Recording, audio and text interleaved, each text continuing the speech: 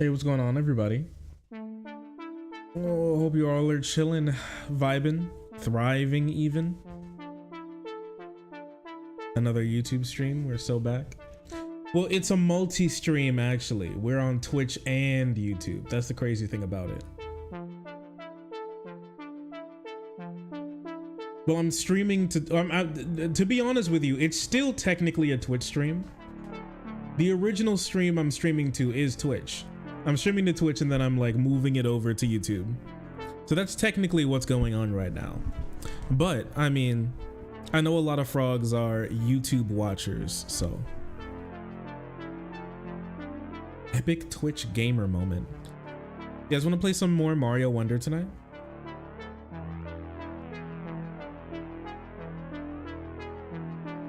What is this? Newly elected Speaker Mike Johnson believes kids are shooting up schools because they are taught evolutionary biology.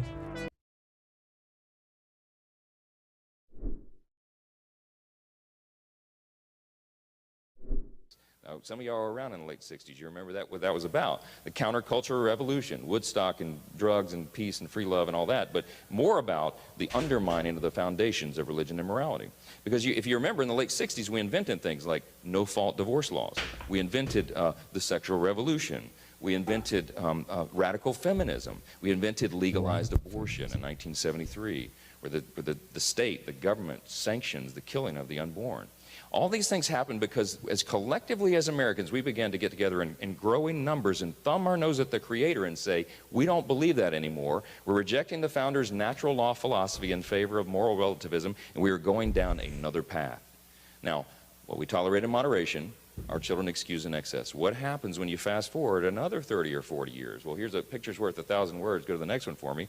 I mean, we know that we're living in a completely bald people. And so people say, how can a young person go into their schoolhouse and open fire on their classmates? Because we've taught a whole generation, a couple of generations now of Americans, that there is no right and wrong, that it's about survival of the fittest, and you evolve from the primordial slime. Why is that life of any sacred value? Because there's nobody sacred to whom it's owed.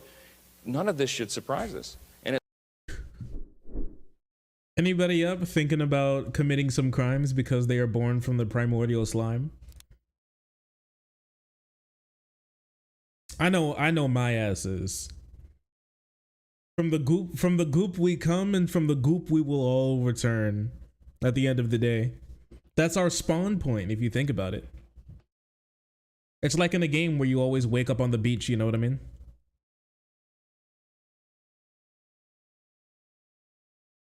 Reverse Evangelion. What is blood waffling about? This is the new like waffler of the house, man. This is the new Speaker of the House. That's actually the guy who they put at the Speaker of the House. This is the guy. I guess we need a whole big thing about this, right? The RIP to even the semblance of the Republican Party being anywhere near moderate. No way. Really? Yeah, that's Mike Johnson. He was elected Speaker of the House. While I was gone, the Republicans found a new Speaker of the House. Just so you know, Jim Jordan went up for Speaker again, and he lost again. And then there was like a 9-way race for Speaker of the House, and nobody had any idea about who was going to win. And then all of a sudden this guy who like helped orchestrate January 6th, who opposed Joe Biden being sworn in as the president of the United States, who believes that women should be forced to stay in marriages where they're being taken advantage of or abused, and there's no reason why anybody should be able to get divorced just because they think that divorce is good for them. They have to you have to be getting beat to death or something, or I don't know, your partner's gay, I guess, and then you can get a divorce. You know the duality, the two genders, gay or beat to death. You know what I mean? Crowder, yeah. This guy unironically said the term radical feminism while talking to a group of people. Like this guy's crazy. This guy's Speaker of the House? Yes. This guy is the new Republican. He's not the Republican majority leader, but he is the Speaker of the House. Thank you, Trump. Thank you for that.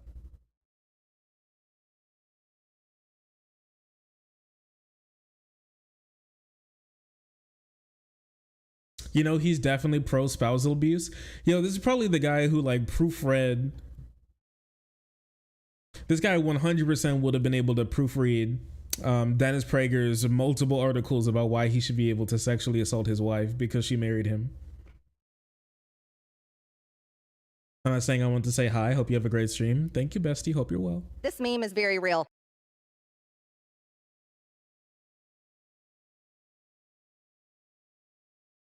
First we get KK buddy. Now we get kill all women guy.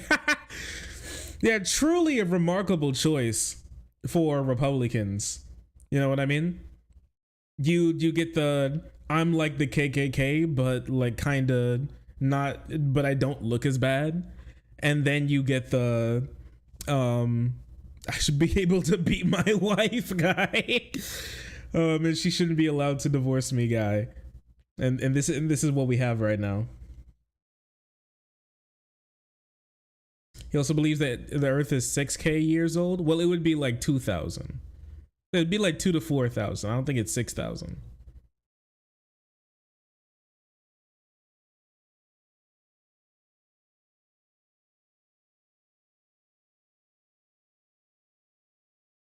So yeah. Anyways, that's what I guess. That's what I guess conservatives have been up to recently. We'll do a whole segment on it soon. Not for tonight, but yeah, we'll do a whole segment on it soon. I'll keep that in my back pocket because that's definitely something that I want to touch back on later, but not for tonight.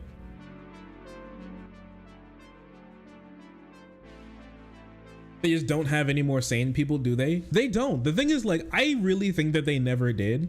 The thing is that now, since like Donald Trump burst onto the scene, everybody thinks it's okay and viable for them to let their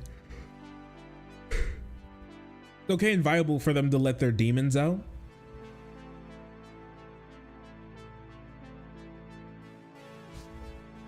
And to let like the nastiest, worst parts of them just like go running wild, because they've always thought stuff like this, you know? All of these people that we're talking about are people who've been a part of the Republican Party for, you know, longer than some of us, and like good chunk of us in chat have been alive. So it's not like these people are new or anything, and a lot of them haven't really changed their opinions much. They've just evolved to be kind of new for the modern day. All these people have just always been horrible human beings. It just wasn't profitable, or they were on the margins of the party more because it was like more of a bad look. But the more dysfunction happens, the more extremist Republicans are able to sort of like find their way to the top. You know what I mean? And in the past like slate of Republicans who have been able to even think about being party leader for now, even McCarthy, Scalise, Jim Jordan, and now Mike Johnson. Like all of these people have been pretty extreme. McCarthy less so, but all these people are like pretty extreme. The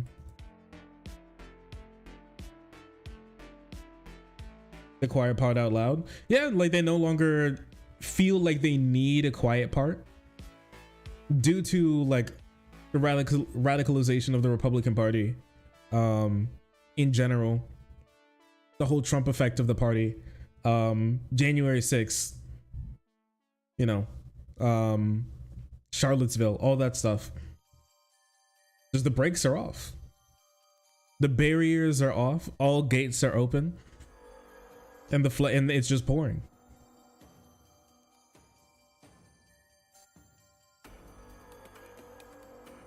Do you think we low-key messed up since this clown got elected? Oh, you mean like Democrats not working with the Republicans to get like McCarthy light in office?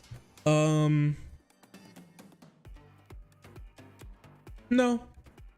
I don't really think so. Because something like this would always probably happen. I'm much happier with something like this happening on the watch of like under a Democratic president and under a Democratic Senate, you know, mostly, especially a Senate that's more likely to stay Democratic than it is to go Republican. This guy will probably waffle around for a little while and not get much done. But this is also the guy who sponsored, this is the guy who wrote the national Don't Say Gay bill. So the Florida one that passed that we talked about a little while ago, this is the guy who wanted not only the national abortion ban, but also the national Don't Say Gay bill, and also national trans people are allowed to go outside ban bills. Yeah, he's an actual creature who literally wants to eat your soul. He smells of sulfur and brimstone. Flowers wilt as he walks by. Yeah, this type of guy. Useless legs, thank you so much for the prime. Bezos Bucks, join the frenzy being incredibly pog. I appreciate you. Thank you, partner. Thank you for that.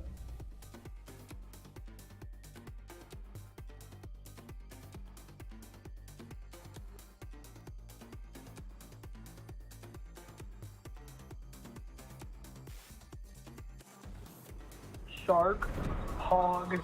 Oh, the Madman 0323. Thank you so much for the gifted subs and helping other people join the frenzy. Freeloaders have now gotten subs. I appreciate you for that. Thank you. That's incredibly kind. Thank you so much for that.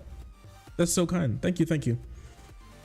But doesn't Ben Shapiro smell? It's factually proven by multiple nose witnesses that Ben Shapiro does stink. Many people said he do stink, actually. This is factual. You've gotten some proof on this.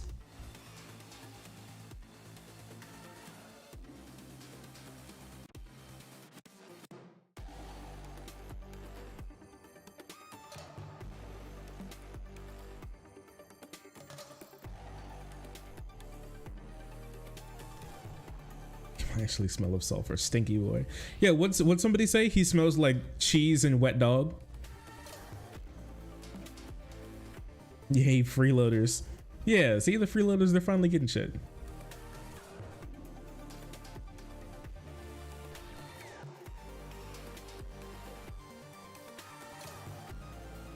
Literally the smell of sulfur.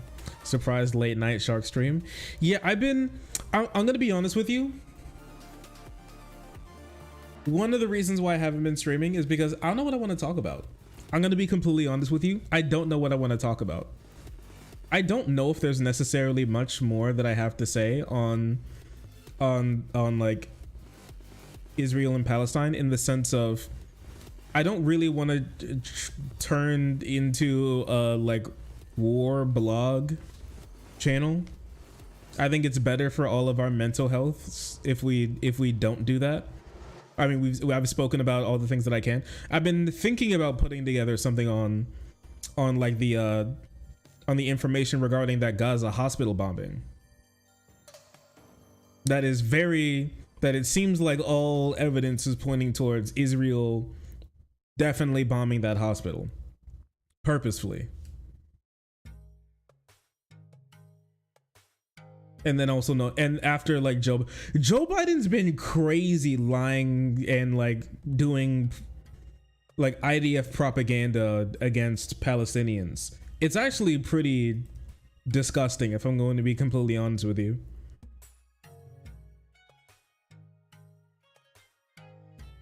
Lying Joe. It's crazy how many just like blatant untruths that we've seen from Joe Biden, don't you think? Isn't it just kind of, it's kind of wild, right?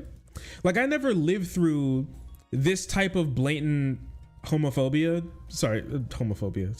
I haven't like lived through this blatant Islamophobia before in my life. I'm pretty young, okay?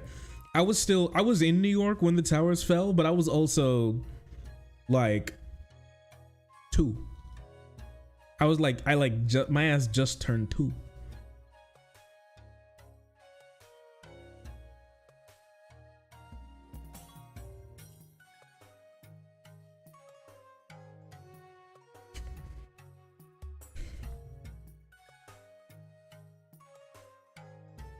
Also, Israel bombed like a really important, one of the oldest Christian churches in the entire world in the Gaza Strip earlier. And I saw a decent amount of like Christian leftists be like, I don't know how anyone could like really support Israel anymore with this type of stuff.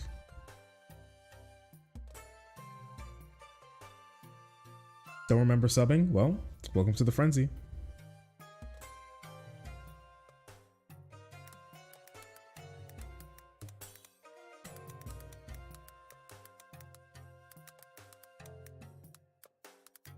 Let me see.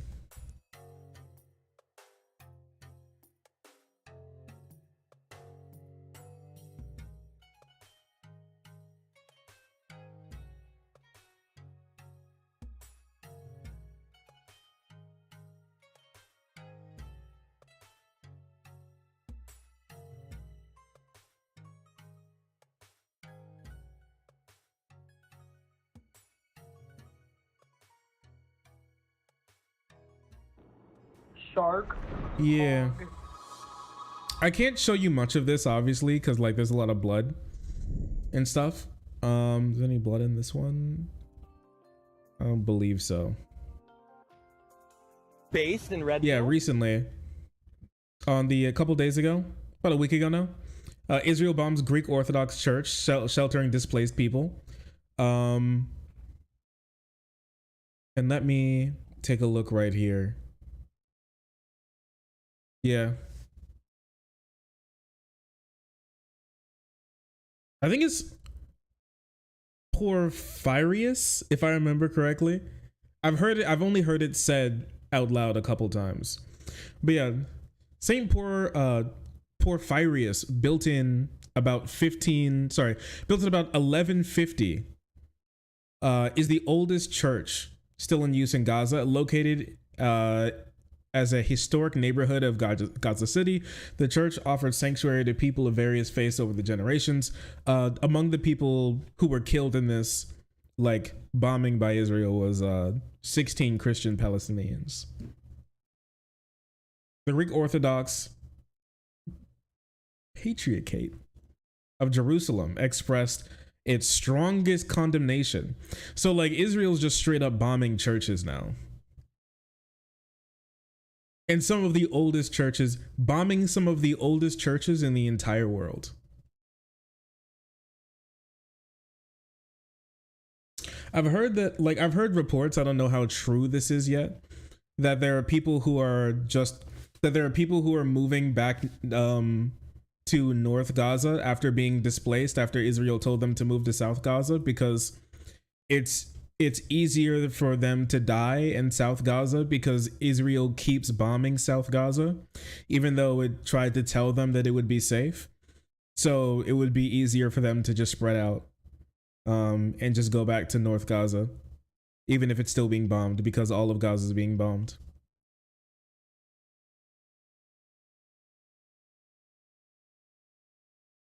I mean, we saw it last time we streamed, right? That reporter, or maybe we didn't. Yeah, that Gaza reporter, that Palestinian reporter, that Palestinian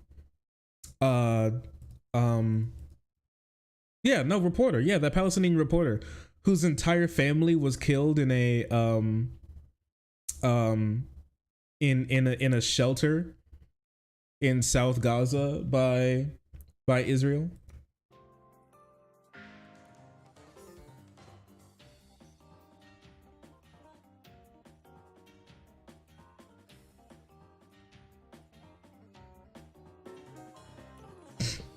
We're not going to airstrike you. You'll be a part of a live fire artillery exercise. Yeah. Based and red pilled. Oh, but also here, let me. I can't. Why is none of my stuff playing? I can't keep up. I need to switch away from Streamlabs as soon as freaking possible, dude. I can't keep up with, people are donating, but I can't tell what donations I'm getting. It won't tell me. I can't see them. I can hear the donation. I can hear the the donation sound that I gave it, but I can't see the donations themselves. I'm so sorry. Give me a second. Uno momento. It won't even tell me in the back end. This is crazy. Okay, wait, no, I think I got it. I think I got it. Okay, here we go. Revolupe, thank you so much for the 199. But Shark, do you condemn Hamas? So true. And thanks for the 499. Did you like how my imitation of BBC reporter interview on the victim had their entire family eviscerated by white phosphorus? I did.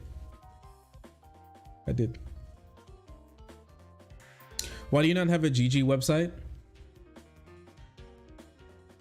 Some other political frauds, and I'm not saying frauds out there, have a GG website. Here on this stream, were built somewhat odd. Some people may even say peculiar. You may get some people who may posit that were built strange. Okay? But no matter what, they'll all agree that we are definitely built a little unusual. And I personally would say different. So that's why we have a CC. Also, CC, the real reason is because CC was cheaper. It was a cheaper domain to buy. I think CC was like $4 and GG I think was sharky.gg was, I'm pretty sure, like $1,400, which is not the amount of money I wanted to spend on my website domain name every year, if I'm going to be honest with you.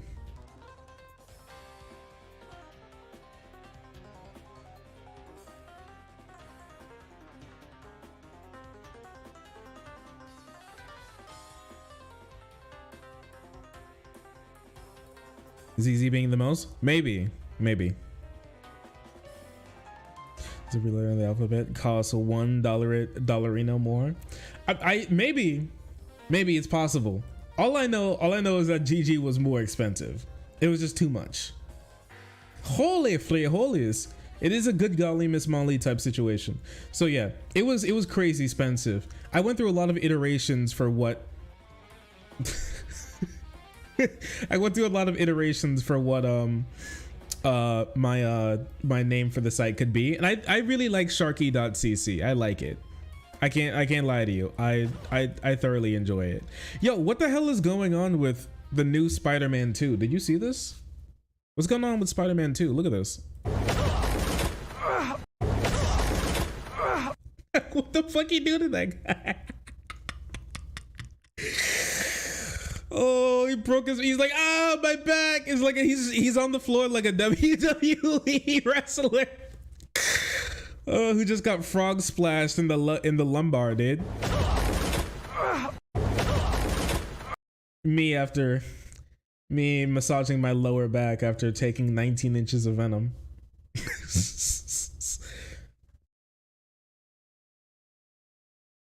Wait, there's multiple scenes of him being flung. My back! He's Spider-Man. He's constantly getting flung by his enemies. Like, I honestly, I'm not sure if it's a Spider-Man fight if he doesn't get flung by his enemies, if I'm gonna be honest with you. That's crazy. Look at him rapping. He wrapped his ass around that pole, dude. Like a drunk driver's car hugging a sacred oak tree off the interstate. That's crazy. All right. Hopefully he's all right. It does look like a live leak video. You're right. Owie, owie. Peter Parker, my back. Oh, you think so?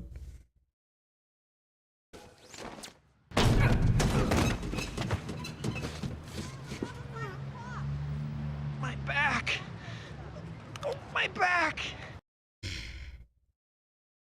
My back. Tis but a scratch. I don't know. He's getting thrown spine first into a lot of shit all the time, so it's possible. How would you guys feel knowing that I haven't watched a Spider-Man movie since that movie? What's the Spider-Man movie where he's like running around with the Green Lantern? Not Green Lantern, good lord. The Green Goblin? Good, you don't need to. Since Toby bro, my ass don't watch movies. I have to explain this to many people. Oh, there's gonna be more YouTube frogs watching this type of stuff. They're gonna know a lot about me that they don't get to know about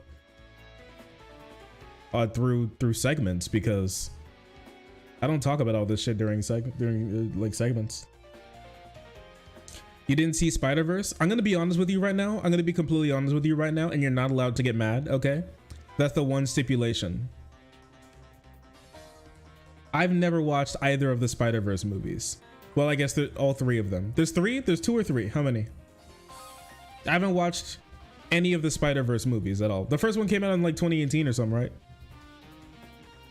There's two. Yeah, I haven't touched it. I haven't touched that shit.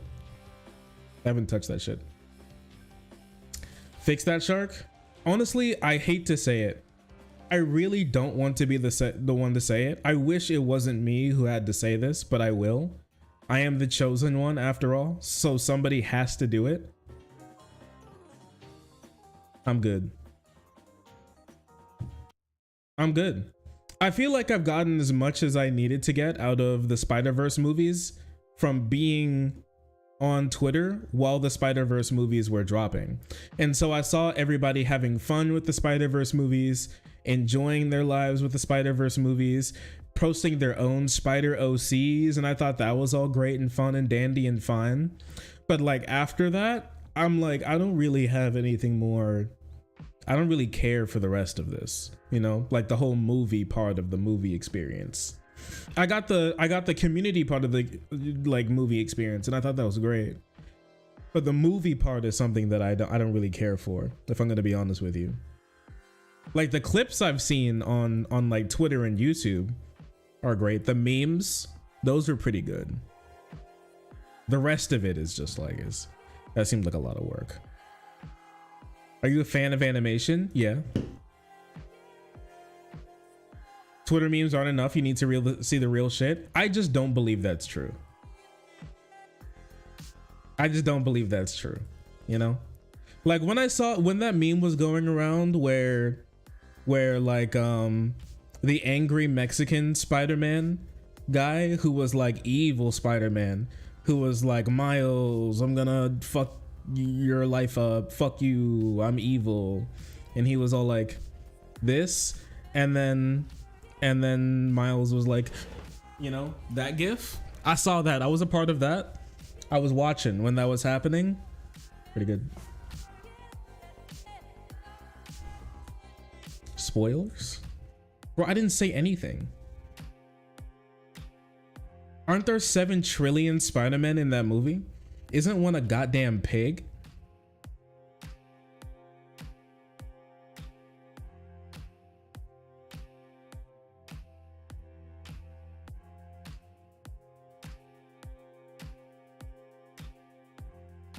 An infinite amount? Yeah, that's true. Speaking of OCs, thoughts on Chris Chan's return to YouTube? Never speak that name in my chat ever again. No opinion.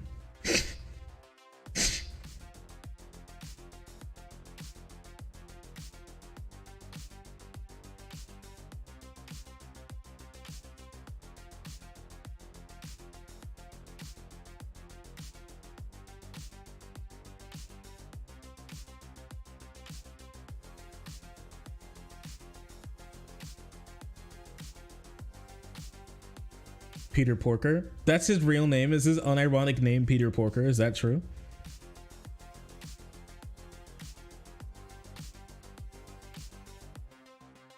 All fan fiction is technically canon too because of the Spider-Verse. All I'll say is that if you're like an established artist, I know your ass is always eating good. Like, I know you're always going out for dinner. Like, you're going out to eat extra. Yeah, and you go into like Red Lobster, you go into a nice steak restaurant every single time one of those any single time anything Spider-Man drops, because you know the first thing that's going to happen is that people are going to sprint over to you and be like, "Excuse me, sir, can you draw my shitty spider OC?" And you'll be like, and then they'll be like, "Yeah, sure." That'll be like $300.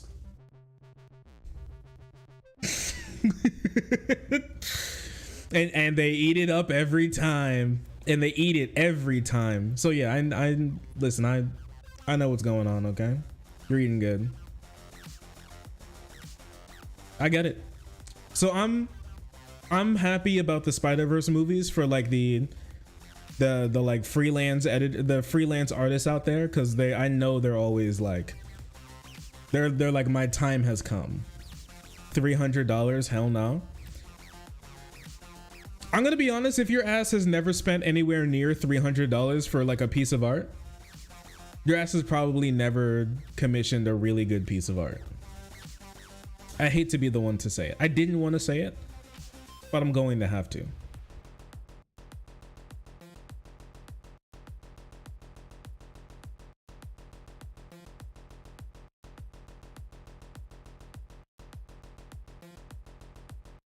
Most I'll ever do is 200. That's okay. I think that's close enough to 300. There'll always be somebody who will pay 300 for something. I'm happy paying 300 for things, especially if it's a large piece of work. Like, you'll probably deserve 300. If I don't think it's worth 300, like, I'm getting a quote from my artist before I commission them. You know, I'm at least going to know, like, in the ballpark how much this whole endeavor is going to cost. And if I don't think it's worth it, I'm not paying the money. You know, sometimes it's okay to tell an artist no because you think they're charging too much money. It's not your place to tell them that they need to be charging less, but it is your place to, you know, walk away from the table if you think they're charging too much. You know, some artists are simply just delusional. I love them, you know, many hugs and kisses, very parasocially. But like, some of them are simply delusional. And so it's okay for you to just be like, I don't want to give you that much money for this work. That's okay. I've done it several times as somebody who has like a YouTube channel who needs art sometimes.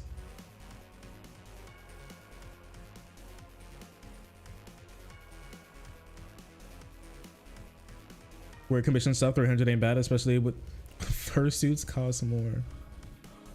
And for retirement. Yeah, something like that. Sure. Yeah, something like that. Sure. I guess. If that's how we're going to be quantifying that. Okay. Sure.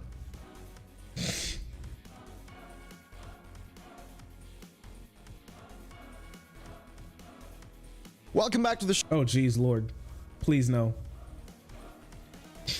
Oh man, that was about to become a problem. Okay, yo, you guys want to see something? So you know all those weirdo dissident voices of people close to the alt-right, far right, racists, Nazis, white nationalists, Christian nationalists, all those types of people. And even the disaffected moderate, okay, who's neither left nor right, but also probably just right. All of those people, they've come together to do something that nobody has ever done before, okay? You know what that is? They've made an independent media platform for everybody who has ever been silenced. And by that, I mean only conservatives. Take a look at this. It's called Tenant Media. A new media group has just dropped. Take a look at this. Fearless Voices Live Here, coming November 6th, featuring Tim Pool, Dave Rubin, Benny Johnson, Lauren Southern, the Nazi Queen, Matt Christensen, and Taylor Hanson. All right, all of these people all together have decided to put something together amazing. Tenant media pissed off basically everybody. That's what happens when you're a free thinker. That's true. When your brain is in recovery mode from taking in too many high-level ideas, when you shit yourself in the lunchroom and everybody laughs, everybody from all sides of the aisle, the lunch table aisle, when they all laugh, that's when you know you're doing something good. Shit again? Yes, of course. They need to fleece their audience for more money. They're never done. They're never done. So yes, of course. Yes, we're here again with these frauds putting together another media group that's going to completely upend the mainstream media system and to have something for themselves, because like having a YouTube channel simply isn't enough. And having speaking gigs and being multimillionaires each is just not enough. Now they need more money. You need to give us more money. We're about to save free speech. You don't get it. Once the YouTubers are at the helm, then we can turn this whole ship around, baby. You don't get it.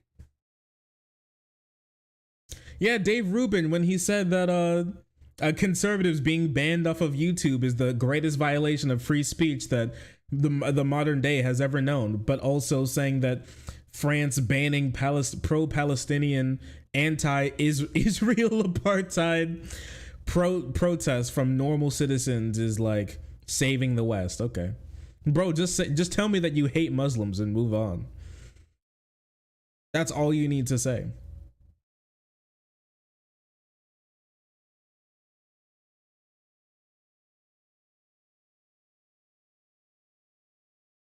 Is this meme? There's always a quality meme.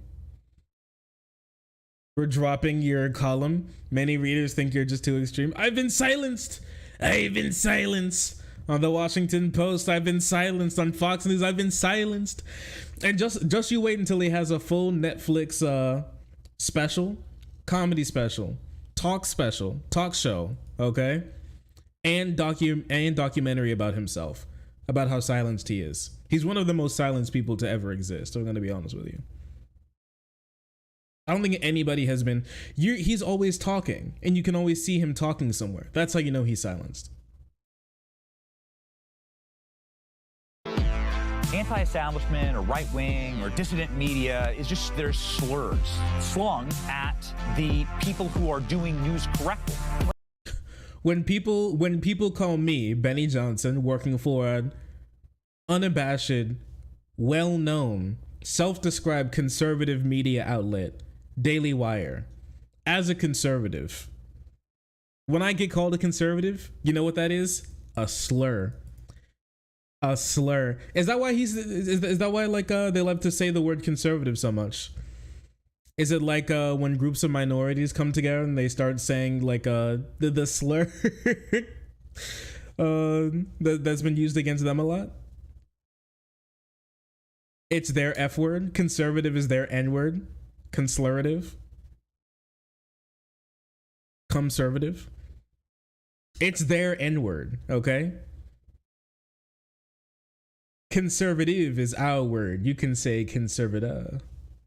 When the media says dissident or anti-establishment, I mean, when I hear it, I think base, very cool. Free speech is under attack.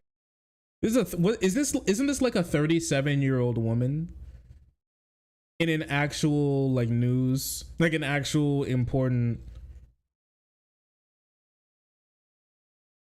like social media ad saying the word based? This is a 37-year-old woman. Doesn't she have like a wife? A wife. Doesn't she have like a husband or something? This is like a grown adult. When I hear stupid people, what comes to my mind is based. That we self-censor. Maybe they take us down individually. It's a lot harder to do when we're grouped together in this way. Yeah, man, self-censoring, that's called having a filter. You can't just, yeah, nobody likes you when you just start spewing random shit off the top of your head that with no filter, no consideration for the people that you're around at any point in time. That's called being insufferable, and that's called having no friends. Yeah, so yeah. I guess we all self-censor. I'm self-censoring about what I want to say about you right now. So yeah, we do it all the time. I worked for several massive corporate news organizations. What did I learn? They lie. Their agendas matter more than the truth. Independent. This is the man who dropped out of high school and because he said that his teachers weren't smart enough. Just remember that people actually get their unironic political takes from damn fool from this guy. I think that's crazy, if I'm gonna be honest with you. It's this fucking lineup.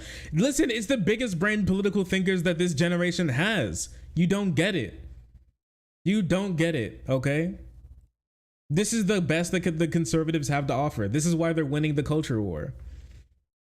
This is why the culture war is almost won. Honestly, this is why they've always won the culture war. Yeah, Tim Pool's is self-censoring us. He's self-censoring himself from showing us his hairline. You know, I guess lack thereof. I guess modern day Plato. I mean, it just is. It just is. This is modern day philosophy in a way that your average person just simply will not understand. Media, actual media's most important job is holding these people accountable. The challenge for all of us, I don't even know who that guy is, to not be passive participants in letting the country slip away.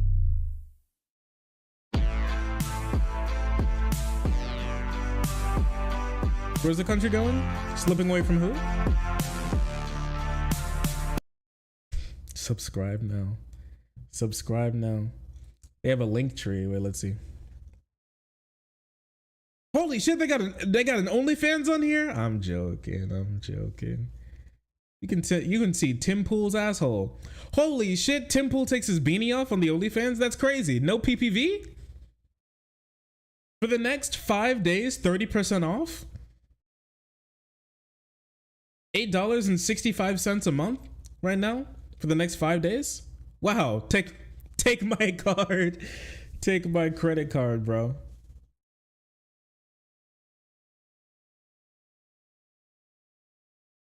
Sauce. What a steal. It is the nightmare blunt rotation. You've got that right. This shit has 2,000 views. That's crazy to me. This has 2,000 views.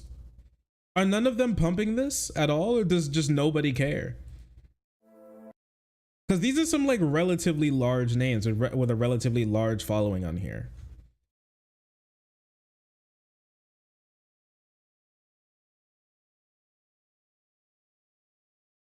I'm glad Matt will be recognized on a bigger scale. Matt X Sticks partnership. Who?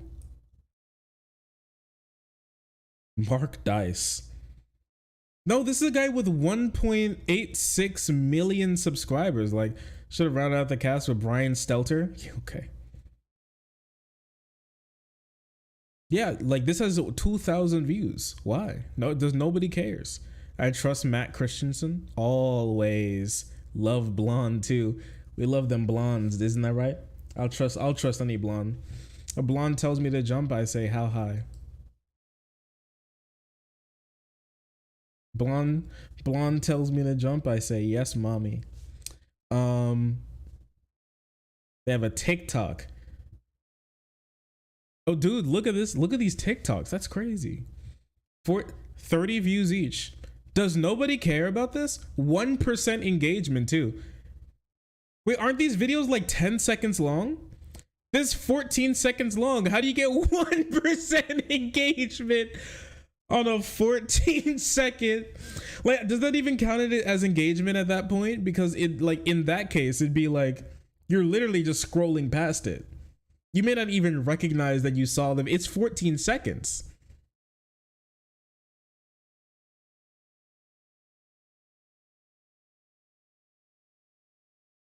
Does anybody care? They've been selling the same shit for free since 2018. Sorry, since 2016.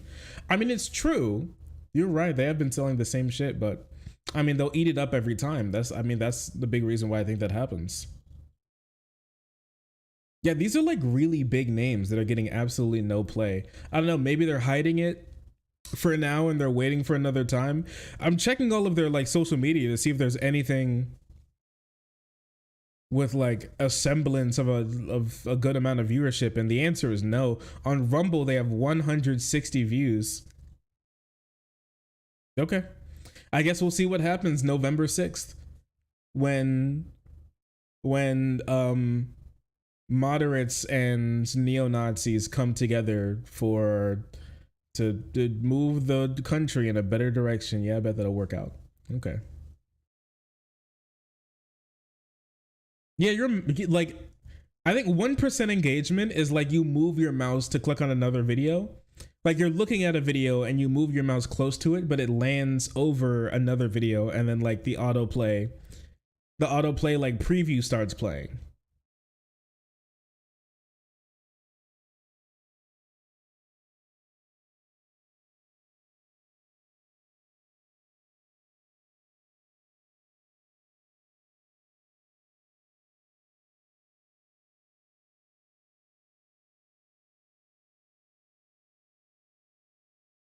You know they're right when they have all that engagement.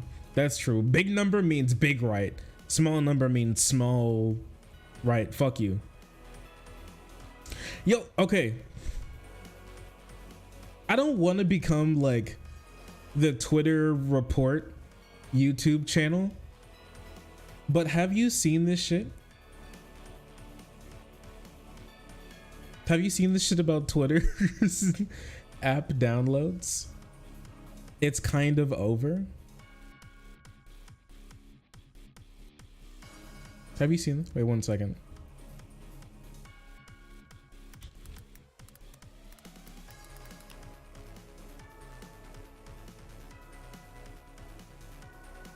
Yeah, here you go. Take a look at this. It's crazy. You guys want to see Elon Musk upset, sad, crying?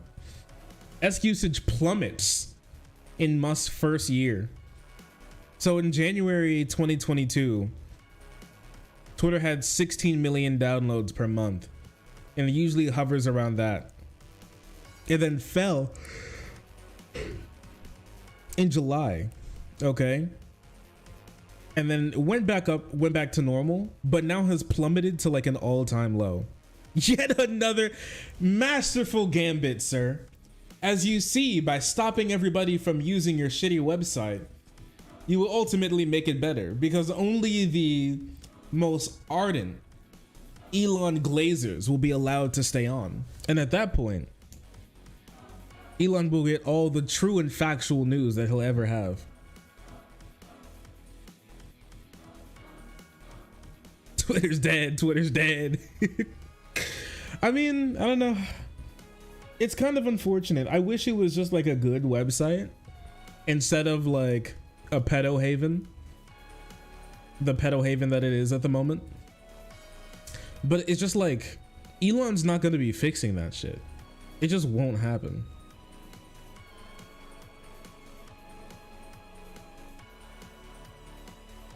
Yo, Young Baklava, thank you so much for the Young Baklava. Thank you so much, or Baklava, sorry. Thank you so much for the 5 gifted subs. Yo, 5 gifties. I finally figured this thing out. Something witty. Hey, look who did it. It took some time, but you put it together. I knew you could do it. No tutorial needed either. That's a first try right there. Thank you. Thank you, Baklava. Favorite emote out for Baklava. Favorite emote out. Thank you so much for the support. I really appreciate you for that.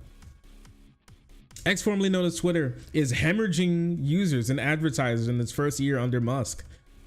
Investors who backed the deal hope Musk's track record and vision would supercharge Twitter's popularity and value. That is crazy. That's some of the dumbest shit I've heard in my entire life. Can you imagine giving this man multiple billions of dollars and thinking to yourself, now this guy, come hell or high water, is gonna bring me my money. And then you just see him shit post on Twitter. You just see him piss away your money by building like ramshackle codename Kids Next Door style fucking X's blazing into grandma's apartment building. Like giving people's cat seizures and shit. You see this man goddamn auctioning off water, the water cooler to keep the lights on. Businesses like business buildings around the globe outside of the American one just going under because he doesn't want to pay the bills. You see this guy saying shit 24/7 that only gets more of your money taken from you. More advertisers leave. You're like on your knees begging and pleading. Blue chip advertisers to the blue chip companies to keep staying on the platform. It's wild.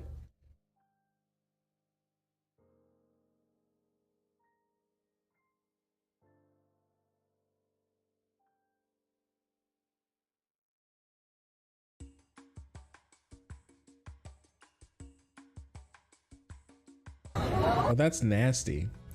Why'd this thing cross my page? Portland's gum wall. Oh, that's really nasty.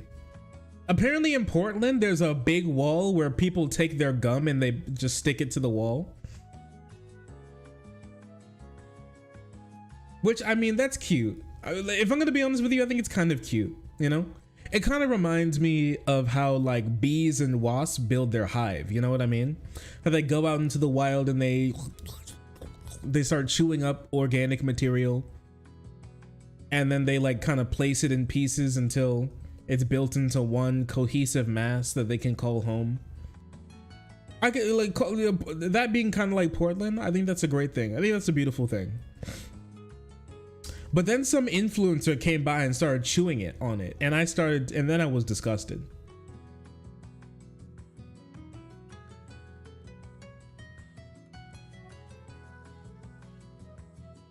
Sam Sauce, thanks so much for the 13 months in a row. Free candy! Ooh, candy! Vomits, deny them. Okay. That's patient zero for the new coronavirus strain, dude. That girl is a bioweapon. You know how like weirdo conservatives and liberals are like, we need to watch out for Hamas trying to come over the border to do the October 7th to us here in America. You're gonna start seeing videos about how this girl is actually a Hamas terrorist and sent by Palestinian children to as a bioweapon to take down the country. Inshallah, brother. Inshallah.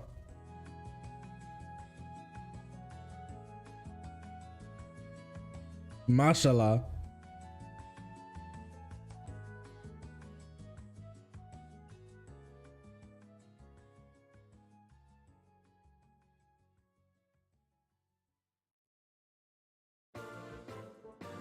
The Speaker of the House right now has one singular adopted black son.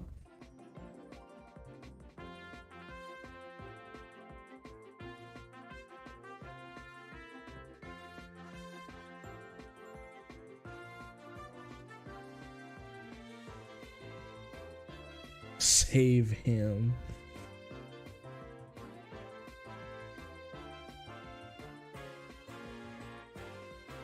He didn't legally adopt him? Wait, did he capture this child? Oh no, I guess we'll figure it out here in a bit. Anyways. Fidelity, one equity backer, was holding Twitter at a 61.43 discount for the end of August. Oh no, 61% discount. Banks are expected to make a 15% discount on debt. They've thus far been unable to unload. They can't unload. App downloads have fallen roughly 38% globally between October 2022 and September 2023, according to Censor Twitter estimates. US mobile app downloads fell 57% in the same time period. Usage has also decreased, with monthly active users falling 14.8. I'm glad there's not another 8 there. Things could have gotten a little hairy.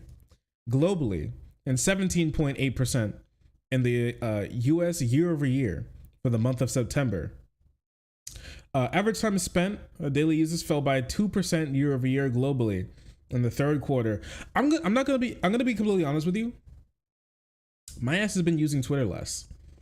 Some of you may have been noticing my ass does not tweet on Twitter that much anymore. It's just better for collecting some data.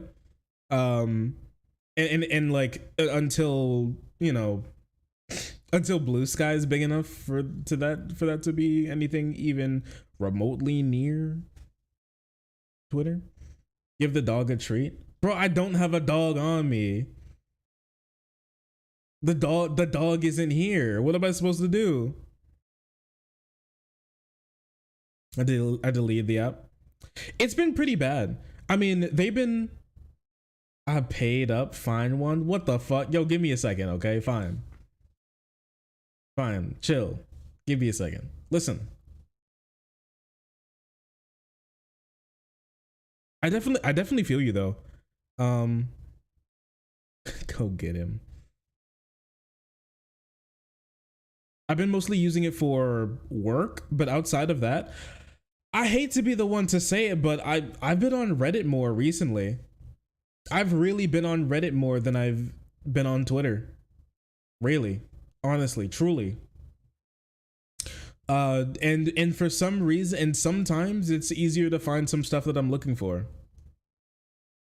If you guys know any Reddit account, not Reddit accounts, Reddit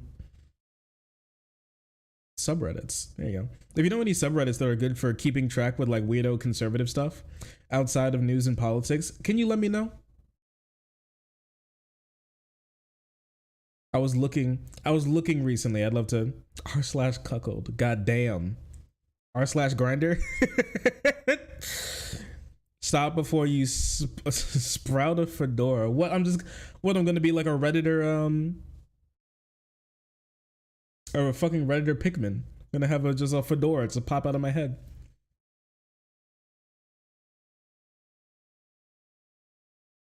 Only a matter of time before he has a Discord kitten. Well, my girlfriend does spend a lot of time on Discord, so.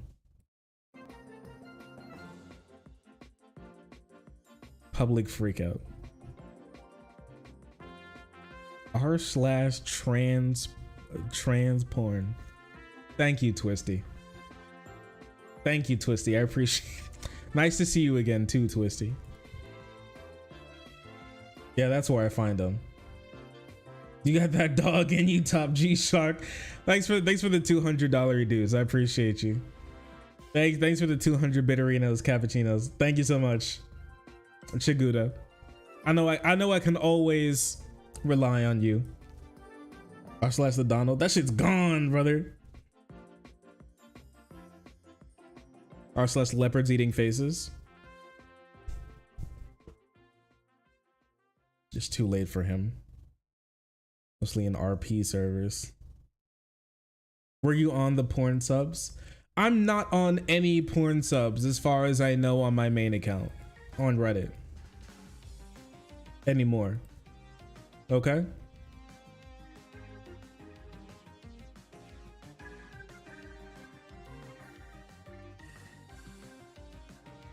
Anymore? Yeah, of course anymore.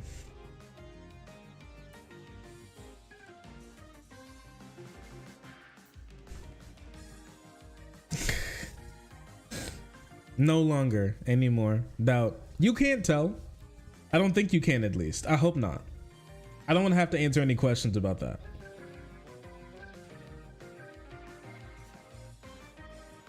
Bro, there's r/centrist. Okay. r/cousin fuckers. All right. That really, okay. Well, thank you all for the support. I appreciate you for that.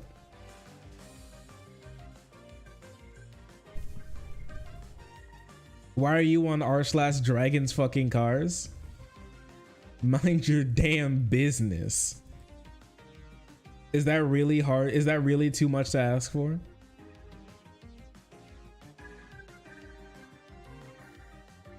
r/centrist might actually be legit. Yo, let me check this out real quick. Let me get a little peek on this. Let me get a little peeky peek.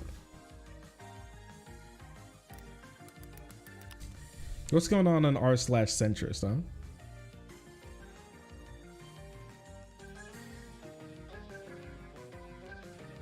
Communities. Centrist. Gender top pinned by moderators. Gender mega thread. Post any trans related news or stories or discussions here. Oh no.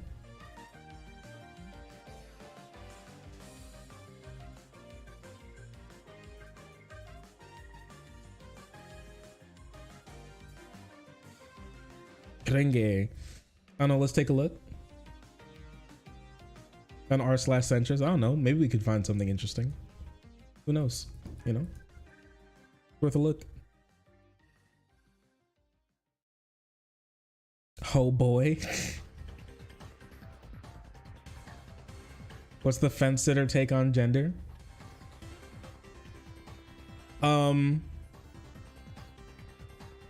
Trans people, I think the fence sitter take is that trans people are weird and you don't get them and you really don't want to get them, but they shouldn't be forced to not exist.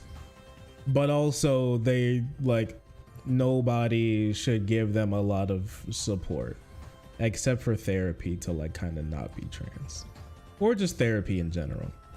I think that's kind of like what I would expect from these types of people. But I don't know. You have many, there are many different positions from people who would classify themselves as centrist, from people who are simply just right wing to people to people who are left wing but like not, I guess not air quote left enough, to people who are just completely incoherent.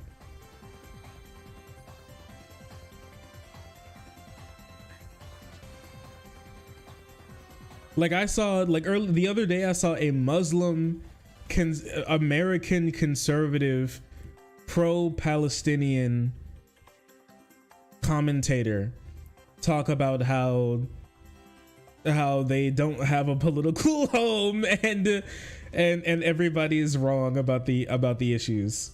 And I'm just like, I don't know. Somebody quote tweeted them and they were like, you're living life on hard mode. And honestly, I think that's all I really have to say about them.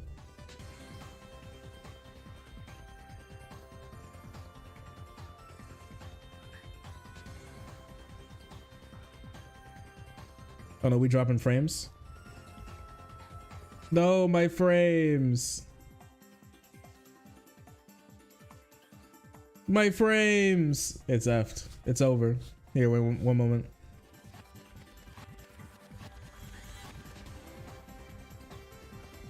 Oh, we gotta take a quick rest. Stream's lagging. Sorry, one moment.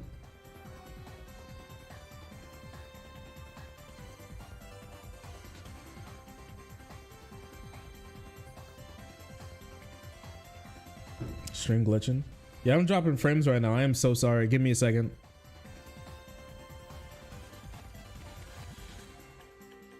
Okay, I think we're good. I think it stopped. Refresh. Can you type refresh in chat, the people who can hear this, so people can know?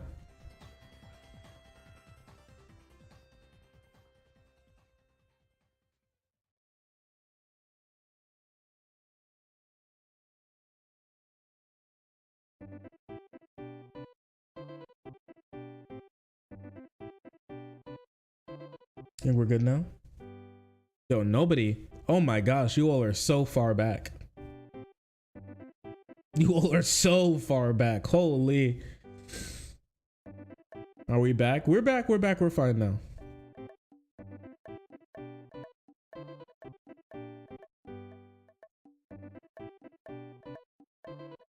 Refresh, refresh. We're fine now. Sorry, sometimes it can just drop frames randomly. It's the ISP around here.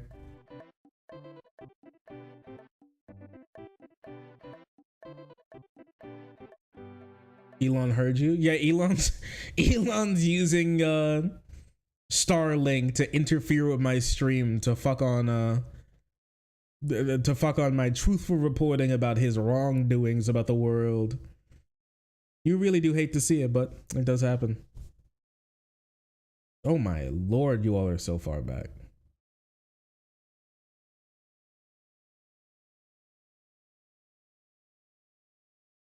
I like this music. It's a good song. It's a good song. Some other streamers were F earlier. Oh, rip. It's just American internet. Nothing crazy. You know how dogs is and all that.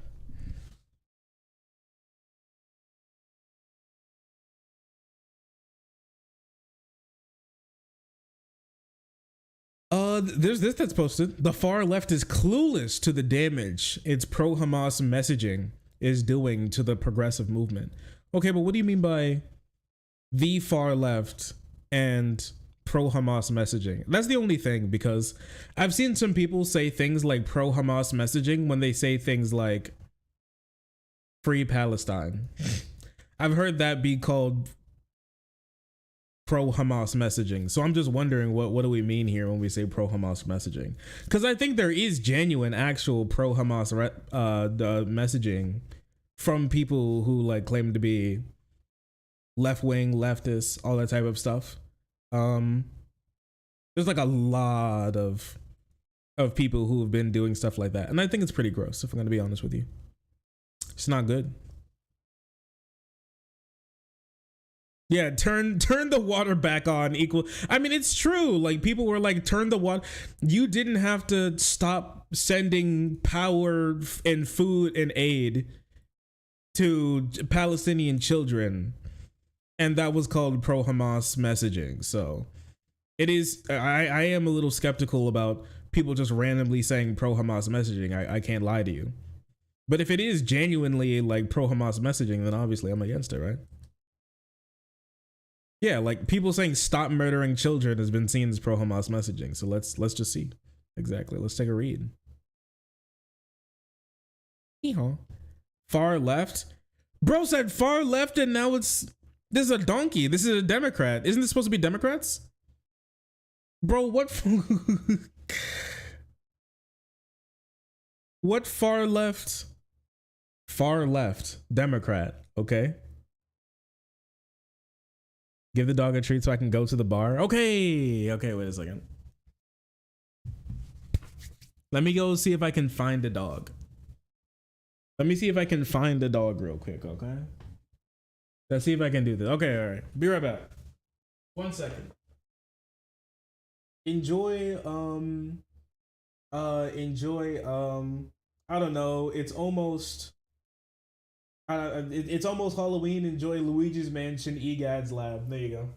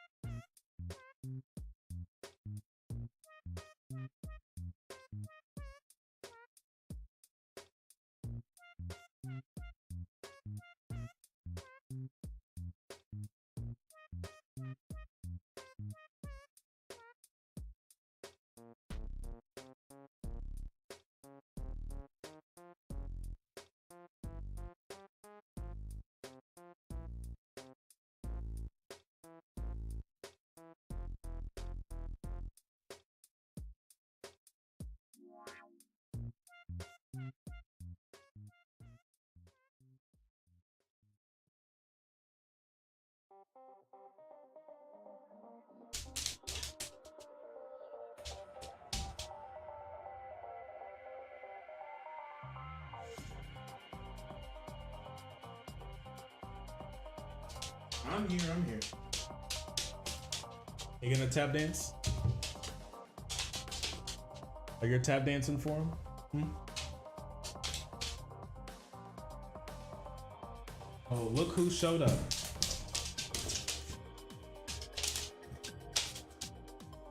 All right. Boo, come here. Hey. Hey, there we go. Two big jumpies. I gotta shut this light off, too. Too much light down here.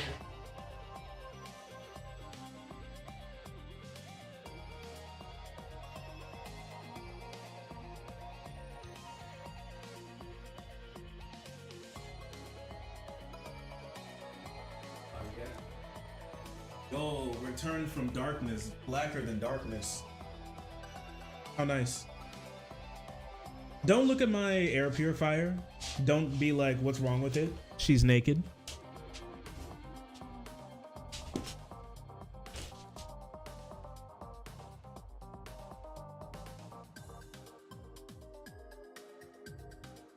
I'm looking too late. Don't do that. Don't do that. Yo, Young Buck Lava, thanks for the extra 5 gifted. That's 10 gifted subs. Well, yeah, actually, my bad. That's 11 gifted subs today. Yo, thank you. So you didn't have to do that. Thank you so much for that. Thank you, thank you. You're so kind. Boundless cash money apparently. Thank you. I really appreciate you. I finally figured this thing out. For more dog treats, cute dogs. Okay, well, I mean, I got a dog in here. Shady. Boo. Look how fast he came running. Oh, well, come on. Reach for the sky. There you go. Good boy.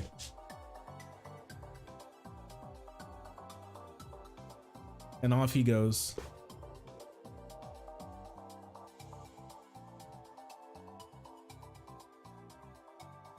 Yo, wait, did I show you guys that I have this little drone now? You guys want to see me try it? Wait a second.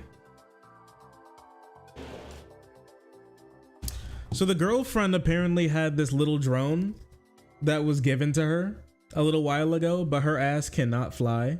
But you know, the second I saw this thing, I was like, that's mine. And I was like, you gonna use it? And she's like, nah, it's just like a thingamajig to me. It's straight up a strange little contraption, and it was still stuck in its box and she hasn't done anything with it. So I was like, give that to me immediately and I can put it to good use. And boy, will I tell you, I kind of learned how to fly it. You want to see?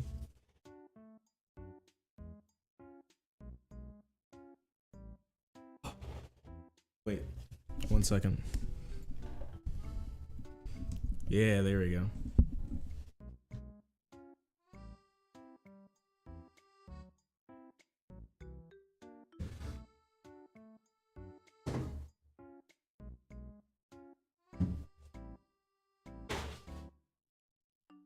Okay.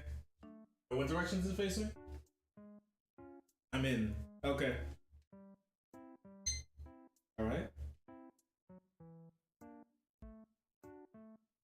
It's linking. It's linking. Give it a second. It's searching. It hasn't found it yet. We're working on it. Okay. I think I'm in. I'm in. It stopped blinking. Okay. Both triggers down. Links it. And it stops blinking. And now I should be able to press up on the left stick. And then it goes crazy. It does not go crazy. Oh. Okay. I pressed the button. I'm in. She's primed.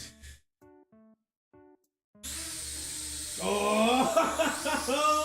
Oh, we're in. Okay. Look at that. Look at her. Whoa.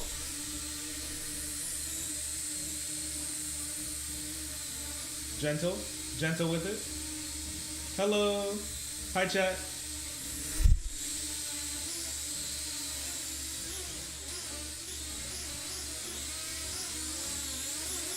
What? Oh! I'm in. I'm back. I saved it. Oh, fuck. Okay. It's definitely not saved.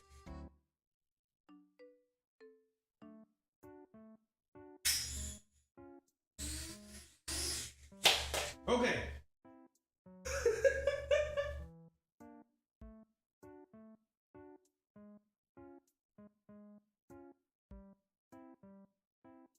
Anyways,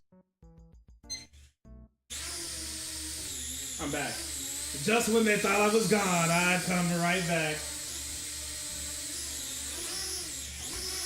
What?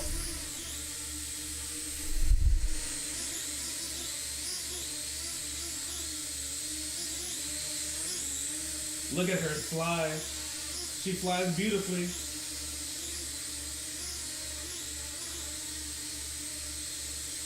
Okay, wait.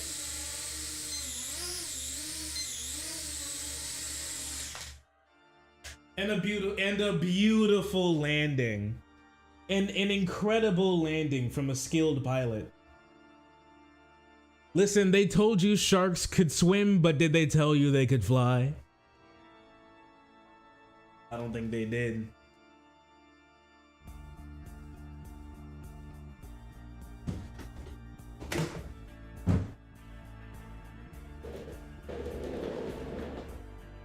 Anyways.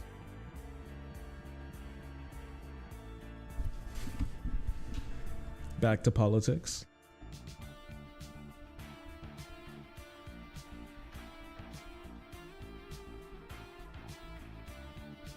I don't want to be as cool as you. I don't know. I just my girlfriend gave me that, so I took a couple days to learn how to fly it, and it goes pretty hard. I can't lie. I should tie a treat to the drone and try and see if a dog can go get it. The only problem is I don't want them to be near the blades or anything.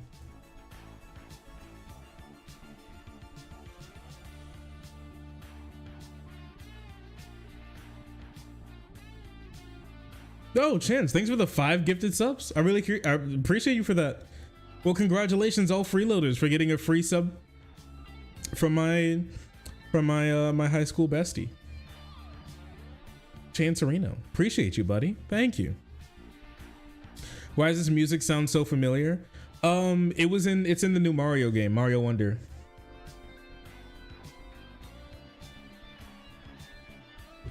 You may have heard of it. I'm headed into the Ville. Good night. Yeah, good night, brother. Have a good one. Take care of yourself out there. Get some money. Have fun feeding drunk people.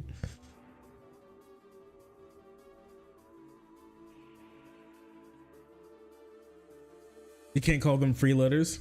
You have to call them subscription. Yeah, subscriptionally challenged. You're right. You're right. We do have to call them money, like cash money challenged. Hate to see it. It's okay. I'm a brokey, so I feel you.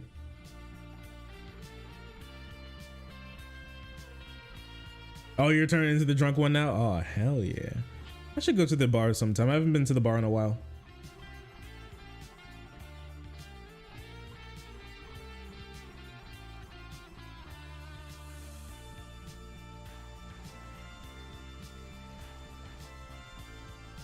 I'm not poor. I'm just negative rich.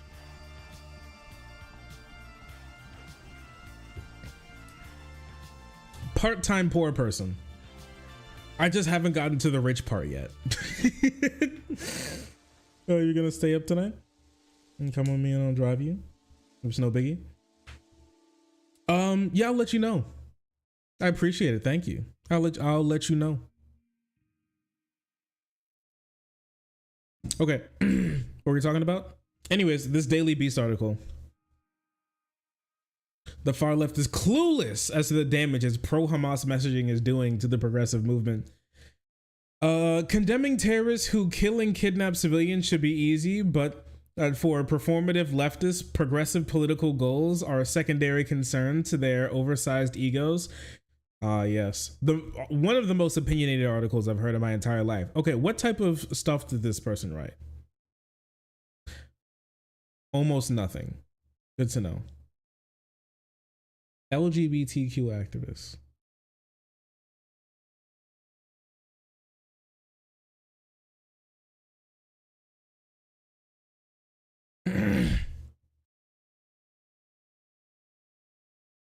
Far left progressive activist Nancy Pelosi. That part's true. Was TwitchCon quiet this year? I'm gonna be completely real with you. I didn't see shit from TwitchCon this year. Like almost nothing happened. The big thing that happened at TwitchCon this year is something that doesn't have anything to do with like TwitchCon necessarily, and it was them announcing that you can now multi-stream. And that's why I'm multi-streaming. They announced it at TwitchCon, but I didn't see the announcement. I just saw an article about the announcement, and so I just switched over instantly to multi-stream, and I haven't been banned yet, so I'm vibing. Oh yeah, a bunch of like banned streamers who got banned for like throwing slurs around on their on their channel got like tried to go in with like Kick shirts because they're allowed on Kick and not on Twitch. And they're like, yeah, Kick. I love Kick. Oh, what's up, Twitch? I know you banned me for like really valid reasons, but you know, fuck you. I'm on Kick now. Kick lets me do whatever I want. You know how much porn I've showed 15-year-olds? A lot. I love Kick. And they were like, hey, bro, you gotta leave. And he was like, whoa. I'm getting kicked out for what? Being white? You know, it was crazy stuff.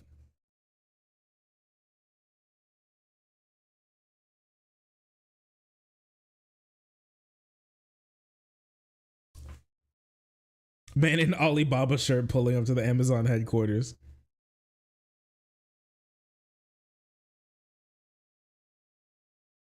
They weren't banned yet. Aiden was banned and they all got banned for going with him. Is that true?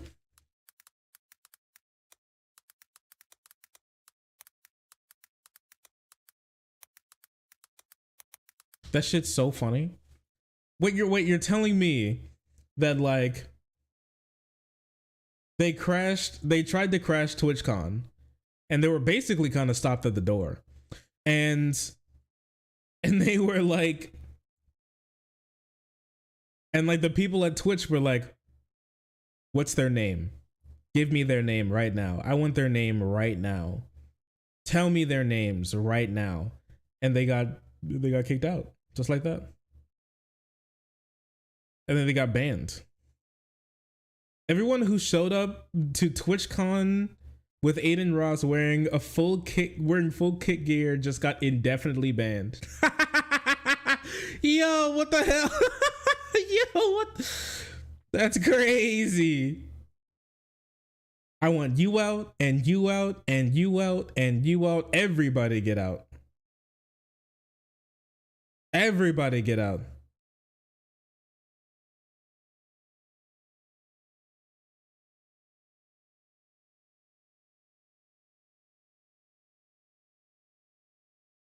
I can't show these people. Oh Citrus just got indefinitely suspended from Twitch, chat. Jesus Christ, I gotta check mine. Wow. Well, I'm good, but I don't care. What did you do?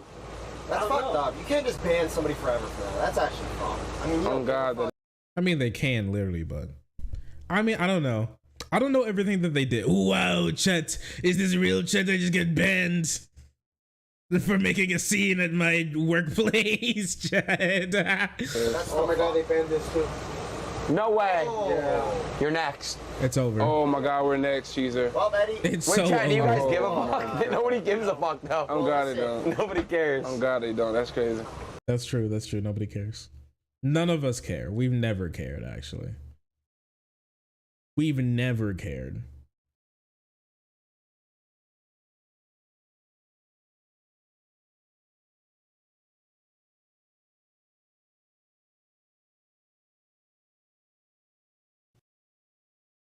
So like those guys cared a lot. Let me see. Clipping WL.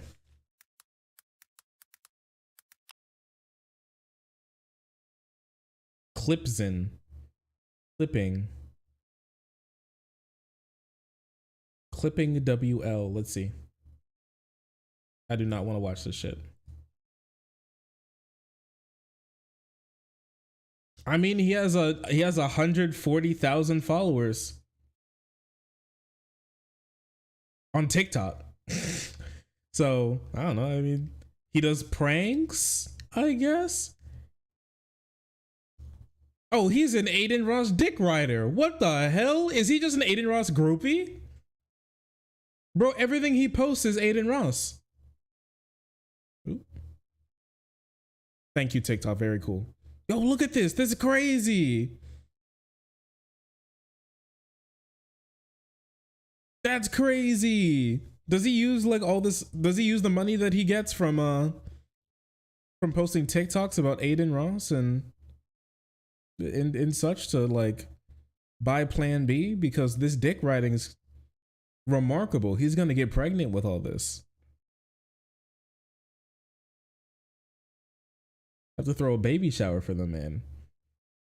Bro's injected with triplets.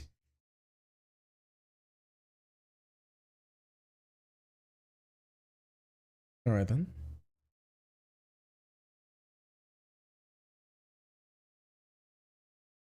Birthing person.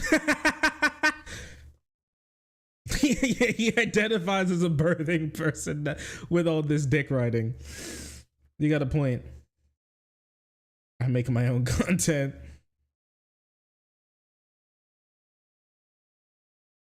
There's like an Aiden Ross clip channel. No, because he's like, he clips a lot of other like bigger content creators. I don't really know what he does. I don't know what he does as like a content creator. It's just clips of other content creators so far.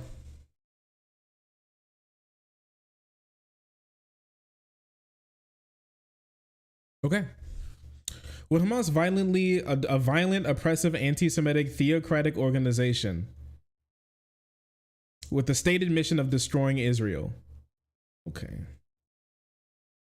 Intentionally murdered more than 1,400 people, mostly innocent civilians, in addition to many foreign nationals, and took a few hundred hostages, including babies and the elderly. There was only one rational response to this particular incident. Hamas is a reprehensible terrorist group. Targeting innocent people is always wrong, and Hamas is not synonymous with innocent Palestinian civilians. Well, I don't think that's the whole thing. Also condemning Israel's genocidal apartheid state stance. Also their massive blockade, the settlements in the settlements in the West Bank, which also a lot of people tried to talk about how the settlements in the West Bank didn't have anything to do with this. My question to you is, why are Palestinians dying in the West Bank right now to IDF soldiers? Because like, if this has nothing to do with like the West Bank either, and why in the world did like Hamas say that their attack was also helped spurred on by the settlements in the West Bank? I just think that's a curious thing. I just think that's a really curious thing, if I'm going to be honest with you. If I don't steal your house, then somebody else will. Right? I mean, I'm not saying Hamas is bad, and you should condemn Hamas because they're bad, right? You don't have to do that with every single breath that you take about this whole issue. And yeah, but also this situation didn't start in 2006, and it also didn't start on October 7th, 2023. Regardless of where you fall on the Israel-Palestine conflict, I have complicated thoughts on it myself. What does that mean?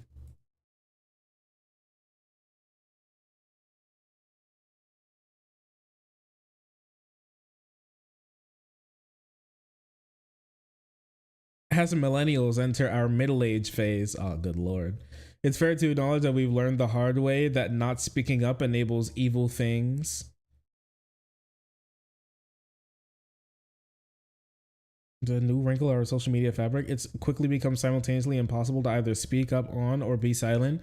When innocent people are being murdered, it's morally unacceptable to stay silent, of course. I mean, not necessarily, no. Like, I mean, here, listen, I have a channel where we talk about things like shootings and everything. Some of you may have noticed, I don't talk about every single shooting that's ever happened, you know? What does my ass have to, I'm not like NBC News, okay? What does my ass have to tell you about like a random shooting that happened? You know? Like what do I add to that? Like, sure, I guess I can say that shootings are bad, but like why? You mean we aren't talking about Maine? We're not talking about Maine right now. Once I learn more about it, I may put more together about it. I may do like the last couple big shootings together in like a whole thing and then talk about, you know, guns and extremism and whatnot. Because it seems like this next shooter that was in Maine was that apparently it took like 2 days for Twitter to like suspend his Twitter account. And in that time, people were able to dig through his likes. And apparently bro was like obsessed with trans people being evil. And was like a massive Daily Wire fan and massive Elon Musk fan. It was wild. At least pertaining to his likes. Typical, normal, usual. I'm gonna be honest with you.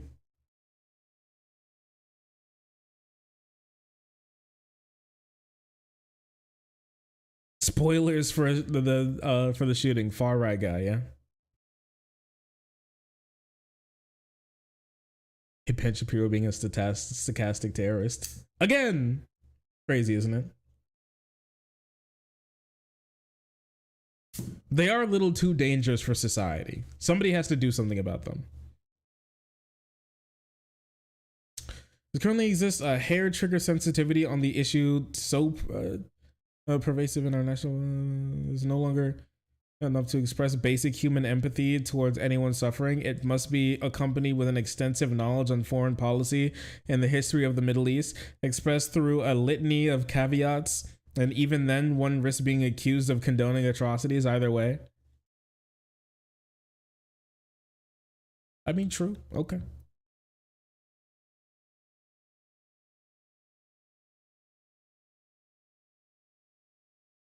This weekend, a stranger DM'd me on Instagram and demanded to know why I hadn't said anything about the atrocities committed against the Palestinian people by the Israeli government. I had, of course, but then they countered and said I hadn't done so via Instagram post, which for them, I guess, is equivalent to a press office. Meanwhile, on Threads, Instagram's newest Twitter, alternative to Twitter, I had posted, it's morally unacceptable to deny water and electricity to Gaza, which was met with a response that demanded to know why I wasn't taking Hamas seriously and openly wondered if I was condoning anti-Semitism. It is pretty crazy. Anyways, I guess I agree with most of that. This should have been an easy position to take. I guess just like saying Hamas is bad. Okay. Indeed, many of the left did express solidarity with Palestinian people by calling for an end to the more than half-century of occupation of the West Bank and the Gaza Strip, while also expressing horror at Hamas's wanton cruelty, sympathy for survivors and victims of families, and rejecting the notion that it was some kind of great military victory on the road to free Palestine. I definitely wouldn't call it a great military victory on the road to free Palestine. It's another brick down in the history of the region that hopefully leads to Palestinians being free at some point, but it's not, I wouldn't say it's like a necessary brick or something. It shouldn't be. However, to the true mask off moment, much of the far left inexplicably chose to explicitly, oh my goodness, this language, and without reservation, side with the terrorists. Okay, more morality aside, this is profoundly incompetent, self-serving, narcissistic strategy will probably set back many left-wing policy goals for the foreseeable future, including the case for Palestinian self-determination. I don't know, let's read a little bit more. As a proud progressive, I cannot remember ever being as angry as I'm now with the people who claim to care about human rights, except for when it comes to Jewish people. At Stanford, an instructor who's not a full-time faculty member singled out Jewish students, of course, diminished the severity of the Holocaust, and defended the actions of Hamas due to Israel being a colonizer. That instructor was removed from teaching duties pending an investigation. Okay, but like, what did he say?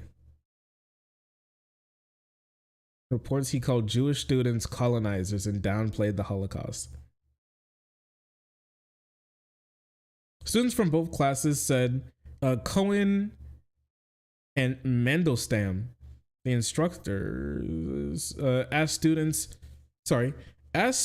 where their ancestors were from and labeled them as a colonizer or colonized, according to the Chronicle. Average liberal college student, college professor be like, students instructor brought up colonization of the Congo and Belgian King Leopold II in the 19th century and more. People were killed then during the Holocaust, and Israel had colonized Palestinians. I mean, like, that's simply true. The structure asked Jewish students to raise their hands, separated those students from their belongings, and said they were simulating what Jews were doing to Palestinians. This is if true, this is crazy. This is crazy. I can't lie. Hello, little Jew. Would you like to feel what Palestinians feel like? Stand in that corner right there, Jew boy. I'll show you. You gonna learn today. You don't even know if they're like ethnically or religiously Jewish. It's just like randomly, oh yeah, they're Jewish. Okay, sure. All right. Yo, wait, okay. Did he have the rest of the class like sharpen pencils and then like start throwing them at the Jewish kids, and they're like, and he's like, all right, now the little box of there's like a box on the floor that he made with tape that he has the Jewish kids in, and he's like, okay, now move to the bottom half of the box and we'll stop hitting you with pencils. And they say okay, and they move over and he goes, hit it with more pencils. That'd be good. That's crazy. This guy's insane. Bro, ain't nobody signed up for this. You don't know what like their positions are on Israel. More likely than not, their asses are probably never going to Israel.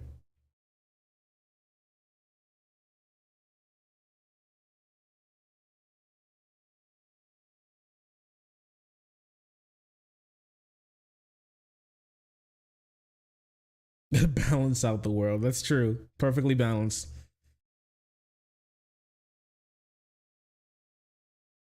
Okay. All right then. The guy does seem strange. At Harvard, there's more 30 student groups who released an open letter blaming the terrorist attack on Israel and siding with Hamas. Now, I did see part of this. Is this the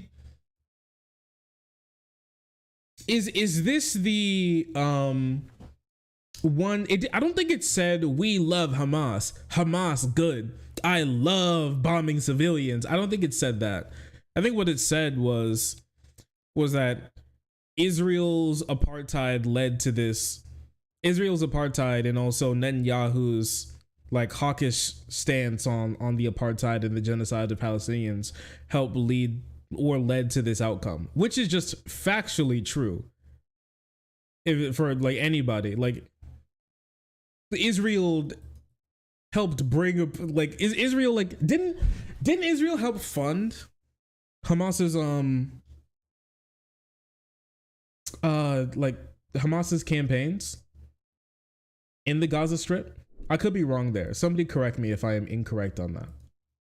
Or help push for Hamas before they came to power. Let me know if I'm incorrect in that. Haven't done the most amount of research on that specifically, so I could easily be wrong on that one. So take that with a big grain of salt so far. You're correct?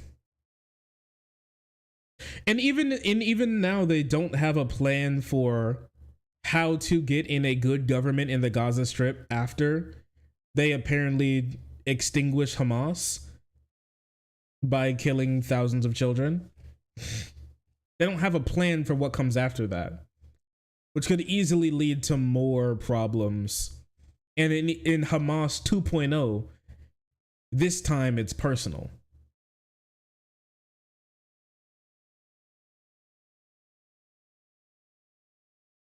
I mean, I think Netanyahu simply just wants to flatten Gaza. I think it said that 42% of Gaza is damaged or destroyed so far since October 7th.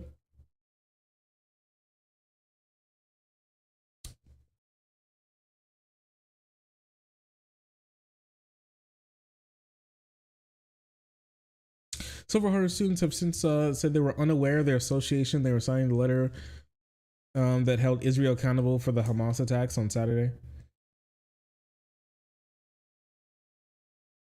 The joint statement, which said, has been deleted. It said, hold Israel regime entirely responsible for the unfolding violence, and the apartheid regime is the only one to blame. I would fix this language a little bit for public consumption, but the core idea is not wrong. Like, US meddling in the Middle East led to the creation of ISIS, and Israel's apartheid led to Hamas existing. That doesn't mean that like people get free clout to commit mass murder. But it does mean that you need to like do some introspection on the cause and effect of your actions and what they have on people in the real world.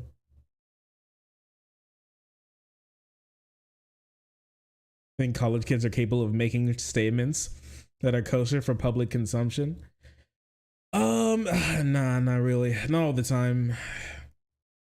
Not all the time.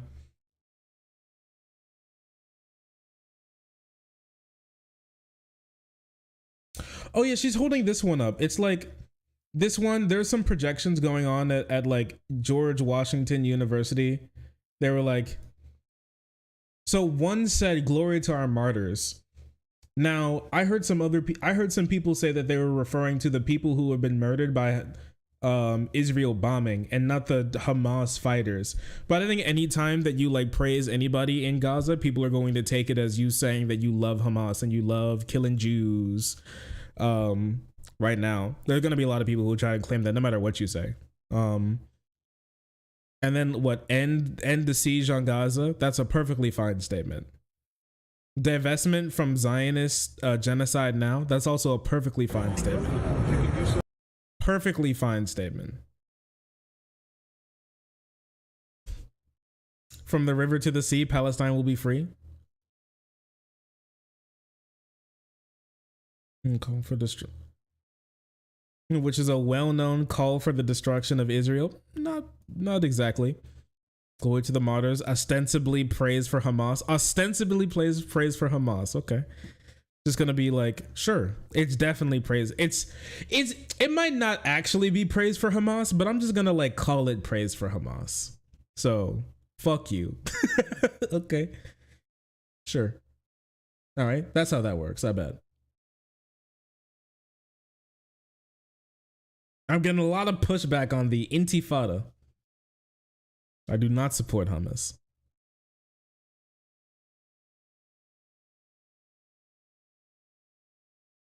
Yeah, I will say glory to our martyrs reads bad when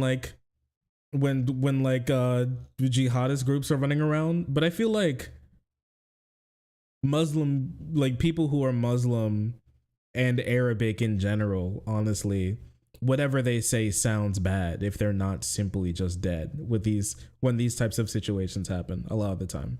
Like, sure, the wording could be better here, but like you can only really go so far until it's just like, it's just simply not possible for you to be taken seriously.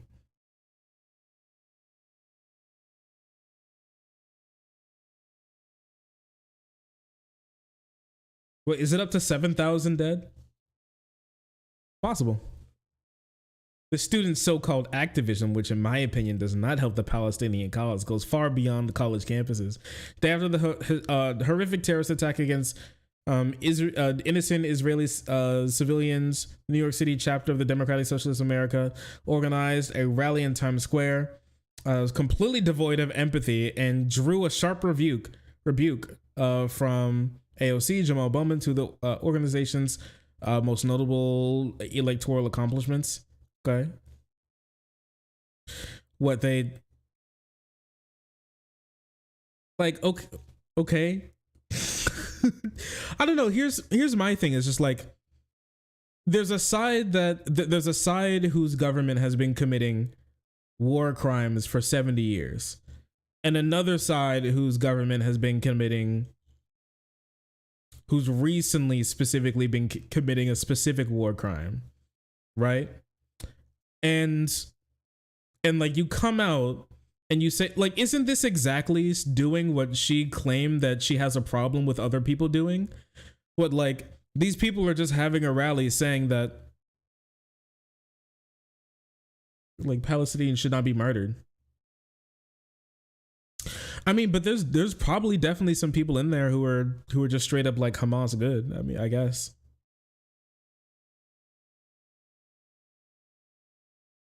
Just have to be careful with your language. A lot of young people haven't lived through this type of thing yet. I mean, obviously during the Trump administration, there have been waves of Islamophobia, especially during his like whole Muslim ban thing. But a lot of the young, I know a lot of young people just have not lived through something like this before in a way where they can like remember it, and living memory is just not there. So especially since so many more young people have been activated into politics after 2016.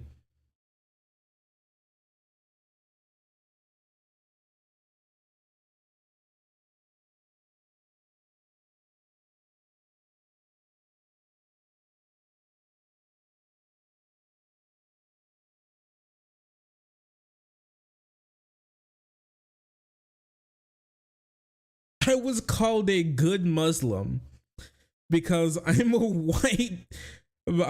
white in skin tone and not Arab. That's crazy. That shit's insane to me. It's wild too because people are like, oh, yeah, you're like, they'll see like a person who seems Arab and they're like, ooh, yo, Muslim, yo, dude, where do you think Christianity came from, bro? It's just so weird. It's just so strange how apparently like Middle Eastern equals Muslim. Okay.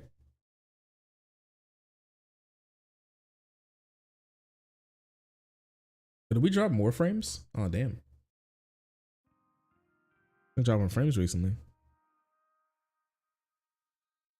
Bro, r/centrist is so fucking funny to me.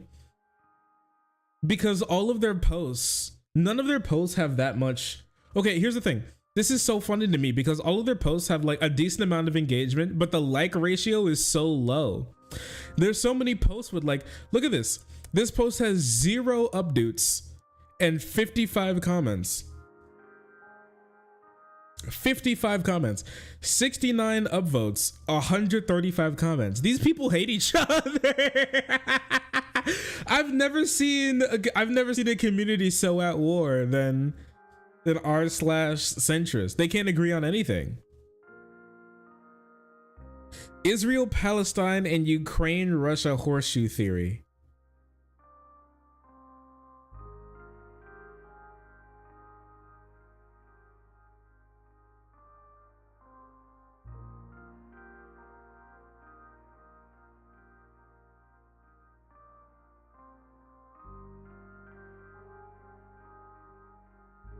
Centrists have some wild takes, apparently.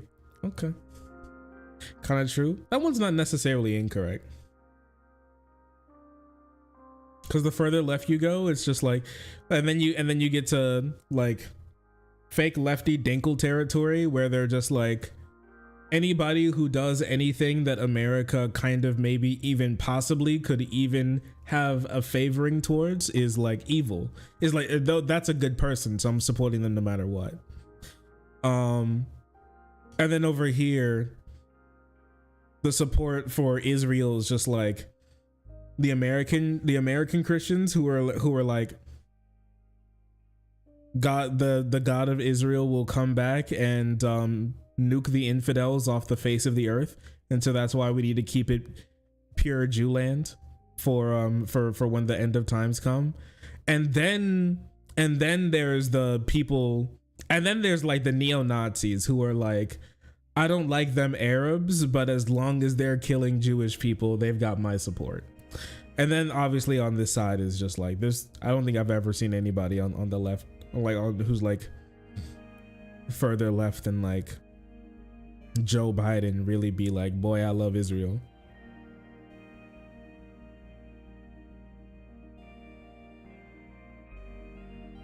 Why is it always a circle? I mean, there's always going to be some crazy people. I don't know. I don't think they're that big. Just doesn't prove anything. Got him. Bodied. L. Loser. E equals MC square has no proof either, but it but it doesn't mean it's not true. So fucking true. So true. The theory of relativity, bro, that has no backing whatsoever. Your ass ever held a wormhole? That's what I thought. Freak. Get on the pro. Hawking radiation. All right. Sound like you're blowing smoke up my ass. Got him. But this pick is close to reality.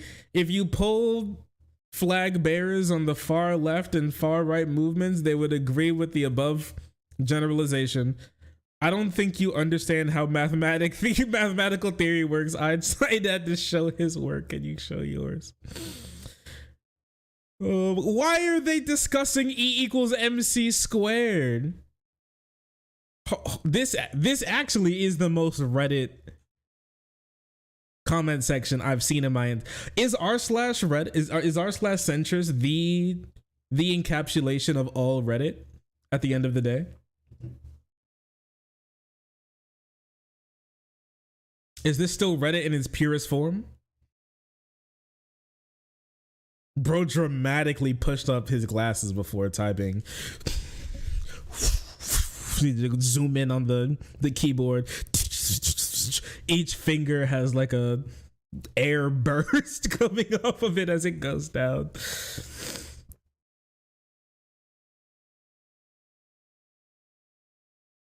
Have you seen this average Redditor bit? Rest well, my friend.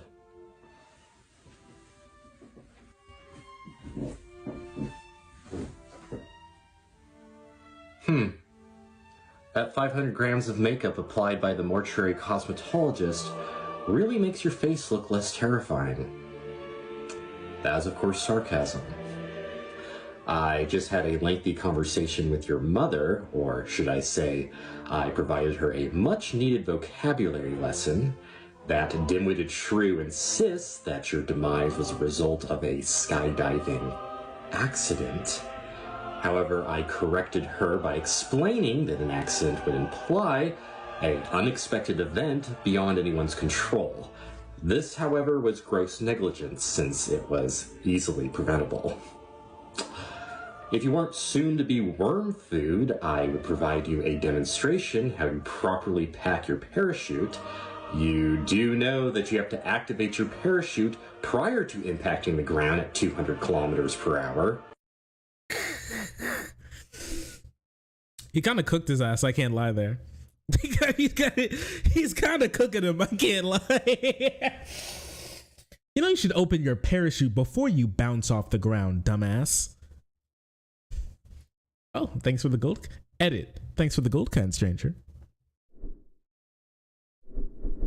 Edit. I didn't think this was gonna take off. You guys have really shown how absolutely dim-witted this fool is. Anyways, and then does another write-up cooking this guy who's dead as fuck for another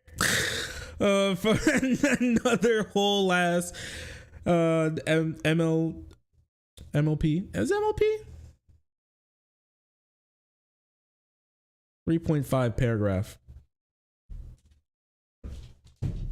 Oh, geez. MLA. There you go. MLA format. That's what it is. Haven't done that in a while.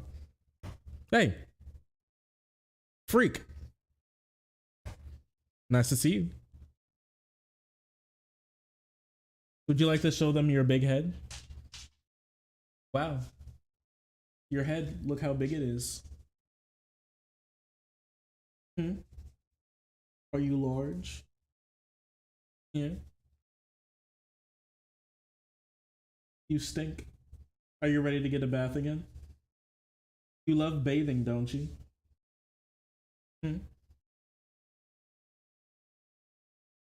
I love you. Thank you, buddy. Now what?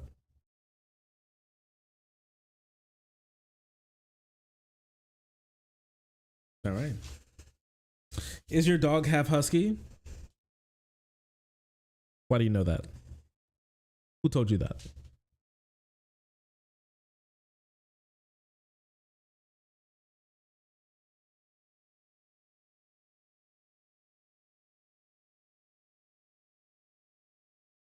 The eye says it all. My thing is that, you know, I don't want to be that guy, but I'm so glad that he was born before JJK came out, because my ass definitely would have named him Gojo if he was my dog. I would have done it, and I would have done it happily as well. I would have done it in an instant the second I saw him. Like, yo, that's Gojo. I think it kind of works too, if I'm going to be honest with you. Anyways. Elon Musk isn't a centrist. He fully sides with the 1%. Okay, you know what? R/centrist is kind of cooking sometimes. They're completely right on that one. This is based on absolutely no data whatsoever. Just some bull junk. Oh no, not bull junk made up by a Reddit expert. Oh no, the Redditor's calling the other Redditor a Redditor. He has 400,000 karma. No. Fuck you, Redditor. Oh damn, this is crazy. Bull junk is new. He's kind of cooking him, I can't lie. He's crushing him under the weight of 400,000 Reddit karma. Elon Musk that personally stepped in to stop Ukraine from winning a major battle that turned off their internet to do so. That Elon Musk, graphics created by people don't prove anything. This pic proves horseshoe theory is real. Holy shit, they're cooking them.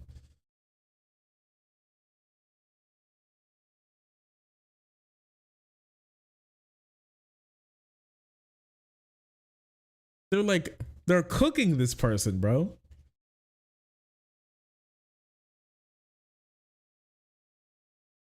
Do you think the war in Israel is causing people to abandon their political party and join the opposing side? What are you talking about, man? Switch political parties? No. Make people abstain? Yeah. It's uniting moderates on the left and right. Progressives are going to get killed on this. It's uniting moderates on the left and right.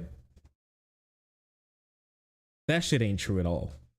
I mean, I don't know. Maybe one day I'll see this, but I haven't seen this shit at all. I haven't seen this shit in the slightest of it, like uniting moderates on the left and right. There's a decent amount of people, right? Like, I think most of your average voters, especially boomer ass voters, are pretty in line with just like giving as much money as humanly possible to Israel to do whatever they want with, without any care or regard for the human cost of doing that. But like outside of that, there's I don't know, like I've seen it, like obviously every time something bad happens to Israel, that like give Israel more money, give Israel more support goes up. But I'm not sure what'll happen with this. Recently, it's been really back and forth. Israel has not been having a complete and 100% death grip on the propaganda that they used to.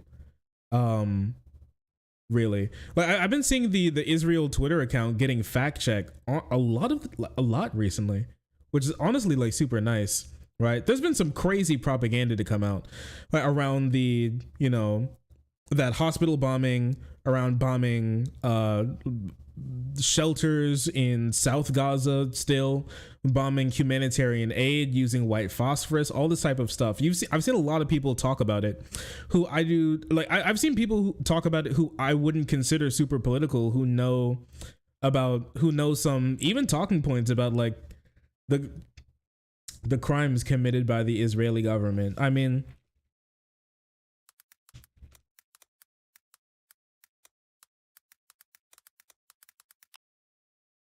Donald Trump really said it. Israel has hypnotized the world. May Allah awaken the people and help them to see the evil doings of Israel and the United States. I don't necessarily condone what he's just said right there, but I will say that he did say it. He really did say that.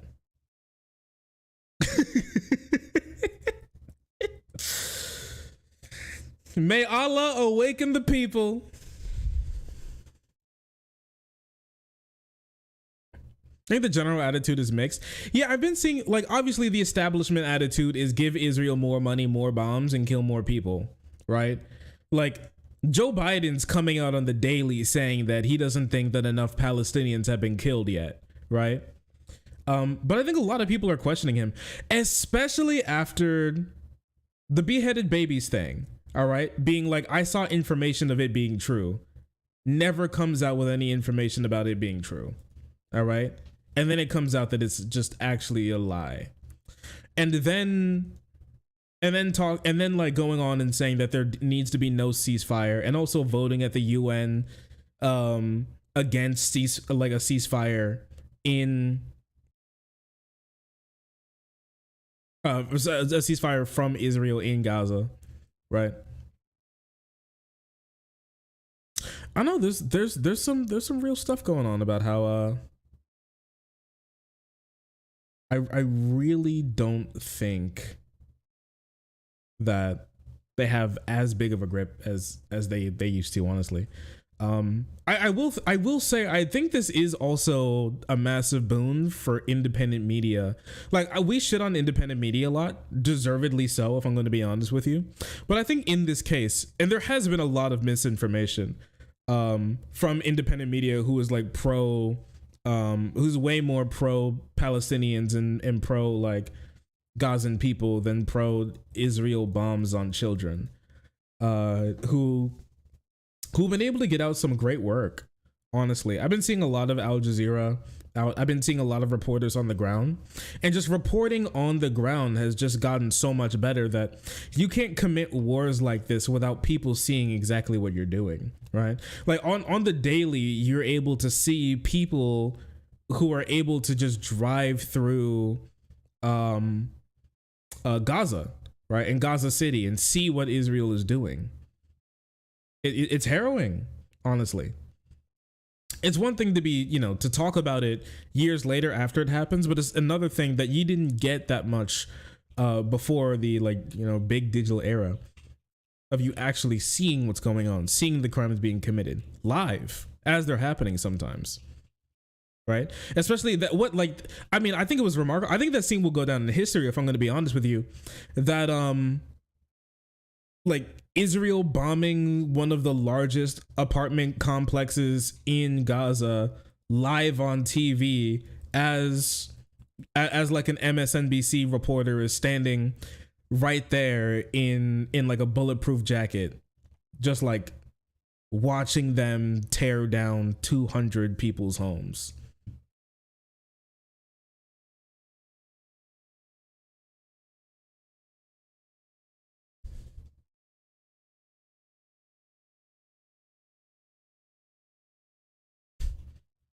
Progressives are gonna get killed on this.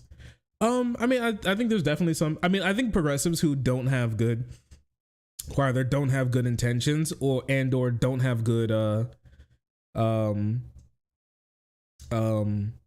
either don't have good intentions or don't have good rhetoric on this are going to get like have been getting like cooked. They're being cooked on this one, and it's bad. I can't defend them, honestly. Like if you choose to talk about something like this, especially as a commentator yourself, you've got to know what you're talking about at least a little bit, because it's such a I don't know, maybe this is the first time that people are going to really see what it's like to really be somebody who's in the minority of an opinion when it comes, especially when it comes to something as big as human rights, right? I think this is also like a wake-up call for a lot of people to be like, yo, people are getting fucking killed out there and just nobody cares. Just nobody gives a shit. It just doesn't matter.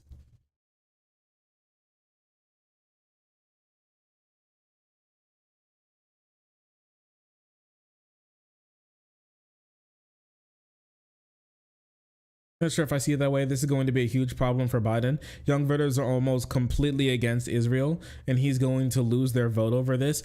Yeah, that's another really big thing. I think like I think Biden is more disapproved of by young voters than he is by even like Republicans at this point. Or it's kind of close. It's really wild to see. It's really wild to see. Bro might get completely cooked over this. This could possibly even jeopardize some of his like 2024 election strategy. In the best case scenario, a lot of innocent people are going to die before anything good happens. Oh, I mean, innocent people have been dying for 70 years before anything really good happens. I mean, the only thing that I can hope is for, you know, at this point, the only thing I can really hope for is, I think Trump said it. Israel has hypnotized the world. May Allah awaken the people and help them to see the evil doings of Israel and the United States. That shit is so fucking funny. Oh, it's so funny. Holy shit. May Allah awaken the people. What does he pronounce? Hypnotize the world. Oh, the way this guy speaks is crazy.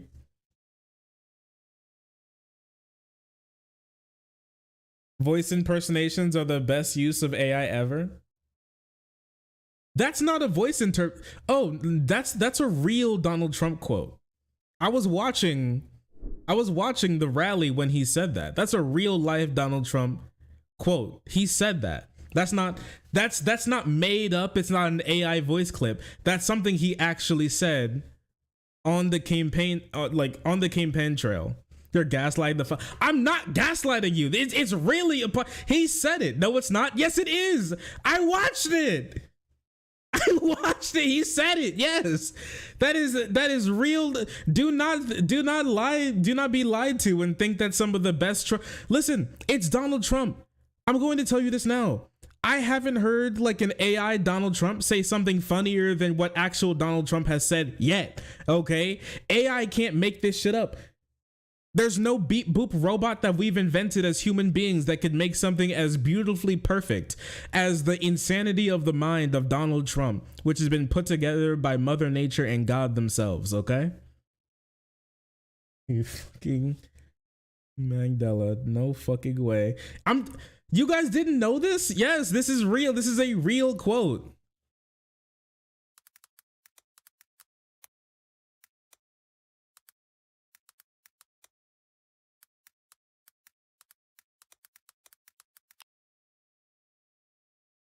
This is crazy.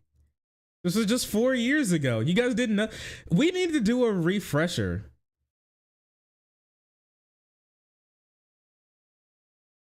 We need to do a refresher on what's going on, like everything Donald Trump related, okay?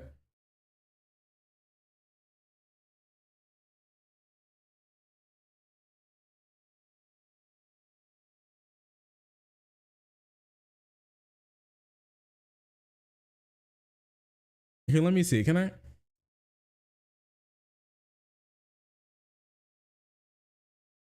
Where can I find this?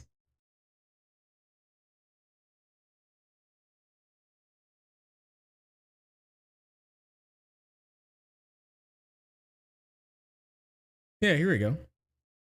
I can't believe you people. You didn't know this? What the fuck? Well, here you go. The president and the growing firestorm. Well, here you go. July 15th, 2019. President Trump falsely claims Representative Omar praised Al-Qaeda. Storm after leads us off tonight from the White House. President Trump today ramped up his attacks against 4 Democratic congresswomen after his racist tweets ignited a firestorm. They hate our country. They hate it, I think, with a passion. The president saying the congresswomen, all women of color, originally came from countries whose governments are a complete and total catastrophe. It's fucking crazy. This guy's insane. Oh, this guy's insane.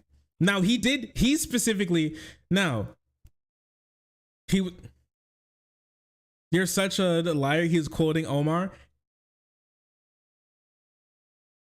It's not true. He wasn't actually quoting. It's a fake quote from Representative Omar. It wasn't even a real quote. So he just made it up. He's just talking. He's literally just waffling. He made it up on the spot. So I will say that he just said it because he did literally just say it.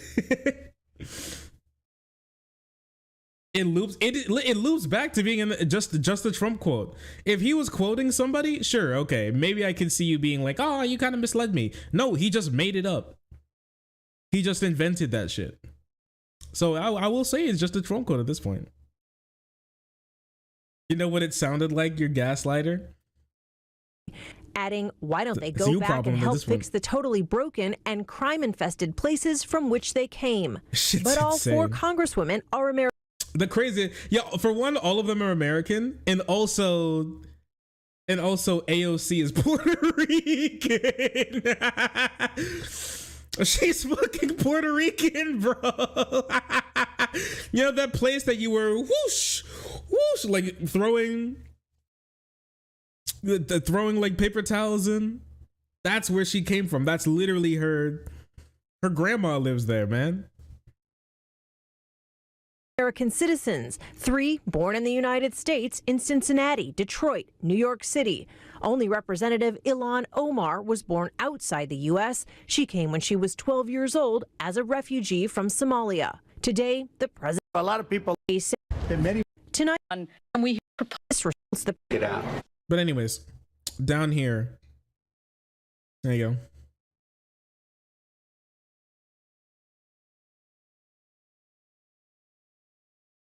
Israel has hypnotized the world. May Allah awaken the people to the evil doings of Israel and the United States.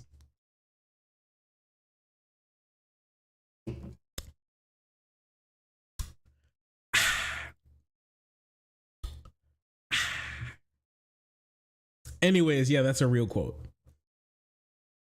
And also, we were talking about in the context of whether or not it was an AI generated quote or a real quote. And remember when I said that it was a real thing that he actually said? Once again, I'm right. Gotta put on your thinking ears.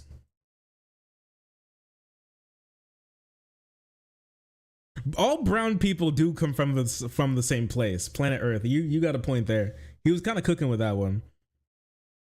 You cheeky bugger. I literally said, everybody was like, oh, you all were thinking it was an AI generated quote. I didn't say that like Donald Trump said that about Israel in the sense that he believed it. I said that he said it and it's a real quote that he actually said. And it's right. I'm right. It's right. You just ran with it to think that Donald Trump said, like, believes that or something, which is not what I said at all. Have my smelling ears on. Well, that's what happens when you fuck around. I choose to believe. Honestly, me too. I heard what I wanted to hear and I'm holding you to it. All right, you know what? Okay. Okay. Progressives of voting blocks really have nothing to lose because they have no real power.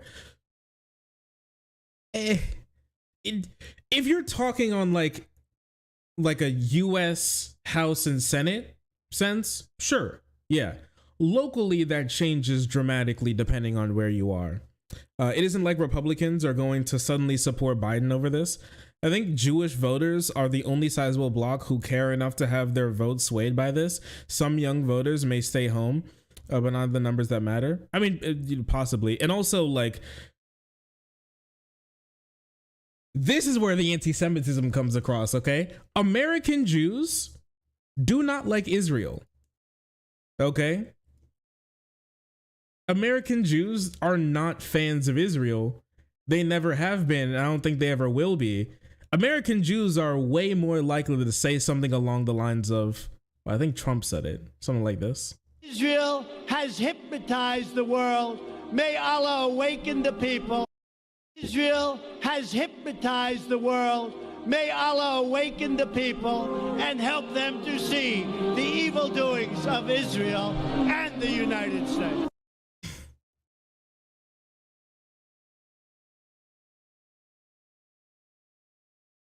They're way more likely to say something like that than ever be pro like Israel. You know what I mean? The music in the background's really good. You're right, though. It is a real quote. He said it, bro. He said it.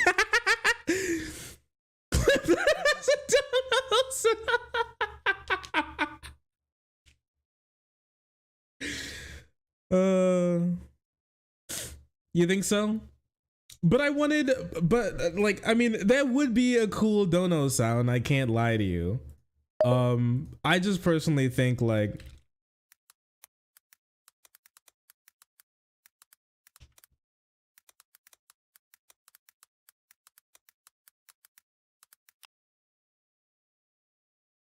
I just think this probably would be better. Ladies and gentlemen, we are all domestic terrorists. I think this one would be really good as a donation sound, if I'm going to be honest with you. What do you think? A donation just like this? Like for every $100 donation like this plays? Ladies and gentlemen, we are all domestic terrorists. I thought that was going to be added a while back. I didn't find a good place for it. I didn't want to just throw it in with the mix, you know? I kind of wanted there to be something special with it. I never put it together, though. We may take some time to figure it out sometime, though, so. Ladies and gentlemen.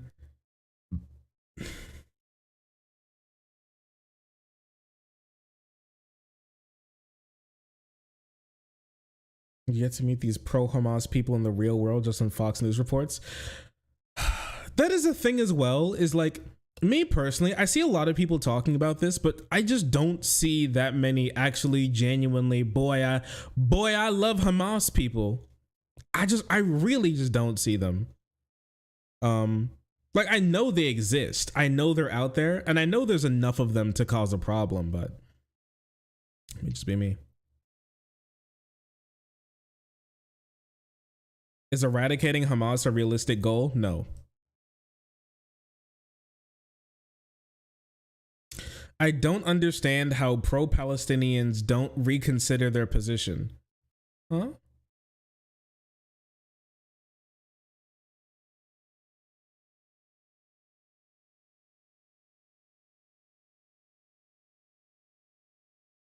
So what I mean is I don't think after October 7th, every pro-Palestinian should have turned into to greater Israel advocate, Zionist. But I find it odd there hasn't been a massive self-reflection on their part. What do you mean? What's the self-reflection that needs to what's the self-reflection that needs to be taken into account here? Bombing human beings in an open air prison is bad. And also terrorism is bad. Like, what's there to reconsider here at all? Because it's like pro-Palestinians, okay? It's like you're like pro-human. This is like pro-human beings. Because we're talking about like pro-Israel versus pro-Palestinians. One is a state and the other one is just like a group of people. Those are two different things.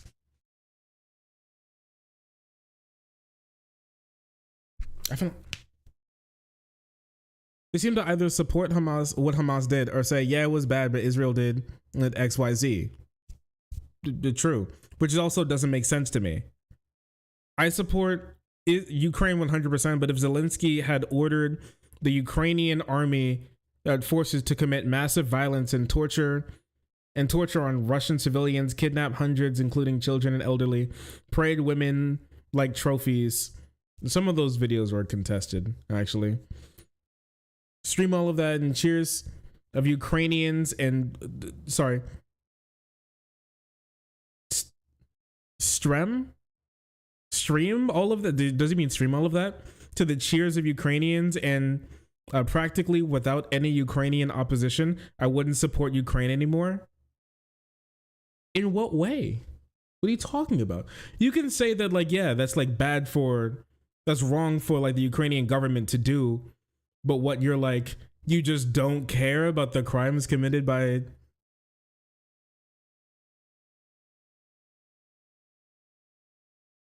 I don't know. Would this guy like stop supporting black people after like slave rebellions and like John Brown and everything? I don't know. He might actually be one of those like anti-John Brown like slavery centrists. Like, sure, the whole like slavery thing for 400 years was bad, but some of those slave rebellions got really violent. And I mean, like, sure, okay.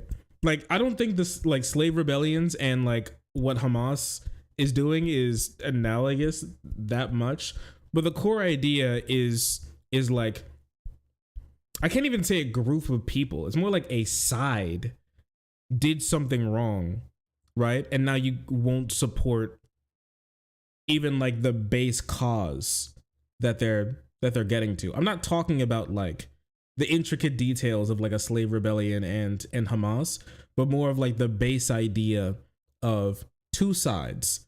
One's committing a giant wrong against the other. The other one then commits a wrong. And now you just become agnostic on the whole situation. And I don't know, it just seems like what a child would believe about foreign politics, you know what I mean?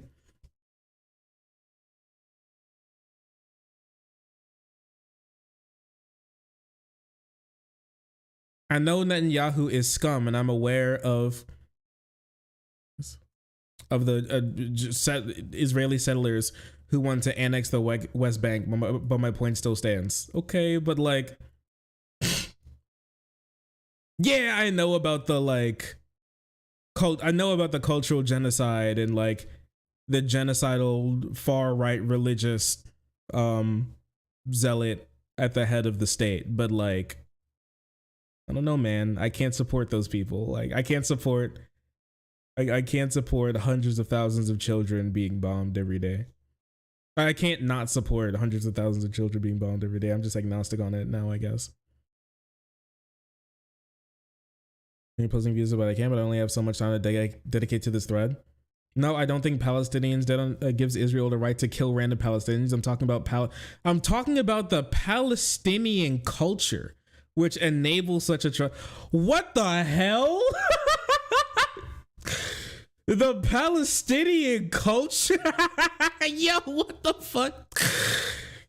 Palestinians be bumping in the anti-Israel lowriders to smoldering pile of ash to smoldering pile of ash. Ain't that right? Allah, oh my. Okay, there it is. We found it. We found it. You know, that downright dirty Palestinian culture just keeps making their lives worse. If you think about it.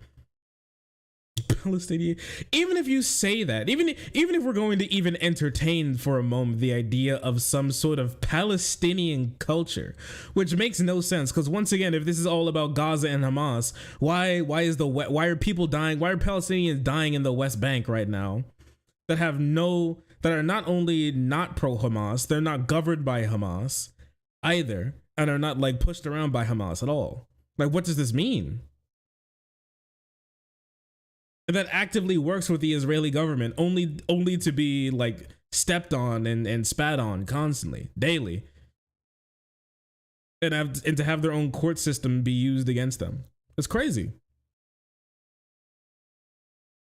But said culture only develops because Israel occupation and mistreatment. No, there was Palestinian violence against Jewish civilians before the occupation. When? Boy, you talking about 1940? Is that what you're talking about? Are you talking about the 1940s?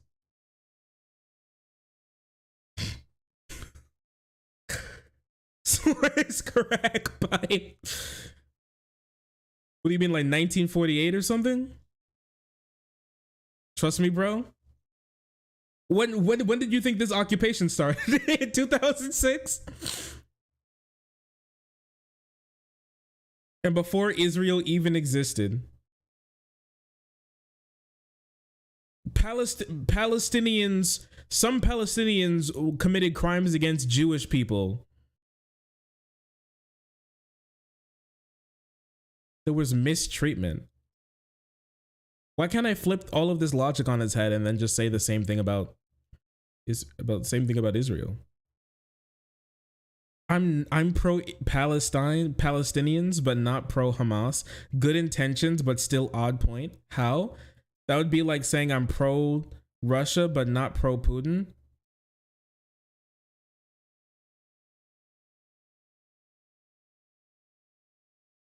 What? We're talking about people? We're talking about a people, not a state. I'm pro-Russians. Yes. You should be pro-Russians. Absolutely. I'm pro-Germany, but not pro-Hitler. That's actually... like, if you say... What are you talking? Why do you bring up Hitler? When did this come about? You could like Germany, but think like Hitler wasn't even voted into office. Palestinians haven't had the right, haven't been able to vote since 2006 or 2012, one of the two. The Palestinians by and large support what Hamas did. How do you know that?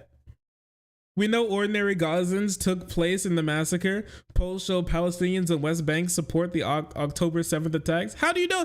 How do you know that? For one, how do you know that? And two, even if that's true, even if that's even true, it doesn't support anything that Israel is doing or has done. Even if this is true. Doesn't support anything Israel is doing or has done. And Israel has all the power in the situation, and they're committing almost all of the crimes. They're committing 90% of the crimes. So if I have two sides that are, you know, air quote bad, one side commits 90% of the crimes. The other side commits 10. And then you throw your hands up and go, well, I can't believe how these people didn't introspect more. They literally don't. Pollings show that they didn't want. Oh yeah, actually, we know that's, for one, being pro Hamas and pro the October 7th attacks are just completely two different things. Okay, Hamas is a terrorist organization. They're also a government body. All right, and they also do real government work inside of Gaza. I would imagine that you can be like, oh yeah, like a lot of the things they're doing are bad, but if you have one group that bombs you endlessly and another group that has given you a bottle of water, to you, like, one group is definitely better. Okay, you try to live in Gaza for like a couple of years, and you tell me after coming out, if you can't see like their position at all, how you haven't done any introspection on this at all. It's just weird. And yeah, we looked at this. We saw that like Palestinians did not agree with breaking the ceasefire. 65% of Palestinians didn't want the ceasefire to be broken. Yeah, this link is purple. We've clicked on this before. Yeah, 65% of Gazans say that, yeah, don't break the breaking the ceasefire was terrible. I remain pro-Palestinian and pro-Israeli, but I double down on being very anti-Hamas and anti-Likud.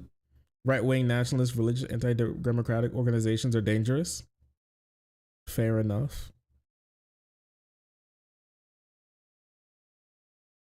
I'd like Palestinian people to have human rights and peace. I'd like Hamas to be completely wiped off the face of the planet.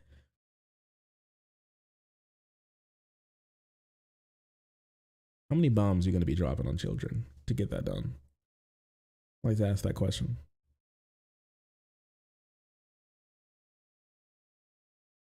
I'm not a Palestinian supporter. Okay.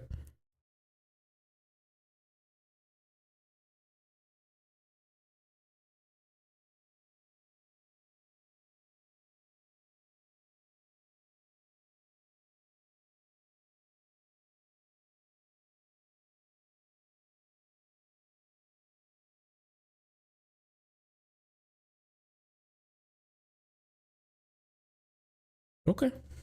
Crazy. A weak speaker candidate voted in overturning the 2020 election.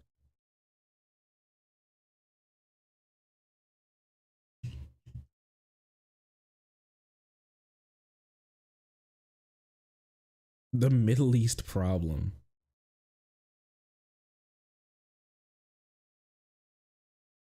Oh, this is actually an interesting article. How red state politics are shaving years off Americans' lives. This is a great article. I haven't finished it, but it touched on like a lot of really interesting stuff about how conservative states are run, like lowers human lives. I mean, it's crazy to me how Republicans overnight have like brought child labor back into popularity. Like they're literally trying to bring back child labor. And like the FBI has to do like, they've gone from doing drug busts to doing like child slave labor busts in right-wing states, having children work overtime in like the stocking department.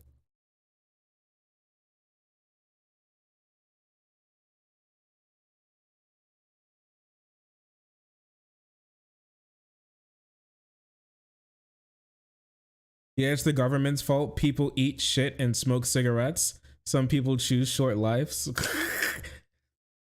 All right. At least read the article.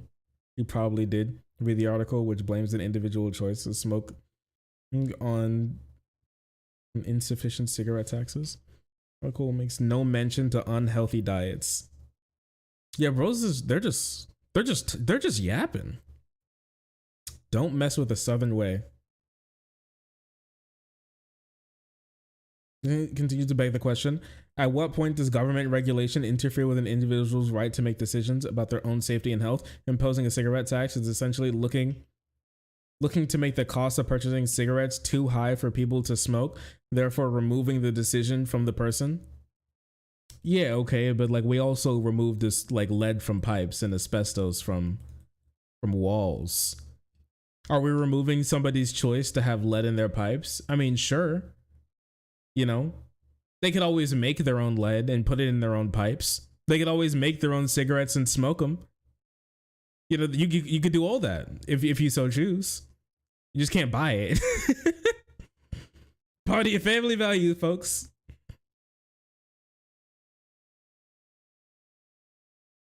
I miss asbestos.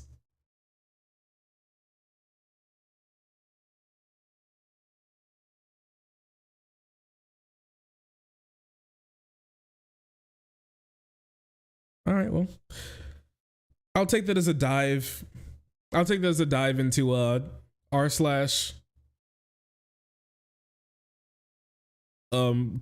centrist. You guys want to come back sometime?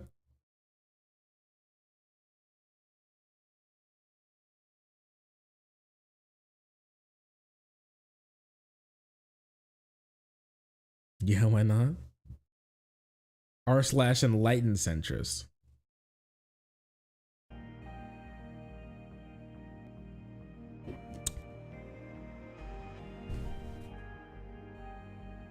Did you ever remove the popcorn ceiling before? Nah. You should do more Reddit react vids. You know what? I really should. That is like the honeypot, isn't it?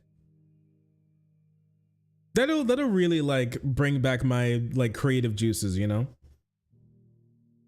Shitty Reddit reacts. Just scrolling on weirdo Reddit. Just scrolling on weirdo Reddit. And I mean, everybody loves shitting on Redditors, right? It is still always the most in thing ever. r/random. It do be. People love, I don't know, it's like OG TikTok reacts, you know what I mean? Want to see the pure hell of r/world news? I don't go to r/world news because America's the only country to ever exist. 1776, America's the only country to ever exist. People say young earth creationists think the world is 6,000 years old. I'm a young earth creationist. I think the world is... The world started in 1776, okay? It's a little, it's about 250 years old.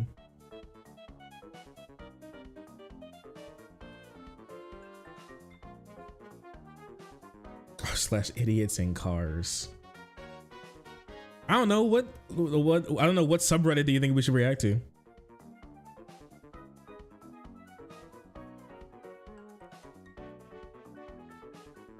Mike Johnson type shit. Now that's true.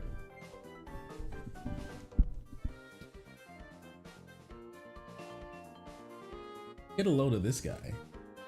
Yo, he is out cold.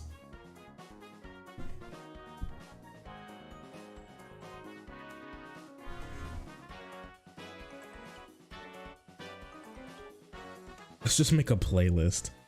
r/birds with arms. I'm not sure how I feel about that one. I am not sure how I feel about that one. Yo, with that being said, did you all see that apparently Leftovers is going to be ending at some time soon? Maybe, possibly, or at least going on hiatus.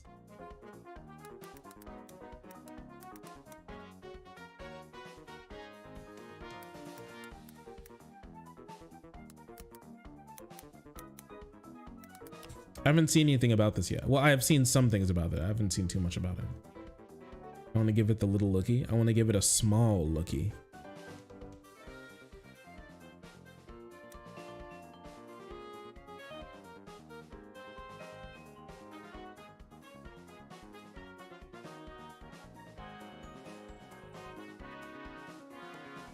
Let's see, can I do this? What podcast was it? It was this one, right?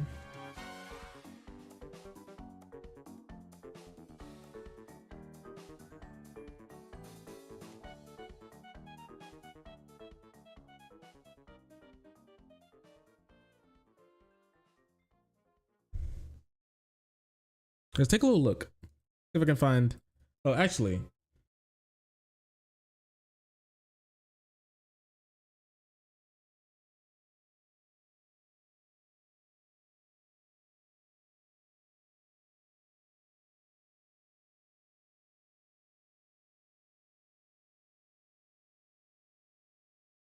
I find this. One moment. Young Baklava, thanks for the 3 gifted subs. Good night, chat. Hope this covers tonight's community. Well, I really appreciate you. Thank you. Thank you. That's really kind. Thank you so much. Have a great night, and I really appreciate you for stopping by and donating. That really means the world. So thank you so much for that. Thank you. Thank you. Thank you. Thank you so much for that. Thank you. Thank you.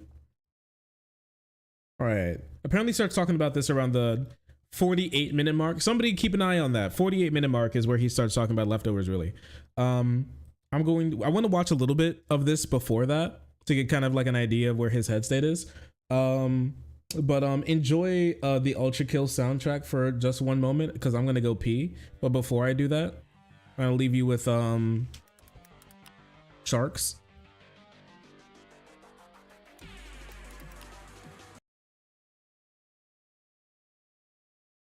Oh, it's broken. It's no longer broken. Wait. Oh wait, no. I thought the live cam of sharks that we know and love was broken. Thankfully, it's not broken. I was going to be so sad if it was broken, but it's actually fine. Here she is. Look at that. Hasan is also going to be here. Let me know if he says anything crazy, like I don't know, pro Hamas or something. It'll make me look bad. But anyways, enjoy this. I'll be back in a bit.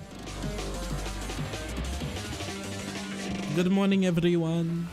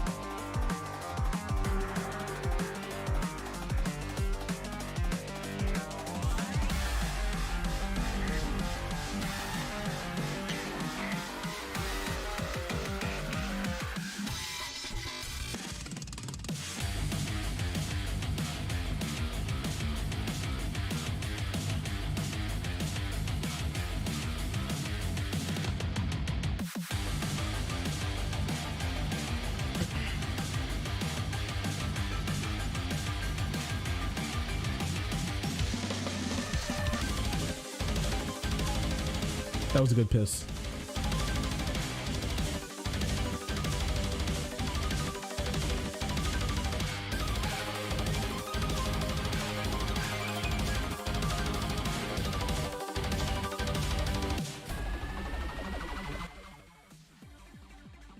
What type of shark is that? Actually don't know.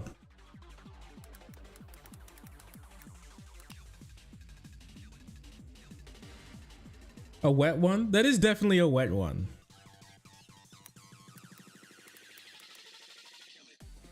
These leopard sharks? Nah, not leopard sharks. What type of sharks are these?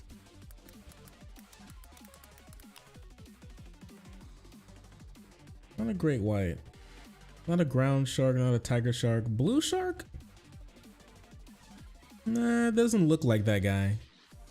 Looks like a different guy. We gotta do a little match on this guy. Lemon shark? Lemon.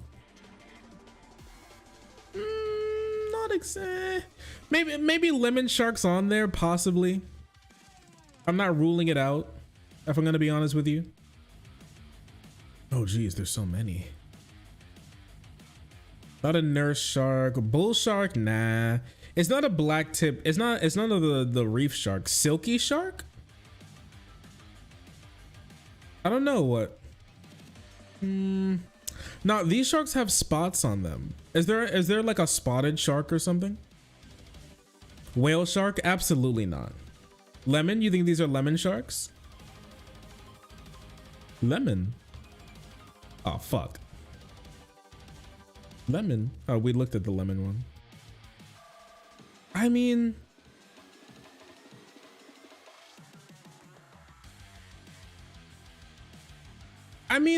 that could be a lemon shark. I'm really not ruling them out.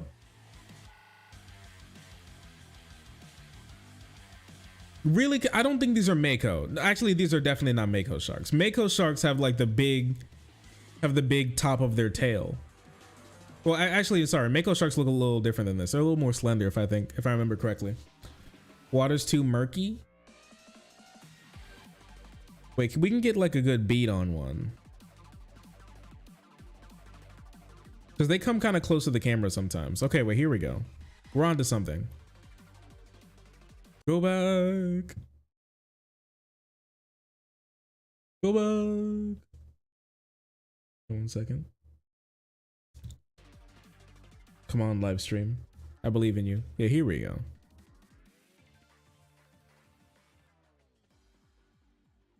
That's a great look.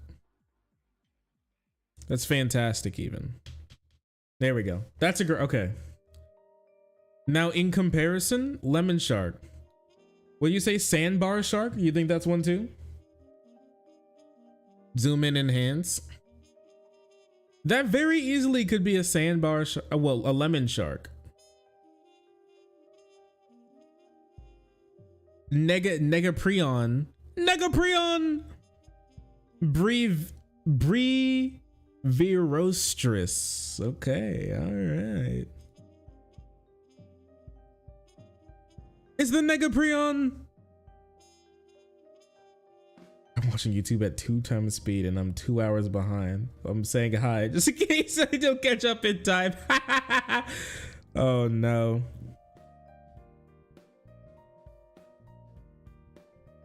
The time traveler. Yeah, just traveling through space. We're gonna lose 2 hours with this little maneuver. I never watched Interstellar.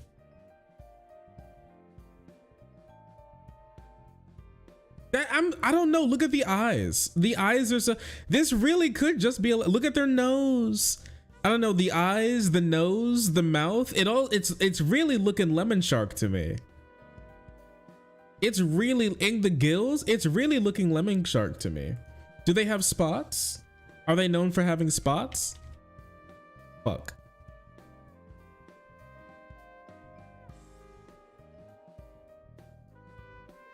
No. Dot? No. Speckle? Nope.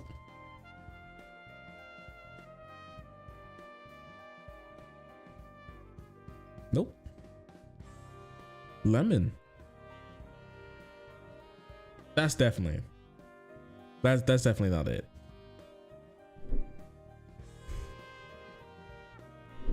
Oh fuck, wrong button. I'm sorry. I'm ruining it all. It's all falling apart. Okay, I'm thinking definitely lemon shark. Definitely could be lemon shark.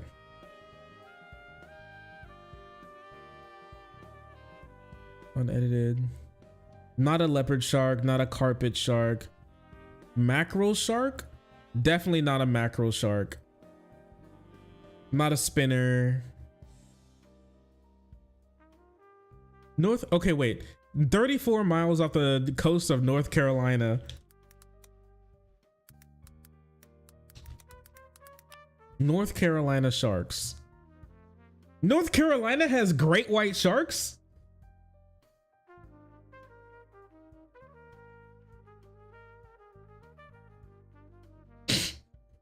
Bro, since when? People say sandbar sharks. Apparently sandbar sharks show up. That's definitely not a sandbar shark. What we looked at is definitely not a sandbar shark. Dusky sharks. That shit's also definitely not a dusky shark. I'm gonna be honest with you. Not a dusky shark. Black nose sharks. That's also definitely not it either. Sharks in the ocean. Great white. Sandbar? I don't know, just give it another look. It's definitely not that guy. Hammerhead spinner sharks? Do these guys spin? That's not what we saw at all. Thresher sharks. Completely not that guy. Not that guy at all. Completely not that. I've never actually seen that guy in my life. Smooth hound sharks? That's not that guy. Bonnet. There's so many sharks, bro. Bonnet head sharks? That's not that guy. Smooth hound sharks. None of these guys are the guys. It's possibly a bull shark. I guess. Hey, do you think that's a bull shark? Nah, I'm saying right now that's a lemon shark. It's the only shark that matched, right? Not a ligma shark. It's the only shark that matched. It's literally the only one.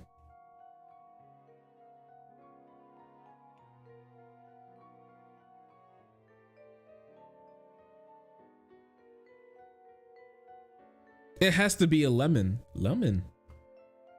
Has to be lemon. There's no way. Lemon. Wait a second. Never mind. Wait, that's literally the guy. Wait, that's him. It's a tiger shark?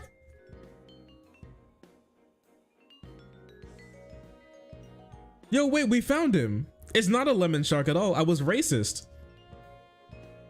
I was being shark racist. That's a tiger shark, bro.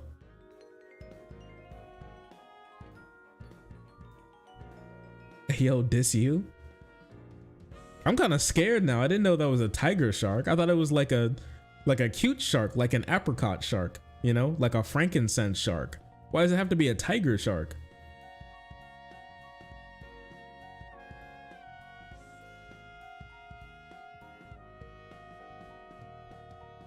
It's a lemon. If you scroll down, it has spots like that. But this is specifically on sharks near North Carolina.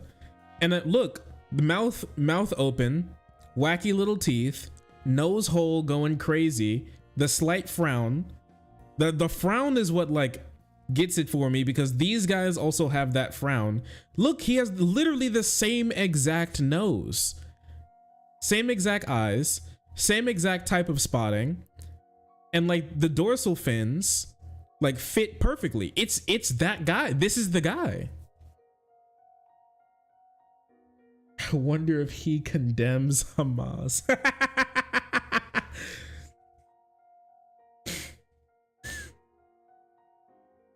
Good question. That is a good question, actually. Bro, this is the guy. This is the guy. This is the guy.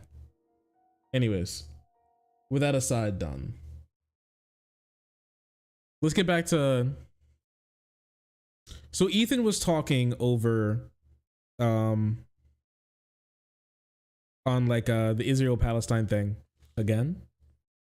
And I think he's going through some anti-Semitism that he saw, which I will say, there has been obviously rising anti-Semitism. I read an article the other day about apparently, I forget where exactly, but they recorded a big spike over 1,000% in anti-Semitic hate crimes. I think it was the UK, possibly, if I remember correctly, but you know, we're gonna have to see about that. I know there's some things around here. Obviously there was that synagogue leader that was found dead at his home. Last thing I heard on that story is that that wasn't a hate crime, and it seems like he died of causes unrelated to a hate crime. But obviously a lot of people, a lot of Jewish communities are on watch. Obviously that Palestinian child was murdered by that like insane guy who has been completely obsessed with the war.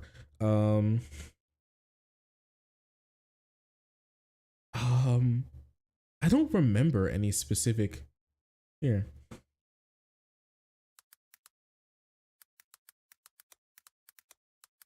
I know there have been there are reports of jumps in hate crimes. I don't remember one specifically that jumps out at me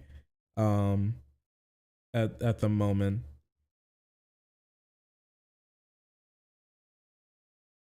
I mean, there's this recently from NBC News. Man arrested in LA after allegedly attempting to break into Jewish family's home. Whether or not that's directly tied to the war and everything, you know, we'll just have to see. It's literally just talking about this anti-Semitic, violent misinformation that continues to be peddled. And it's really, let's see.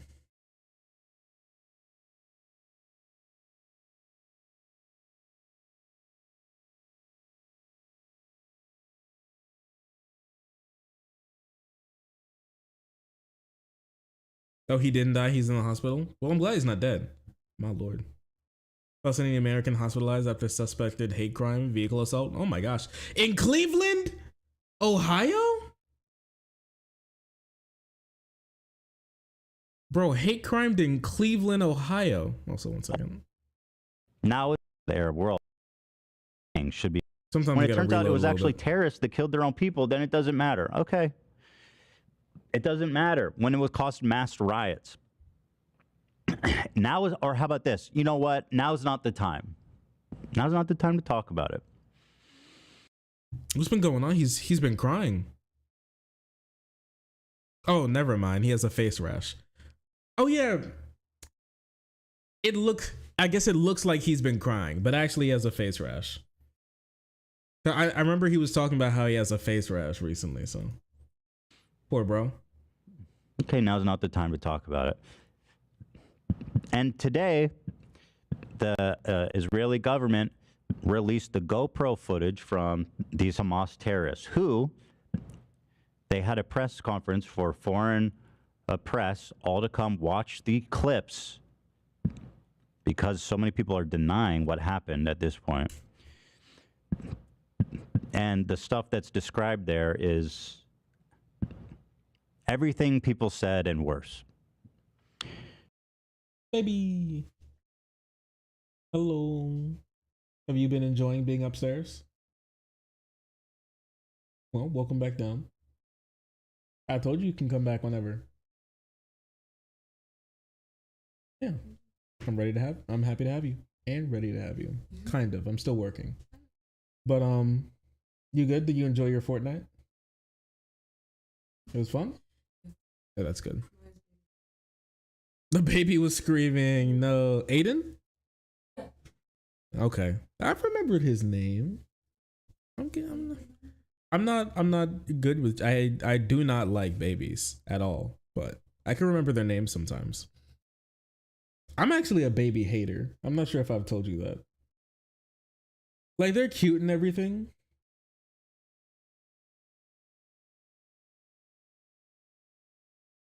I'm open to kids at some point in time, but like, just because I'm a baby, listen, like the idea of like having kids, sure, that's cool or whatever. But like the whole baby thing sucks ass. And it sucks ass, right? But I'm open to having kids. Yes. You see that little shitter? I had to grow him from a larva. I had to grow him from like basically a speck of cum. And he was a mess. Shitting on the floor. He was full of worms. Okay, I had to clean the worms out of his ass. I had to pull worms out of his ass when he was a baby. All right.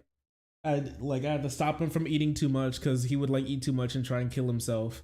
He would eat too little and sometimes like try and kill himself. I had to keep him alive, right? He would eat random shit, try and kill himself, right? Take him on walks, feed him, bathe him, wash him, dry him, stop him from peeing on the floor, stop him from trying to lick outlets. He's had health problems his whole life. He has a huge head. It's easy for him to get out of the fence and then he like runs around the yard.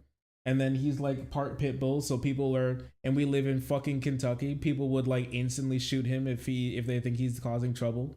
Okay? He's a mess. Prepared.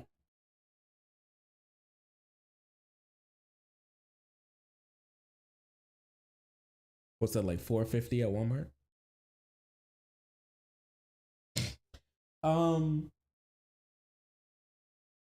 I hate puppies. I don't like them. It's just, I've just had my fill. After raising so many dogs, the magic of a puppy it's just gone. I'm like I'd pick one up and be like, all right, here you go. Just hand them right back. They're cute for a little bit, but after a little, they're annoying. They're loud. They're always like, they're loud. They stink.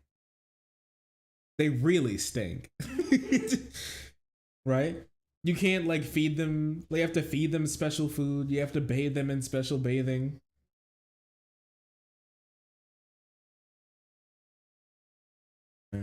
For a puppy?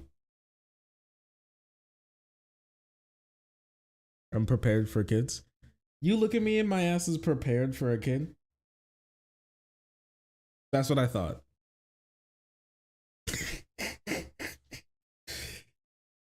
I'm just a YouTuber. I'm just a YouTuber.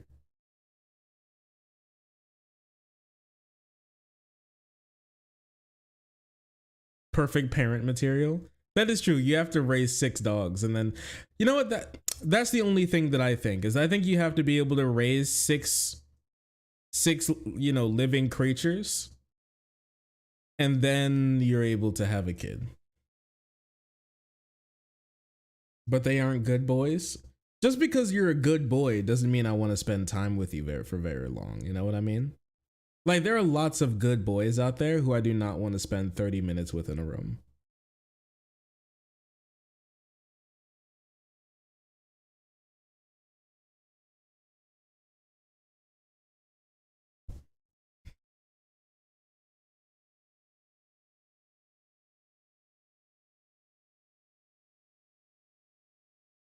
I don't want to be responsible for my kids' mental illnesses. But also, listen, you trying to not be responsible for their mental illnesses could cause them more mental illnesses if you think about it. So, I don't know, I guess, I don't know, you lose some and then you lose some, and then after that you lose some, and then you might win one, but then you'll lose some more. Oh no, I've given my kid mental illness. They're fragile? I'd break a kid.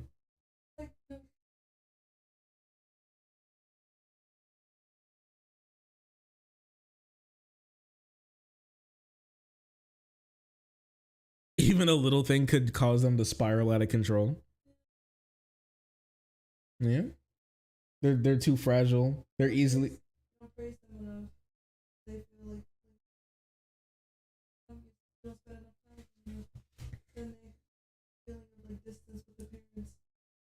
Don't give them enough like emotional attention, then they stuck with emotions later on in life. Like you're walking with them. It is so true. You're right. Like you get some little shitter, you don't praise them enough, and they have like an internal, like a lifelong complex about not getting praised. You praise them too much, and then it also is also a problem, right? How do you praise them just enough? I don't know. They're so damn needy. They're so annoying. Oh man. Oh, they're cool or whatever. What, you know, they can't help it. I don't hold it against them. I'm not racist against them. I don't like them, but I'm not racist against them, you know? They just can't help it. It's just a part of who they are. They do have really soft skulls. You can't win with them shitters. I gotta be, and they are shitters. They poop so much. Ever had to clean baby poop? No. You don't want to? That shit reeks. And then it's crazy because then their poop, like they have like a poop snail trail that goes up their back. It's nasty. Anyways, back to what Ethan's talking about. It's beheadings, it's killing babies, murdering children, burning families alive, desecrating corpses, taking photos of, you know, dead civilians, taking their phone and sending it to their family or posting it to their Facebook. And so I go, listen, I want to tell the people who are talking about Hamas like they're freedom fighters and revolutionaries, or that like they were actually there just to get hostages, and most of them didn't want to hurt civilians. I want to say, hey guys, listen, let's stop saying that because it's not true. You know what I mean? Let's not say that. Have these body cam footages, like has this body cam footage been independently verified?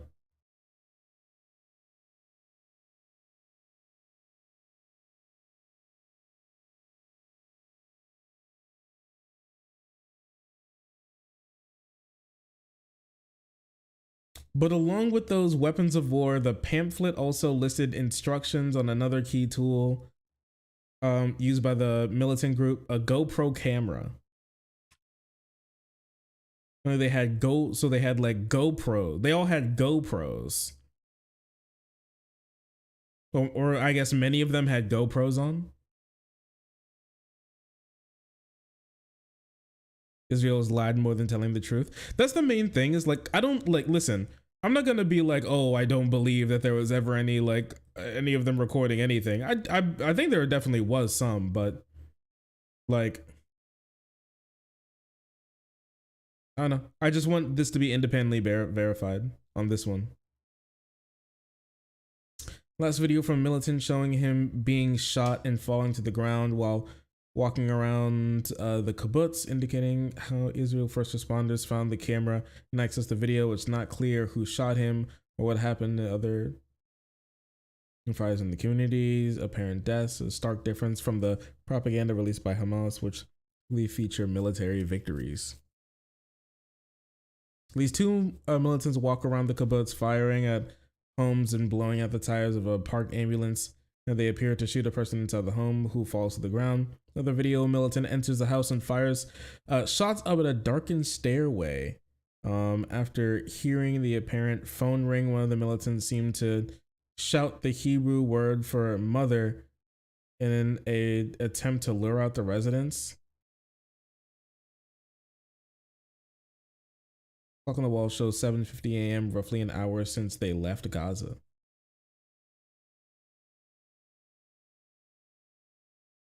Okay, I can look. We can look through this sometime.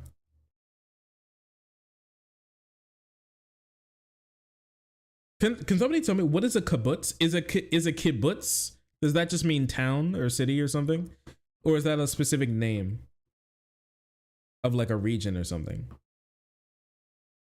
I don't speak Hebrew.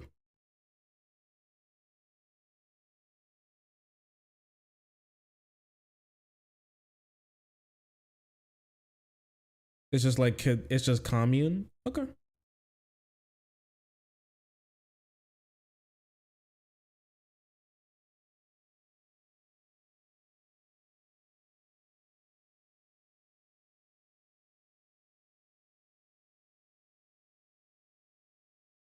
The importance of the body cam footage to Hamas is highlighted by the roughly 40-page instruction manual for the group's fighters, which CNN obtained from the Israeli government.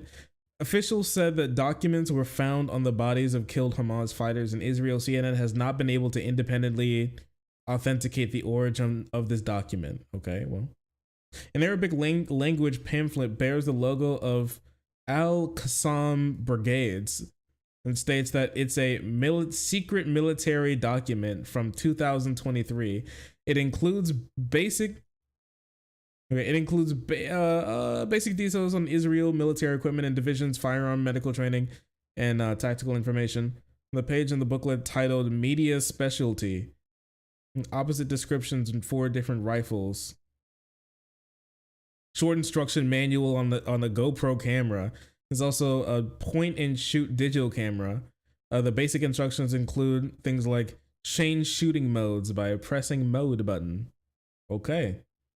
May have been filmed for propaganda purposes, but also, I mean, I don't know, it's just like CNN waffling here on this one. Videos may have been filmed for propaganda purposes, but also are likely a treasure trove for Israel intelligence analysts as it worked to understand Hamas's actions and the tactics used in the attack. Okay, but they said they weren't able to independently verify any of this though. So, okay. Yes, it's commune. It just means commune. Okay.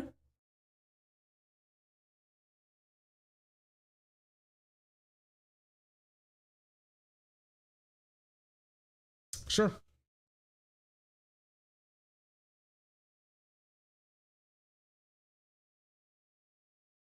Interesting. I don't know. I guess we can go through it sometime.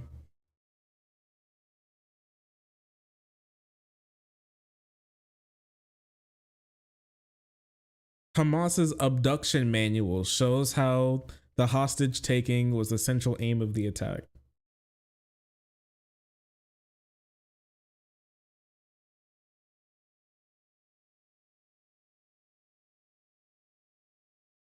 Horrific body cam footage.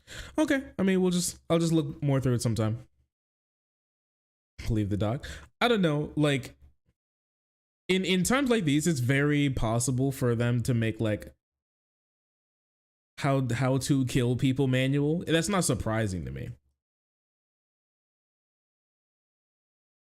And I get a huge response from people saying, how can you be so insensitive? You don't care about what's happening in Gaza. Now is not the time. When is the fucking time? When is it the time to address stuff, incredibly harmful misinformation? When is it okay? And the thing is, like, the way people, I'm not denying, I'm not defending the IDF. I'm not at all. I've donated money. I've supported them on this show a lot more than I've spoke about Israel. I'll be fucking, that's goddamn true for sure. I think that is true, if I'm going to be honest with you. And on top of that, I did know that he donated to Hasan's charity stream for Palestinians affected by the, Israel's onslaught. So, but somehow it's never the time to dispel this really violent anti-Semitic rhetoric that's causing riots. Synagogue leader over the weekend was stabbed and killed. So it's incredible to me that people think I shouldn't care about these things, because now's not the time. I believe that the time is good for all spaces of offering civilians your empathy, your caring, your understanding. I don't believe that, I need to wait for you all to tell me now's the time. And whenever that is, probably never, frankly, probably never.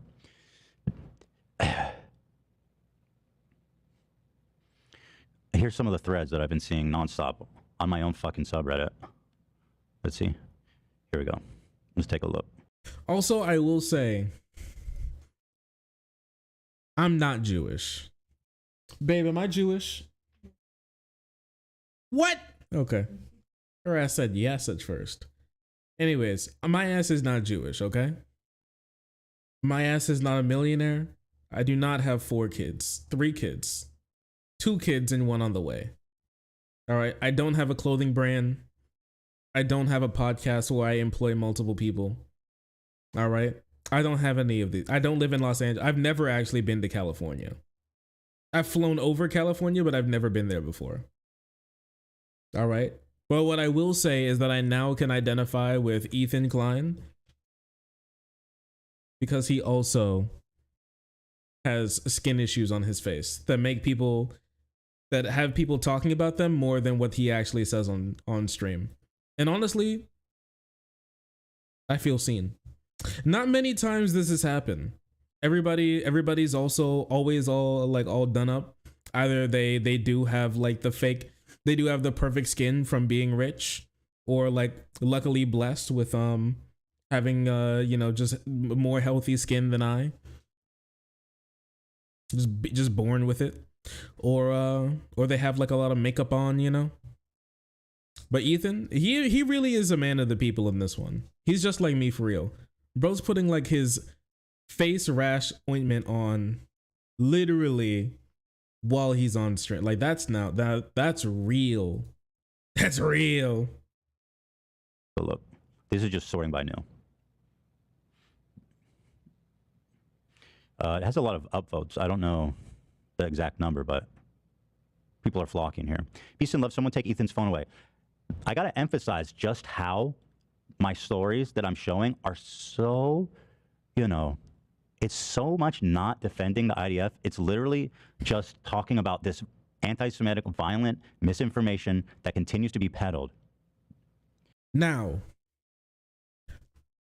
while I do think that a lot of his rhetoric has been on that type of stuff, it's not been all of it. And chat, you remember, we were there. We were a ground floor live when it was happening. Remember when Ethan was going insane on Twitter?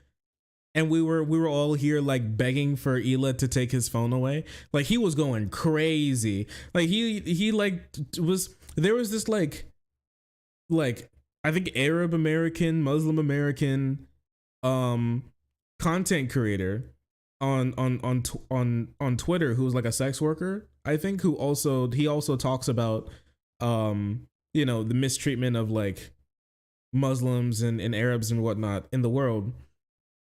And Ethan was like, "Hey, gay boy, go to Gaza and get killed by Hamas, huh? See how much you like Hamas then, fuckwad." And I was like, and we were like, what the fuck? Bro was and he would like, he commented and he said something like pretty, he wasn't attacking Ethan or anything. He said something, he was just having a conversation with him, honestly, or like he was giving his point of view. I don't think Ethan said anything too insane. I don't think he said anything too insane back. And Ethan he didn't respond to him. He just clicked on his profile and it said like Muslim or like Arab or something, Palestinian sex worker. And then he was like, "Your ass will get killed by Hamas instantly. How about you go get thrown off? How about you go to Hamas and get thrown off a building real quick and then report back to me and tell me how much you like this Hamas, huh?" And he's actually very like openly anti-Hamas, like all the time. I see him he gets recommended to me on my, I don't follow him, he gets recommended to me on my timeline a decent amount. But yeah, I don't know. Ethan was going insane. And then you had to delete everything, and obviously it still didn't blow over super well.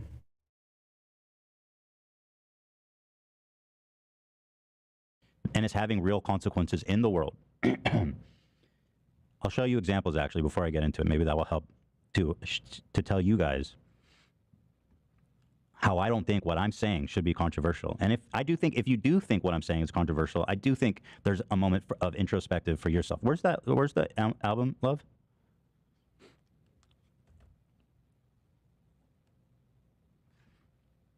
I'll show you everything I've been posting over the weekend so that you guys can judge for yourself what kind of Zionistic pig fucking genocidal maniac. People go, he's a genocidal maniac. People go, I cannot watch anti-Semitism. A lot of fucking people who use the word anti-Semitism. Oh yeah, this is one of the people who was held up by conservatives as being like a voice of reason during the COVID, during the height of the COVID pandemic, right? This girl who's like crazy anti-Semite, okay? Actual just like Nazi level type. Listen, you have to be so far gone. Like you belong in like Tartarus, you know what I mean? You belong in fucking like Rikers Island. You belong on the goddamn raft. They should put you on the raft. They should put you in Alcatraz. They should put you in Arkham Asylum for this one.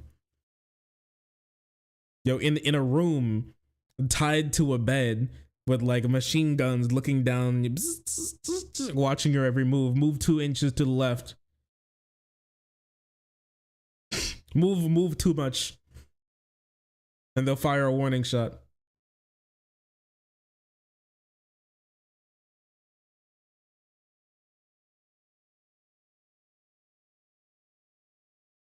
I remember that. Yeah, this lady's insane.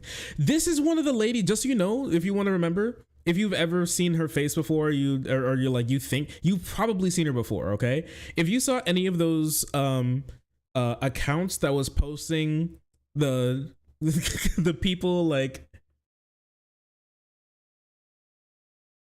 with COVID, you know, like the crazy shaking, those people hitting the stanky leg because they got the COVID vaccine. She was one of the people posting that. She's one of the stanky leg COVID vaccine posters. Yeah, and she's anti-trans, and she's anti-Semitic, and she's anti-vaccine. It's just like, she really can't pick a struggle. She chooses to be wrong on literally every single occasion. It's wild how it works out, right? Like she literally can't be right. She looks at every occasion and goes, I want to be wrong here. I want to be wrong. It's crazy. Yeah, she's got the hat trick going on too. It's wild, ain't it? A lot of fucking people who use the word Zionist like a slur will say that. And yet at the same time, they'll like this post that says, actually being Jewish is the same as being Israeli. So Zionism actually is the same as just being Jewish. Do you see why this is insane? Okay, good. Here's another one. This one, I don't, it probably has a lot more at the time, but 21,000 likes, 2 million views. This statement, which has literally no evidence to support it. Meta is shadow banning content that supports Palestine according to Palestinian accounts from Gaza. And in case anyone's wondering where Facebook, Instagram, Meta stand on the current genocide of Palestine enacted by Israel, I don't know anything about that. This is just one person. But the response was Mark ... Zuckerberg. Okay, that's pretty crazy. That's me when my Semitism is anti. that's kind of wild, if I'm gonna be honest. Zuckerberg. Bro's actually she's actually echoes posting. She's coming all the way back around to just echo posting at this point.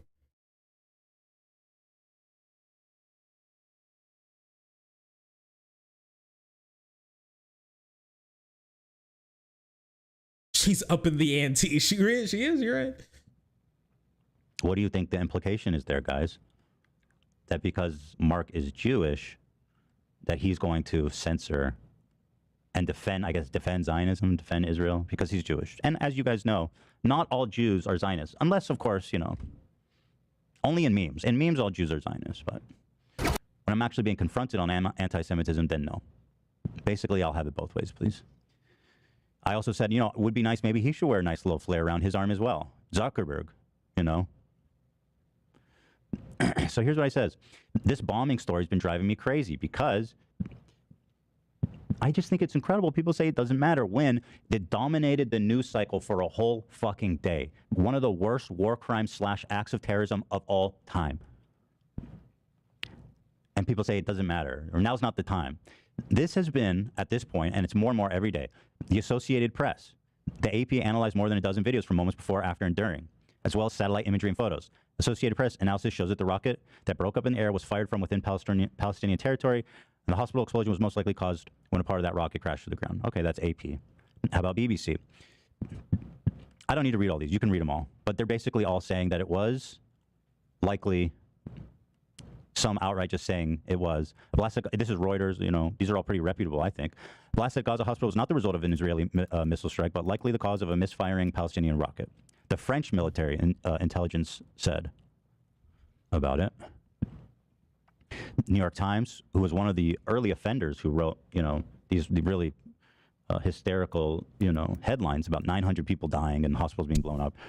Israel did not bomb Gaza Strip hospital, said the unclassified intelligence assessment drafted on Wednesday. We judge that Israel was not responsible for an explosion that killed hundreds of civilians yesterday at the Al-Ahli hospital in Gaza Strip. The United States has infrared sensors, which are both satellite and aircraft-based, that can determine the launch sites of a variety of rockets and missiles. That technology has proved critical to the U.S. assessment, which does not place blame for the blast on Israel. Wall Street Journal says, experts say that Israel wasn't responsible for the blast. Analysts say it is unlikely to change the minds of the Arab world, which largely support the Palestinians and are hostile to Israel, whatever that part. CNN, I know it's not that reliable as the other ones I noted, but they also did their own forensic analysis and said that the rocket came from Gaza and not an airstrike. Politico said the same thing. NPR said the same thing. And, it disturbs me that so many people ran with this headline. From these sources, citing them. And now when these same sources are saying, actually, it probably wasn't Israel. It was almost certainly a rocket from Gaza. Then all of a sudden, we don't care. It's not the time to talk about it. It doesn't matter. It doesn't matter. Well, I'm not sure if that's necessarily true. From things that I've been saying on this, things that I've been seeing on this has been when this hospital bombing happened, it was Israel strikes hospital. Then afterwards, it goes, wait a second. We think that this rocket came from Palestinian territories. And then there were people, and then the Israeli government was like, there have been 400 rockets that have misfired and landed within Gaza territory from Hamas, right? Because Hamas is still firing rockets, if you didn't know. We don't talk about that super often. People don't talk about that super often, but it is true. Hamas is actively still firing rockets, yes. as far as I know, at least since a week ago. I don't know about literally today or anything, but I do know as of about a week ago, they're still firing rockets, towards Israeli territory. With that being said, afterwards, and after that, like Israel came out with this whole thing. There was like a guy who was like, look, holding up like a screenshot of Al Jazeera, because Al Jazeera was like filming while that rocket that was suspected to be in the air was there in the air, and they saw like at least part of its trajectory while they're like behind the journalist.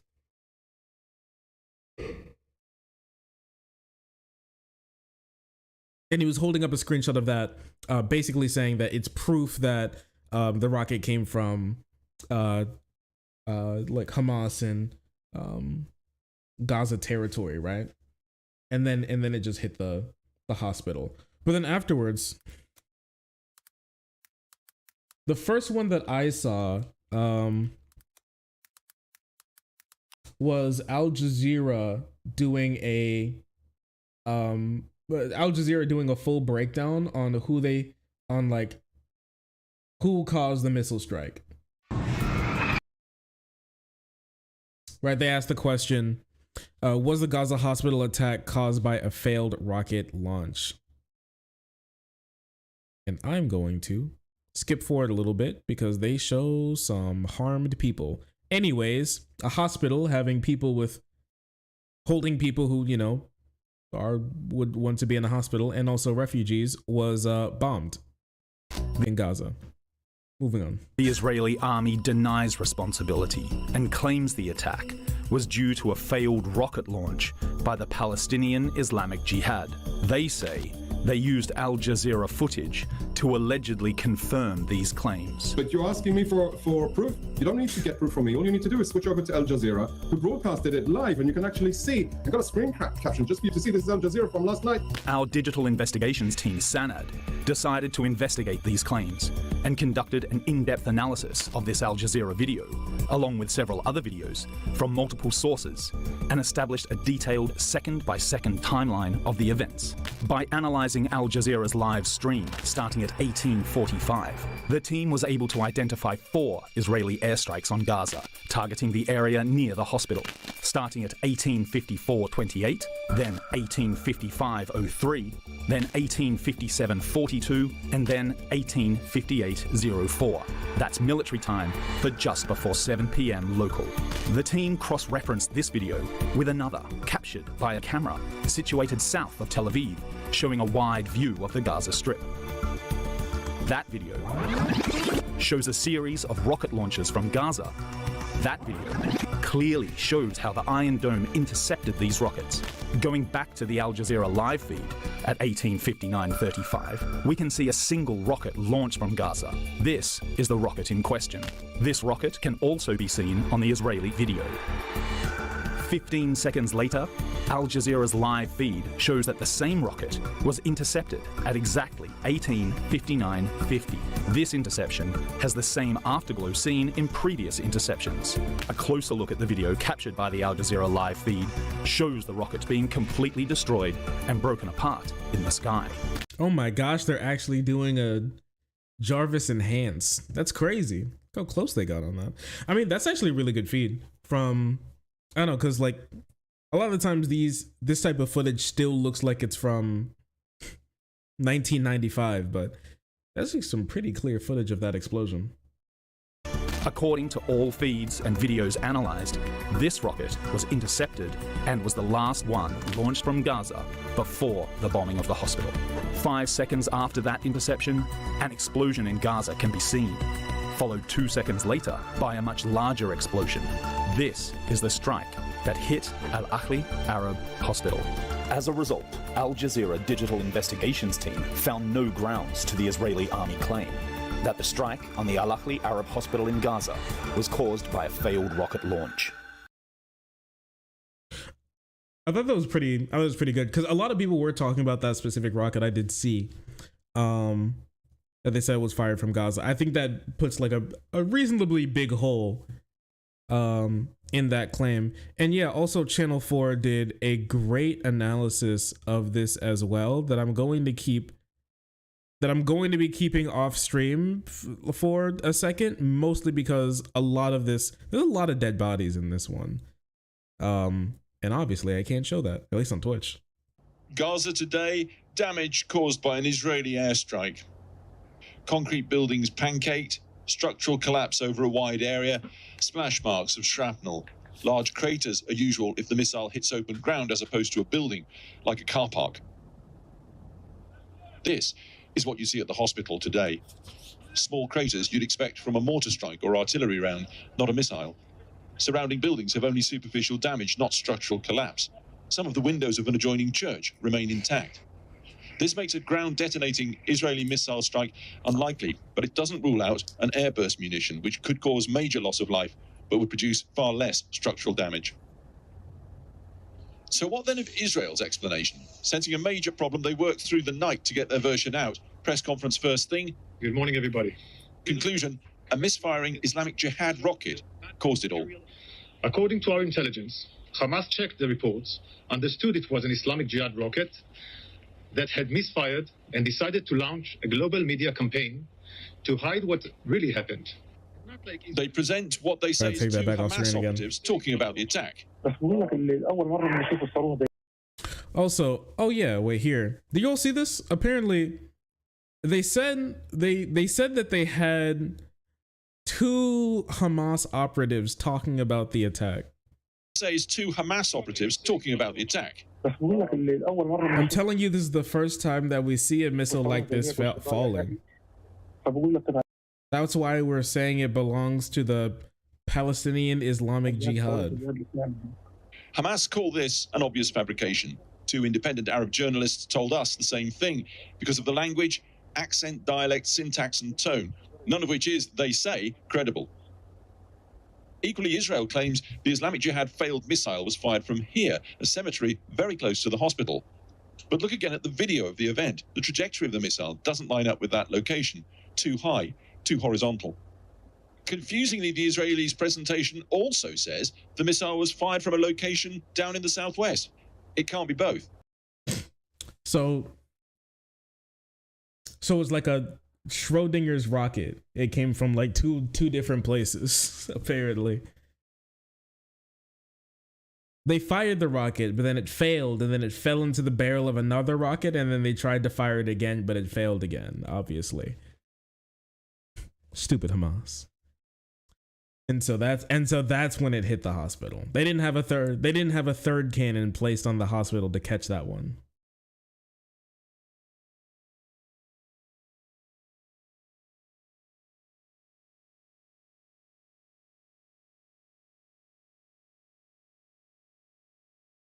Doesn't explain to me what seems to be an airstrike overhead. I think I've seen a lot of people say it didn't look like an airstrike, but I don't know. It's in the middle of the night.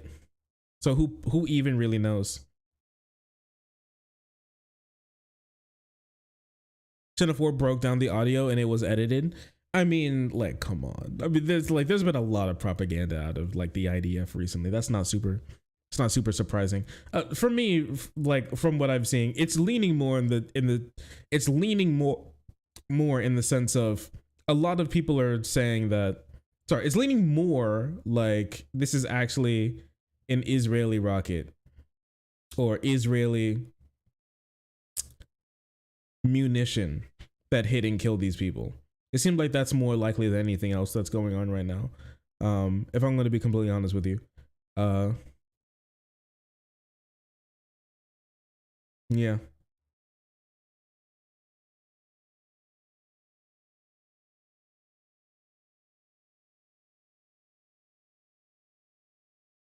Sorry about the Ethan's caught up on this, but I wish he'd dial it down. I really wish he would. I'm not sure if dial it down is the right term. I feel like he's onto something. I don't think he's wrong necessarily, and I think he's closer to me and like a lot of other people than I think a lot of people want to like give him credit for. I think there's a lot of shitty people coming after him, and there's a lot of people saying some crazy things that affects him personally. So it's hard for him to like not take it personally when it's kind of personal, right?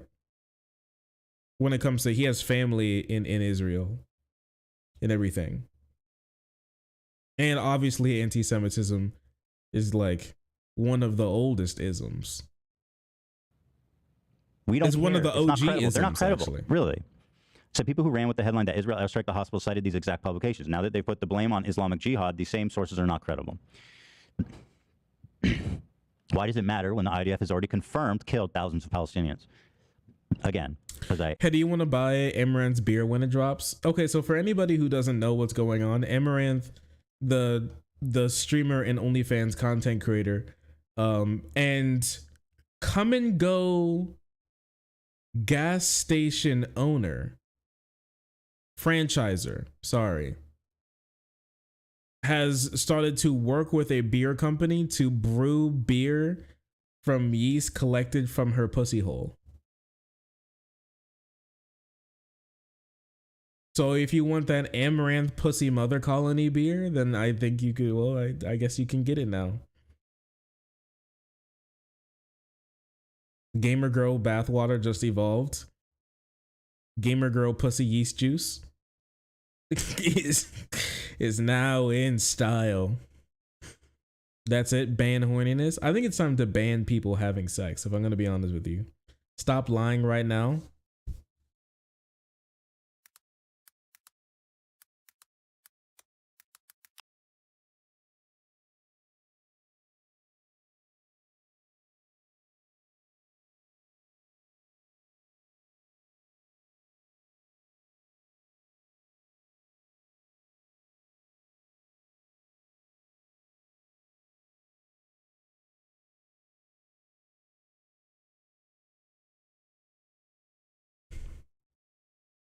Amouranth reveals beer company wants her pap smear to brew new flavor. Ooh.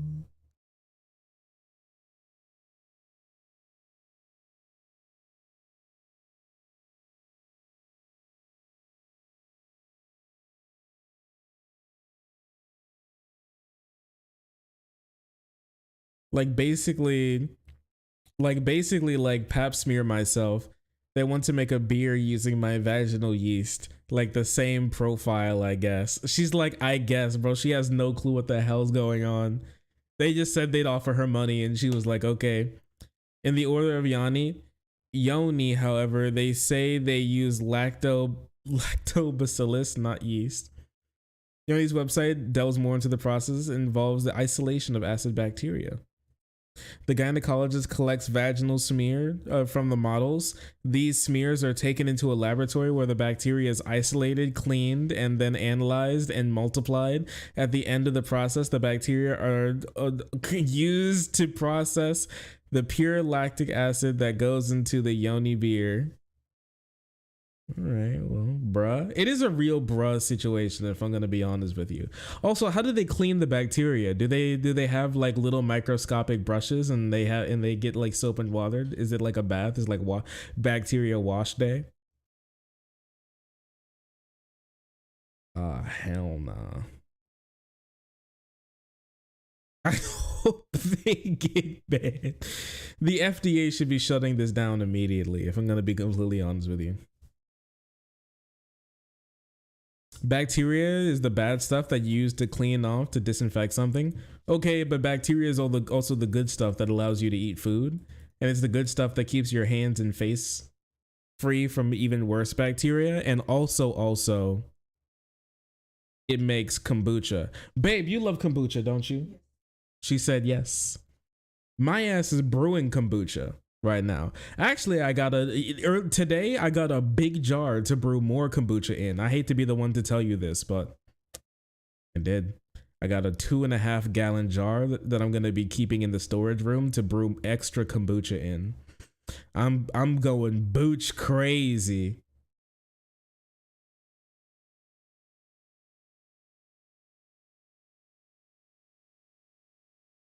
I'm going booch nutty.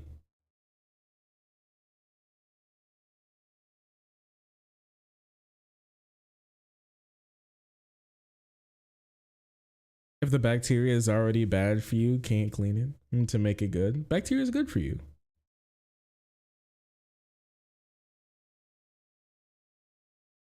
Life pops off when you learn to cook. What do you think, babe? Do you think life pops off when you learn to cook? She said, I guess, but her ass can't cook, so. You literally said that. Yeah, so your ass can't cook. That's what you just said. That's literally what you said. Fuck you. Fuck you, Leatherman. You know that? Fuck you, Leatherman. The leather I think you're in the wrong space. The leather club is 3 doors down. Fuck you. Hey, fuck you, Leatherman. Is that your GF? This is my girlfriend. Why'd you laugh when I said that? Why'd you laugh when I said that? What do you mean, why'd I say it like that? She is my girlfriend. That's true. Woman companion.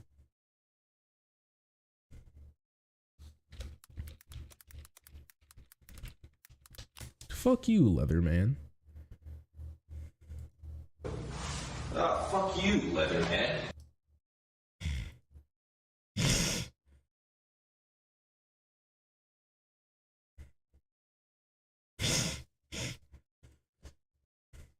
Yeah. I hope those guys make up. Is she blind and possibly deaf? Nah. She's good. Anticipated it, and people don't read what I write. And I'm here saying, yeah, the IDF has killed thousands of Palestinians. Horrific. Terrible. The bombing marked an enormous escalation of the war and risk bringing Hezbollah and others. The outrage caused by this was felt globally, and rightfully so. However, truth matters, and we must bear in mind that while the IDF is not a reputable source for news, either is Hamas. Once again, who reported these mass casualties and the hospital being exploded? Health Ministry of Gaza, run by Hamas. And that is a fact. You can look it up. Health Ministry of Gaza, run by Hamas. And that is a fact. You can.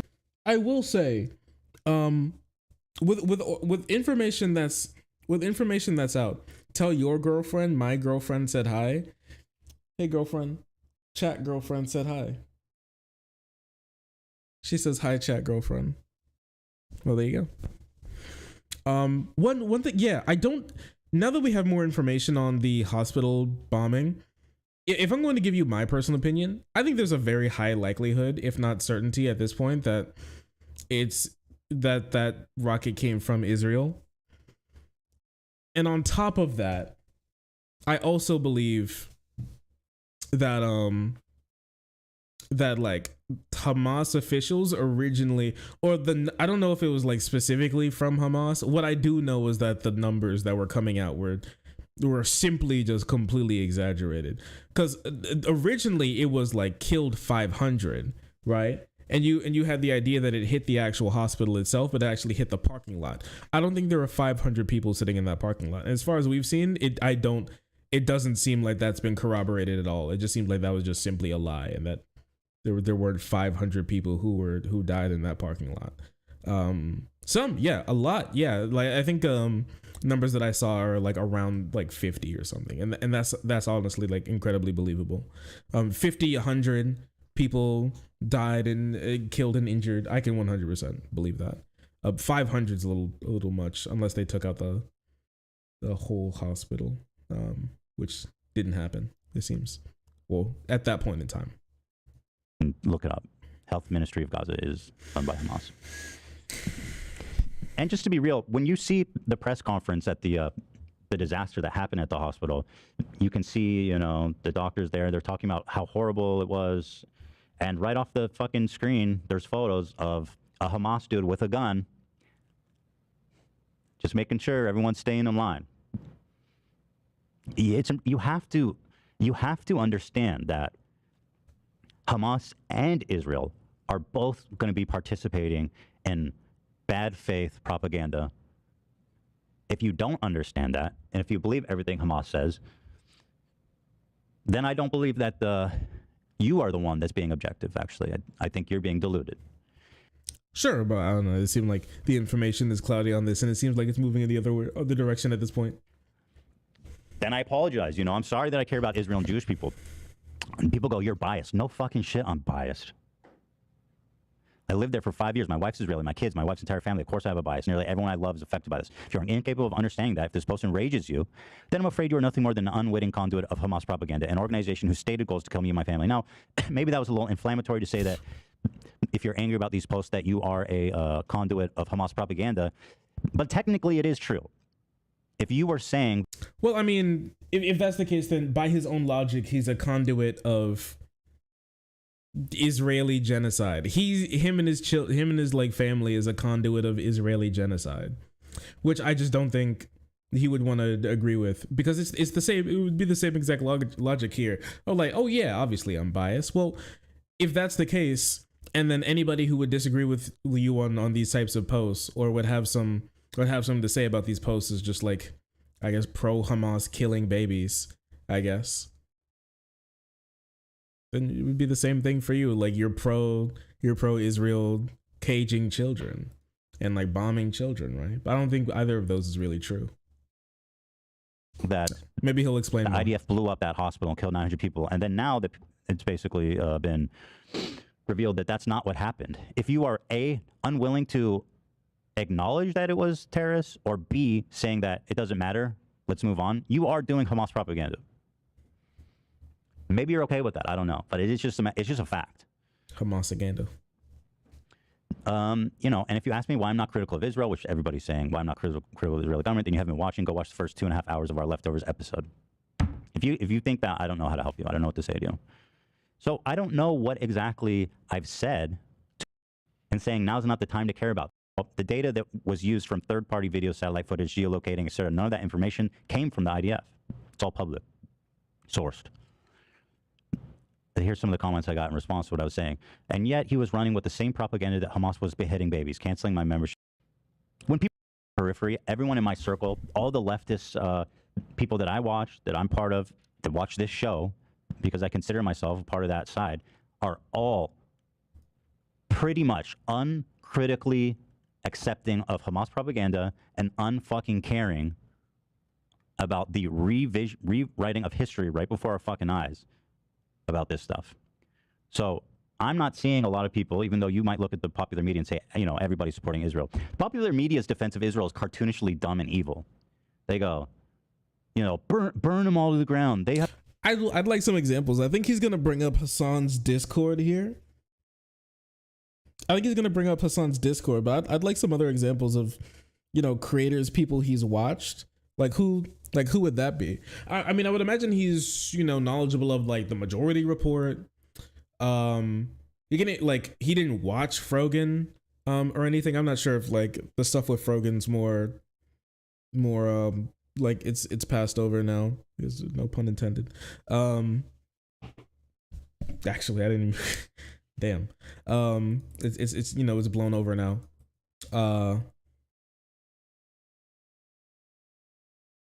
Right. And I don't know, like, I haven't seen much of like the Majority Report's opinions on this. I don't know who he watches specifically, who's like, boy, I love Hamas propaganda. I guess I would just want to say who. Have a right to defend themselves. Who is this? God, like psycho shit, okay? I want to know, because I want to know. On the left, I don't see anyone saying what I'm saying right now. I just see the opposite. And so that's why I feel that I need to say it. If you're going to extrapolate from this that I don't care about Palestinians dying, I think a lot of what like Ethan's saying is way too fucking far into valuable, this. And you're also, true, in my opinion, really callous. Here you go. This is before the videos were released. This was what the hell did bro do? What did he do? What did he do to have the button hit? Oh, did he show something?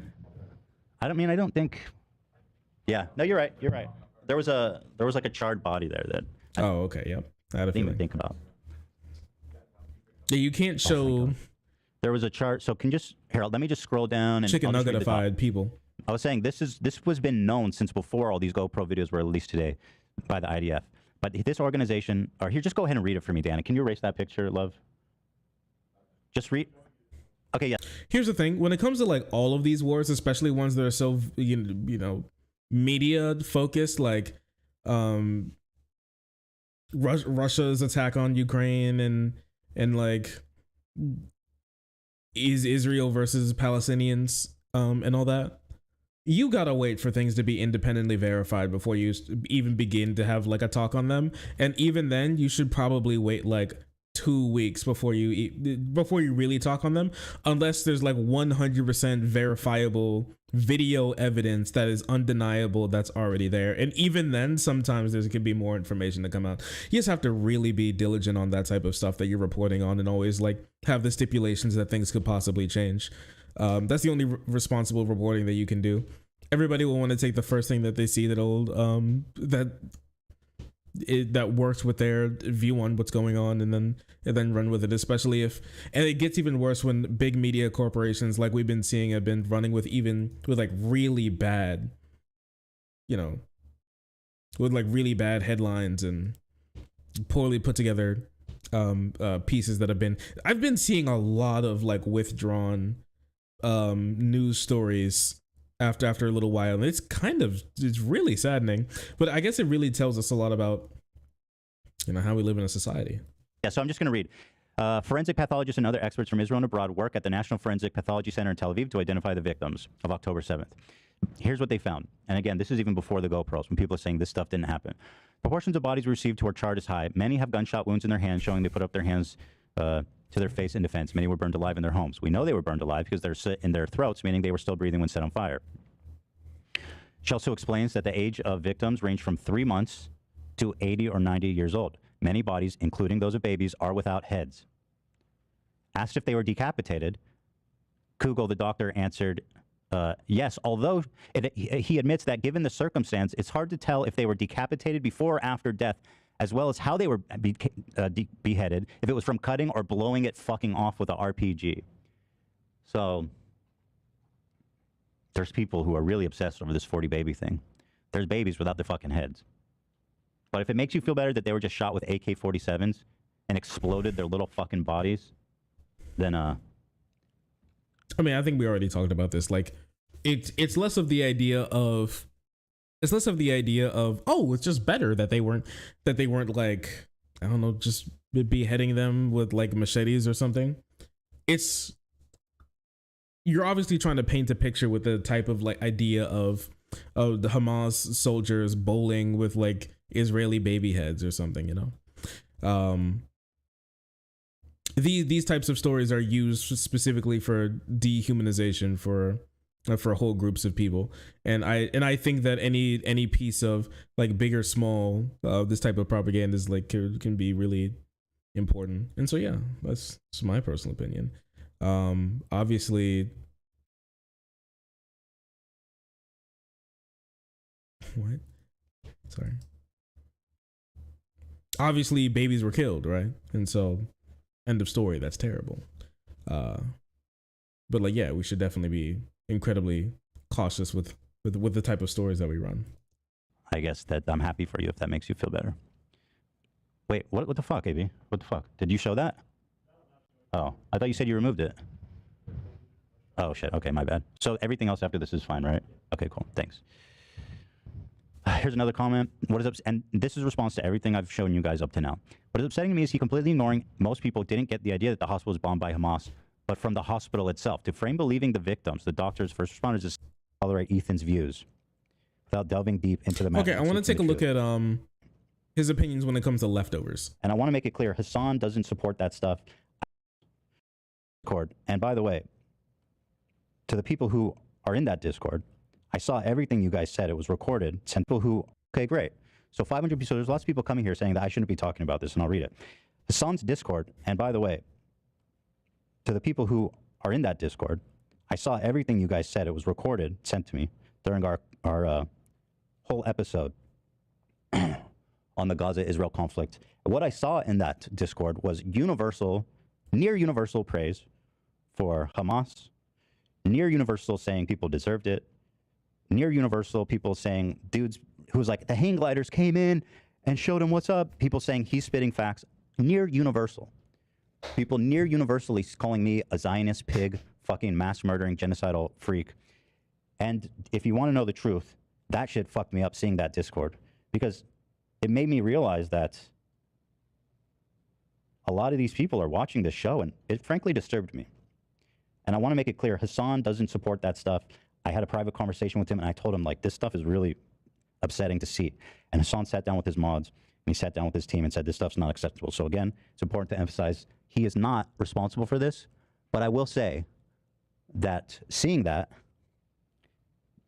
oh, and here, just again to just speak well of my friend, he posted this same post I did and says it's straight up anti-Semitic, which it obviously is. So the reason that I canceled the show on Friday, frankly, is because I read that Discord, and it was,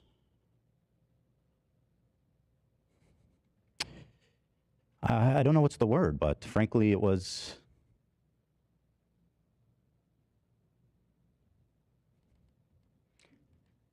I don't know what's the word. I mean, I was horrified.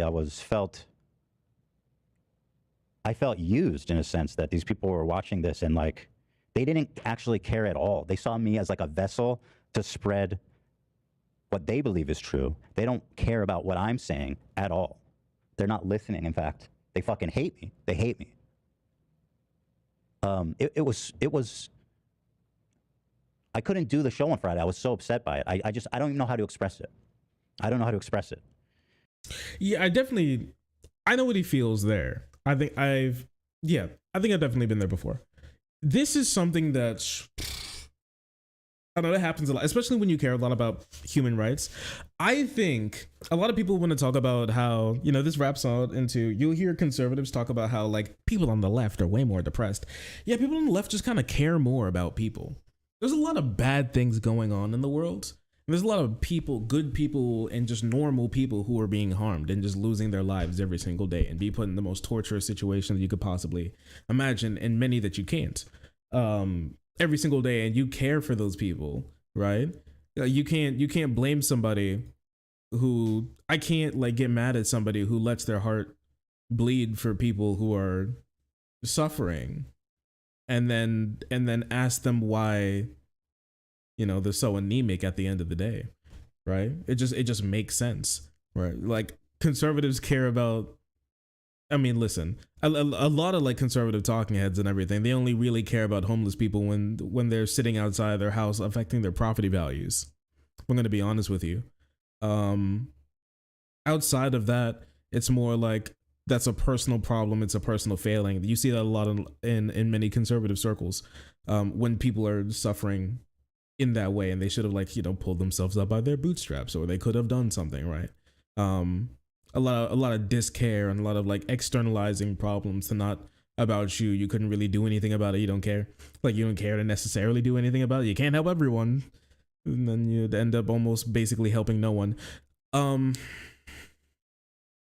to be like, and especially since it's so personal for him, I can completely understand how every single comment would kind of like, you know, would cut like knives. If I'm gonna be honest with you, you cut like knives. Yeah, I completely see it.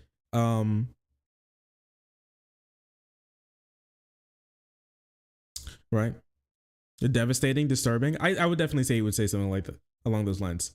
Heart-wrenching, even. I get it. I completely get it. I don't know. There's a lot of people who are like, no, don't stop. If I'm going to be honest with you, I think it'd be better for him to take a break from leftovers, or at least take a break from talking about Israel-Palestine, that type of stuff, and for him to limit his social media consumption like that. He could probably just be like there and have, but at this point, it's probably really hard for him to even attempt to escape it. But I think it's probably best for him to move away from that type of stuff for a while. It's obviously affecting him negatively. Then I guess like it's, if he's actually knows people who are just straight up genuinely just pro Hamas, I think he should just cut those people from his life, honestly, right? I don't think that's a wrong thing for him to do, as somebody whose literal family could be affected by Hamas, right? And who's basically correct and on the right side of almost every, you know, piece of this puzzle.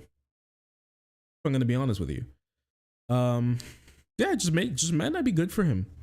He just might simply suffer with this type of stuff. And it just maybe best for him to just not be a part of it all. If I'm gonna be honest with you. It's to touch grass. He wants to cancel any disagreement. Nah, I don't think he wants to. I don't think he wants to do that. I wouldn't say that he has Hasan on who has some disagreements with him, and they had a very nice and normal conversation there. So on, great speaking terms, and everybody was, everybody. I remember like everybody was like, "Boy, this is the end of Leftovers. Leftovers is so fucking done. Hasan is going to go on and scream Allahu Akbar and come in and bitch slap Ethan in the face and call him an anti-Semitic slur while doing Fortnite dances and reading the like ISIS mission statement. That's what I mean. Like, if you looked online with a lot of people, especially like massive, huge people who make their whole brand basically being anti-Hasan, that's what you would expect was about to go on in that Leftovers when Hasan came on. But no, had a normal conversation. The only thing is, I think Hasan wasn't as human to Ethan as I think Ethan was wanting, and as I was wanting for him to be with Ethan. Maybe he's more so in private. He was definitely in like talking head mode there. Ethan's just talking from his heart, like, and Hasan was in like talking. He was in talking head mode. He's a talking head now. He was in like political point, thought tree, dialogue tree, talking head mode. And Ethan just simply wasn't. And I think it, like, through the whole episode, you felt like a big disconnect there for everything that was going on. Obviously, they're both emotional, right? They come from different backgrounds, entirely, really. But they're both like really connected to the situation. So I get it. On all kind of opposite ends too. I guess you just have to go read it. But I was like, man, this is pretty heavy, man. And so that hit me as hard as anything. And I was really fucked up from that. And so I do think a lot of these people are brigading from these types of communities. But I do think there's a lot of people in this community because, listen, I've been doing a leftist show for over a year now. I have leftist politics. I follow leftist shows. I do think there's a lot of people in this community who feel that now is the time, never, these people, right? I've expressed myself. I don't need to repeat, but these kinds of people. So let me read this. Peace and love. Someone take Ethan's phone away. 550 people came and liked this post. The Israeli citizens who died or injured in October 7th attacks deserve empathy, of course. But Ethan posting an entire thread of horrible things that happened to them, followed by a post that basically says, and what's happening in Gaza is also horrible. Talking about war crimes and a literal ethnic cleansing is just so tone deaf, they said. So they says, the Israelis deserve empathy, of course, but just not right now. Okay, I don't think that was about Israelis deserving empathy. It was less about the thread is less about highlighting crimes done to Israelis, and it was more about highlighting what he's surmised to be through his own, research, to be lies of crimes committed against Gazans. So these two things are different. Not right now, they don't. Now's not the time. It doesn't matter that there's tons of people lying and saying it never happened. People saying that Hamas is actually they're actually nicer than you would think. They're actually not that bad. Oh my gosh. I was trying to find Hasan's Discord. I was trying to find Hasan's subreddit to kind of look through what they kind of thought about this. Bro, I type in Hasan, r/destiny, r/destiny, r/destiny, r/h3, r/destiny, livestream fails, Vosh, h3, livestream fails. Those are the top things that come up. Does Hasan have a Discord? Does Hasan have a Discord? He does.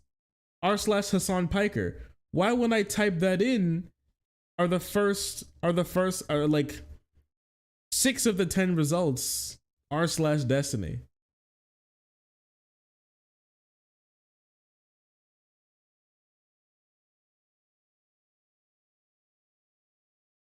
I'm not joking either. Look.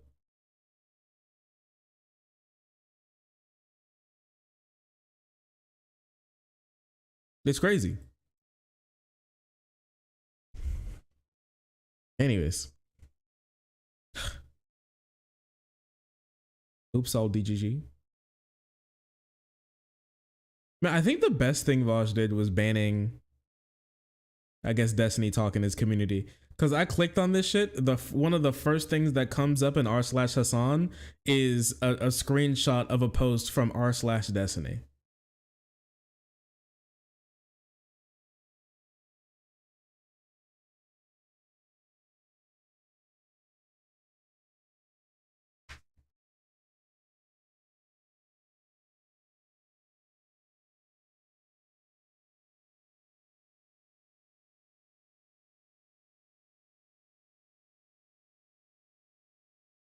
What the hell?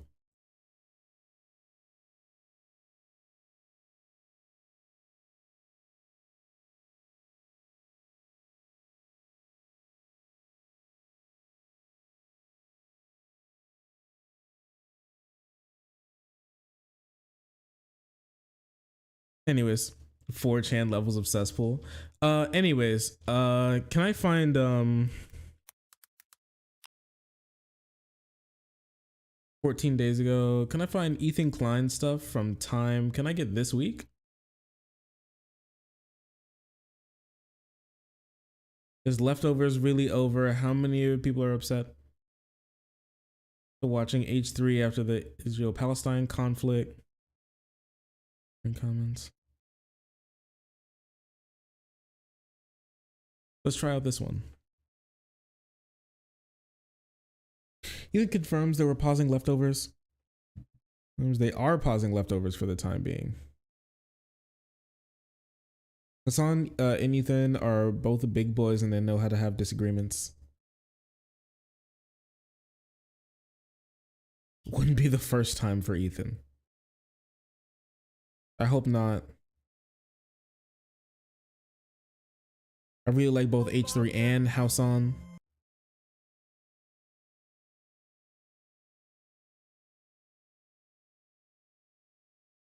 Ethan said at the end of the last H3 episode he may pause Leftovers, but we'll discuss it with his son. Okay. Ethan, is Leftovers done for good? I wouldn't say it's done for good. All I said is that it's, you know, I would like to take a pause from it. That's all. And I understand a lot of people are disappointed by that. You know, it'd been going for a while, and I felt like we were hitting a good groove, but on one hand, people are saying, Ethan, you know, someone take Ethan's phone.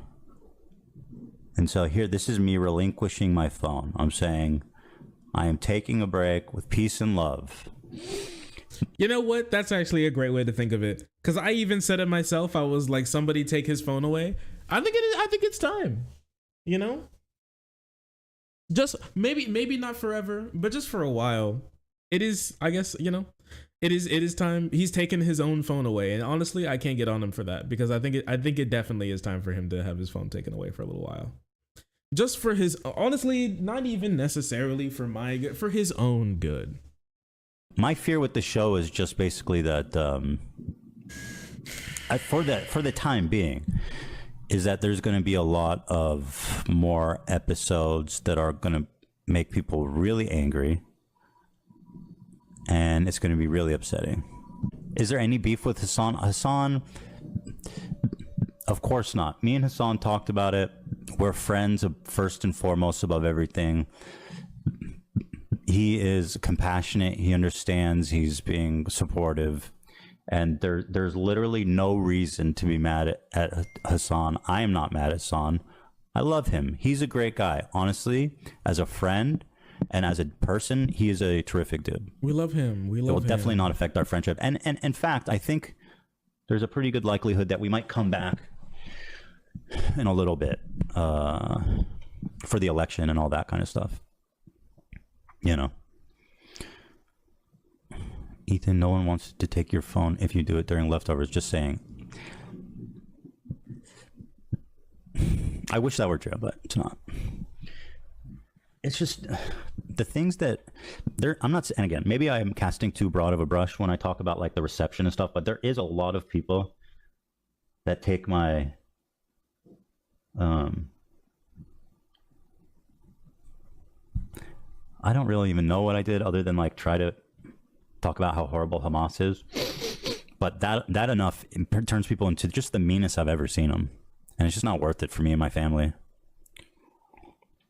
There's a million people everywhere talking about it, so I don't feel that I need to add my voice to it right now. Vivek, we told Vivek to fuck off. We told him to get lost, bro. We're like, we don't care. We don't care. It's kind of funny. He is polling very low, though. He kind of missed his moment. Well, he's pulling low, but you know who's polling low? Yo, Biden. Democrats' rating of Biden slips overall approval at 37%. Yo, I think bro's like lower than where... This is like near Trump lows, honestly. This is kind of wild to me.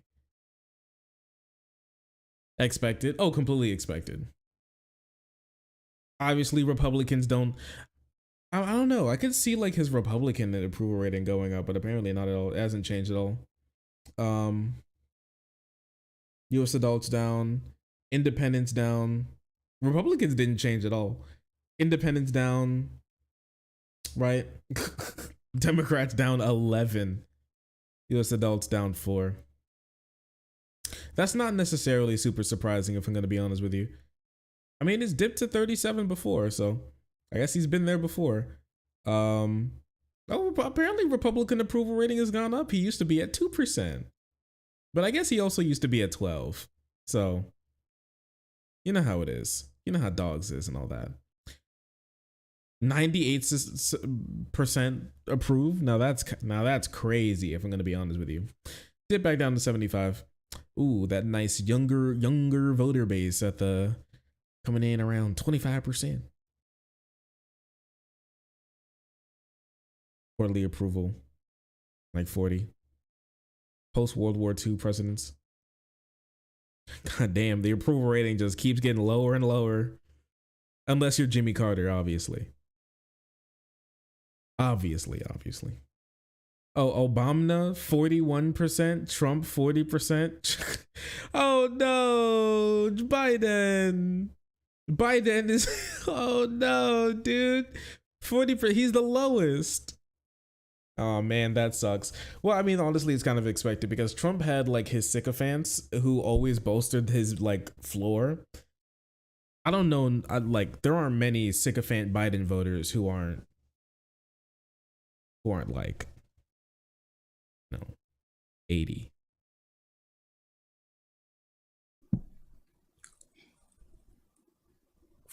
Leftovers is the best form for that conversation. Yeah. Bro, what is he looking at? But I'm over it. I don't want to talk about it anymore. What's going on here? Like, it's not worth it for me. You see my face? My fucking dog died. Yeah, bro's been going through a lot. It's a lot. It's a lot to deal with. Got a pregnant wife. Pregnant, dog, dead. I got 2 boys that have this much energy. Should replace leftovers with a 2-hour live stream of Alfredo doing Fredo things. That would be nice. Jimmy Lee, Bobby Lee win. It's, well, okay, so it's... Heck man, didn't know about his dog. Yeah, his dog passed away, Shredder. I think he had a liver disease or something along the lines. They tried to keep him for a while. They tried to give him the best life that he could. Sent him to the best, dog hospitals that LA has to offer. And you know them, LA, you know, like in LA, they love their dogs.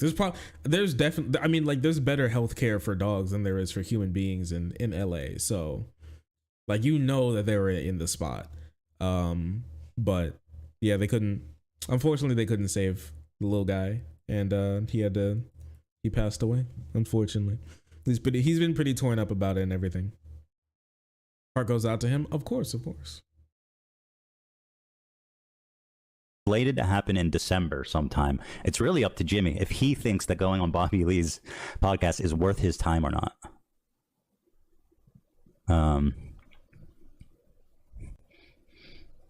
Yeah, but I think there's a good shot that we might come back for the in a little while. I just need some time. I need some distance. Yeah, completely makes sense. I see that.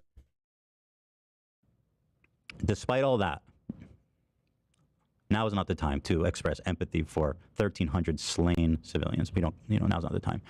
I also find it interesting. They says, Okay, well, yeah, I really think that's my opinion on it. Probably, like, it's best for him to go after the sort of like things that I've seen him go on. He just seems super stressed out, and I think it's time for him to take a breather and step away from everything. And that's probably for the best. That's probably for the best of him and like everybody, his friends, his family, everything, honestly. And so I really wish the best for him. He's not a bad guy. I think he's right on a lot of this stuff. Obviously there are like some problems that I personally disagree with, but in all actuality, I think like I agree with him more than I agree with like a lot of people that I've seen, a lot of people out there. He ain't bad, honestly. And so I hope I wish him the best, really.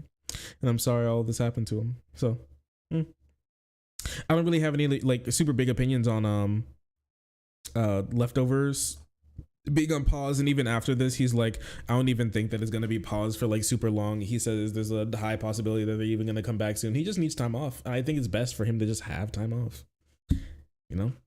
I take time off from doing politics a lot of the time too, so I can't sit here and like blame him from doing that. Yeah, politics can be a lot, and so yeah, you do need to take your time off. And obviously with something like this, yeah, take your time. And if that'll make him happier, then absolutely make it happen. So I guess that's all on that. And I guess that's all from me tonight. I don't really think there's anything else I don't really think there's anything else I can really talk about at the moment.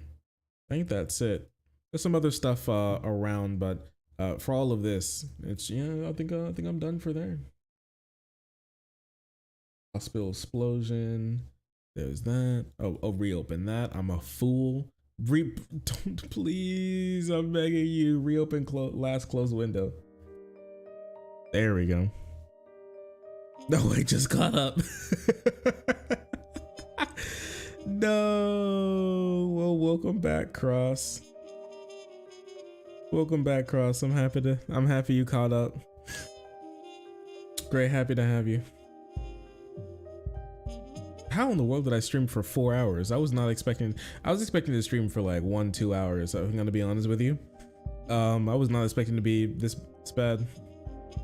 I was not expecting for it to be this crazy.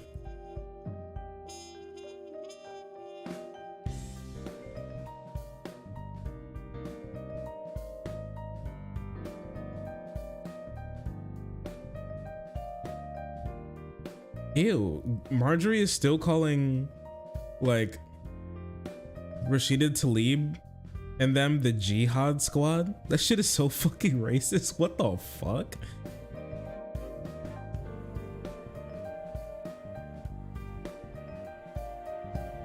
Imprisonment.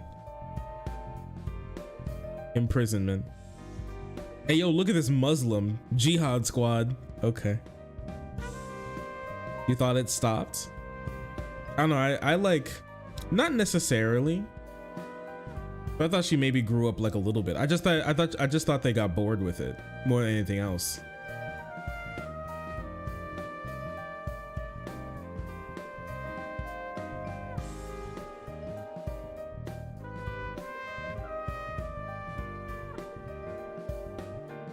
Jihad Squad does sound based.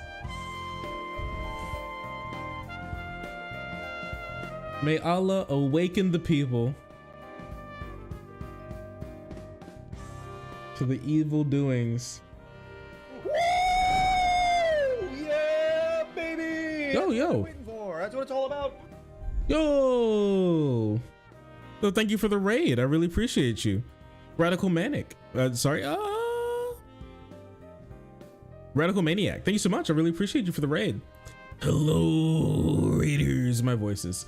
I can't do it completely. I'm sorry. But I hope you all are doing well. Thank you. Thank you. Crazy stuff. You get a little rat. Hello? Very real. All right, then. He's just making noise back there. Don't worry about him. Don't worry about him. You know what I was thinking, everyone? This meme is very real.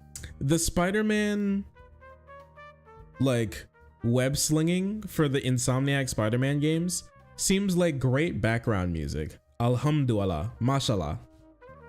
It seems like great background, like, just like video for doing anything, you know? For like commentary. If I ever need to just talk and ever get one of those like the Spider-Man games, I may just talk while I slang around the city. That does sound really fun, I'm not gonna lie.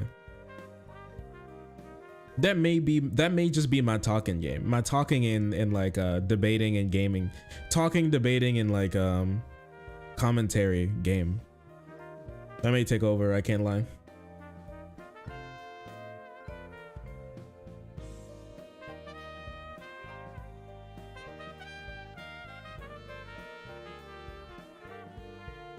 Not you slanging web. Slinging and slanging, if I'm gonna be honest with you.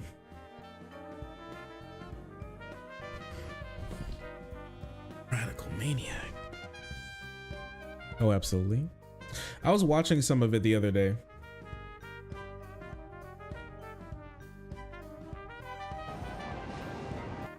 Yeah, here you go.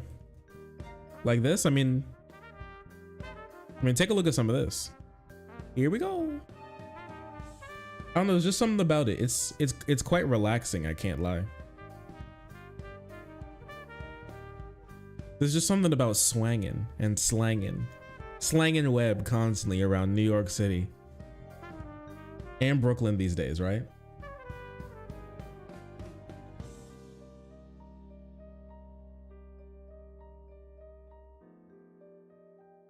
We can't hear because of the stream music? What? You mean this? Oh no, it's muted.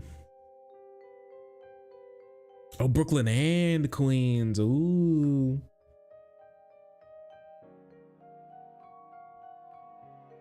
This does just seem like great background stuff going on. Do you think that this is like this is a millennial Subway Surfer? What do you think?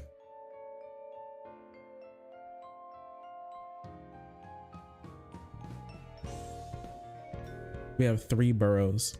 They need to keep making this game until like the entirety of New York City is completely encapsulated in the game and you can go wherever, whenever. And then they need to do it again, and they need to add upstate New York. And hopefully in Marvel's Insomniacs, like Marvel's Spider-Man 12, we'll be able to go to New Brunswick. You'll be able to visit New Brunswick. They'll just keep creeping upwards. I really do hope. I can't wait for Marvel Spider-Man 12, where we get to swing around the small city of Buffalo, New York.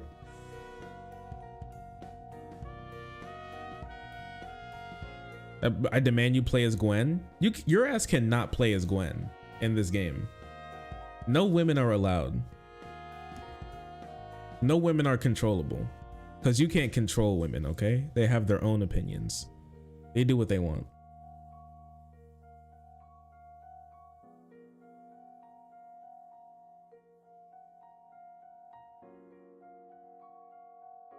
Spider-Gwen, different universe. Yeah, I don't think Gwen exists in this universe. Gwen's a completely different woman. who's not. This is a completely different Miles. This is the Miles with the exaggerated swagger of a black teen. The Miles that you know of in the Spider-Verse movies only has an imitation of his exaggerated swagger.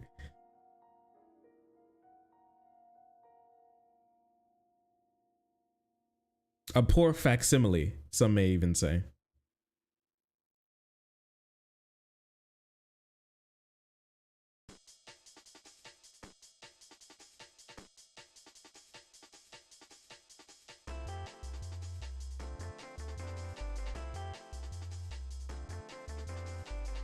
Yeah, Miles White Wonder, Gwen. We love her. Isn't that right, chat? That guy had a fucking bazooka? Is that true? I wasn't paying attention. Was there a guy? Yeah, that guy definitely has a rocket launcher. Oh, so this is where all of our money to Ukraine has been going, I see. Curious. Curious, Biden. I wonder how that happened, huh?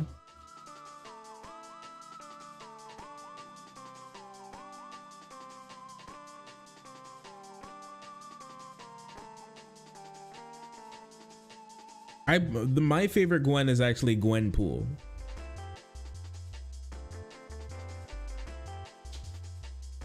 You can do that across the water?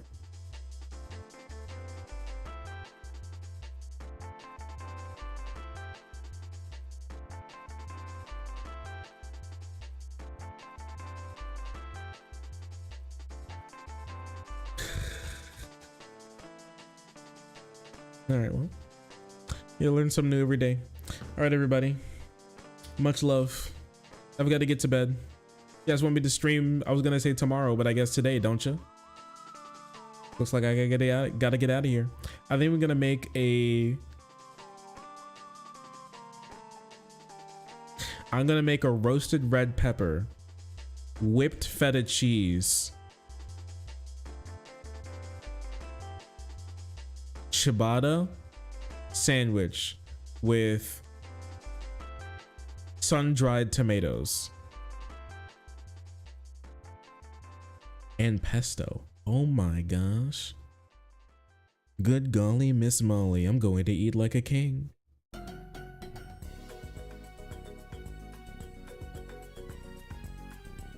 Do New Yorkers ever get annoyed with the leftover webs hanging around the city in Spider-Man's universe? I would imagine that his web swinging for the last decade has opened up new jobs and has made window cleaning way more profitable in the city, thereby helping average New Yorkers make a living wage with an honest job in the Big Apple. But I'm pretty sure canonically the webs do disintegrate pretty quickly, right? You can web a bitch, but I don't think he just webs people for, I think he expects people the cops to come get them down pretty quick.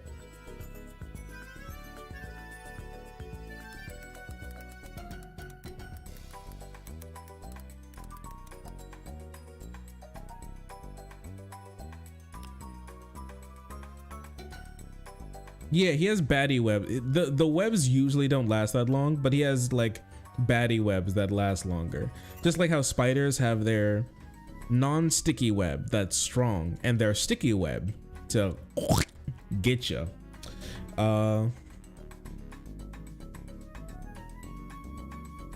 Apparently it takes 2 hours for his webs to disintegrate.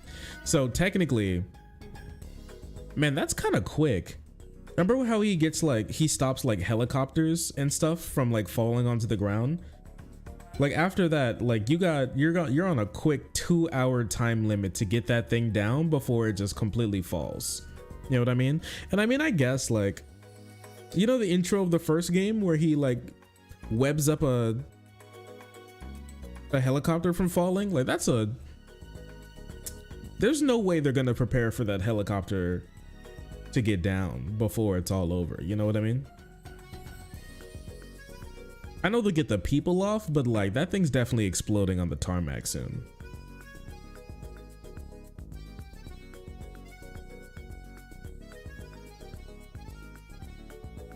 I feel like Miles got his electric powers from not spider by it, but from being black. We talked about this. The Emancipation Proclamation had a trap card. You know? Abraham Lincoln set it face down and waited for it to trigger. And then boom. The second that happened, you know what was written on there? The second the Confederates wouldn't completely give up and they still tried to reclaim their Southern glory, the trap card was activated. Every black character has to have at least some electric powers. And then boom, that's just how it happened. Just like that. They couldn't help themselves, and now the darkies got the sparkies. And so what can you say? They brought it upon themselves.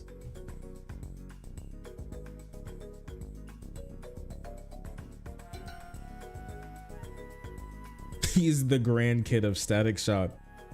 Blue electric or yellow electric? Yellow. His is kind of orangey.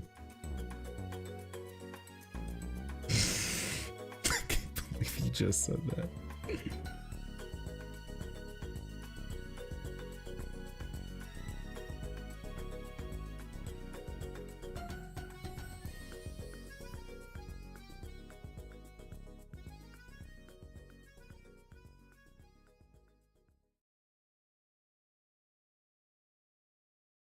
Is Pikachu black?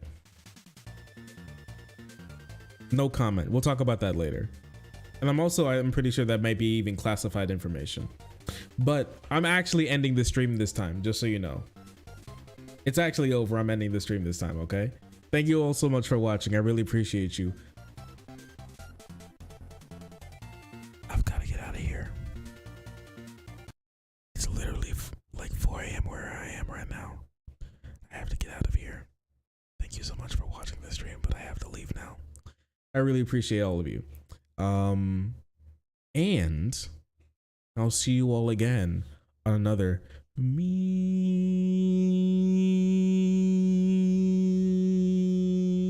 stream. Take it away, Kirby.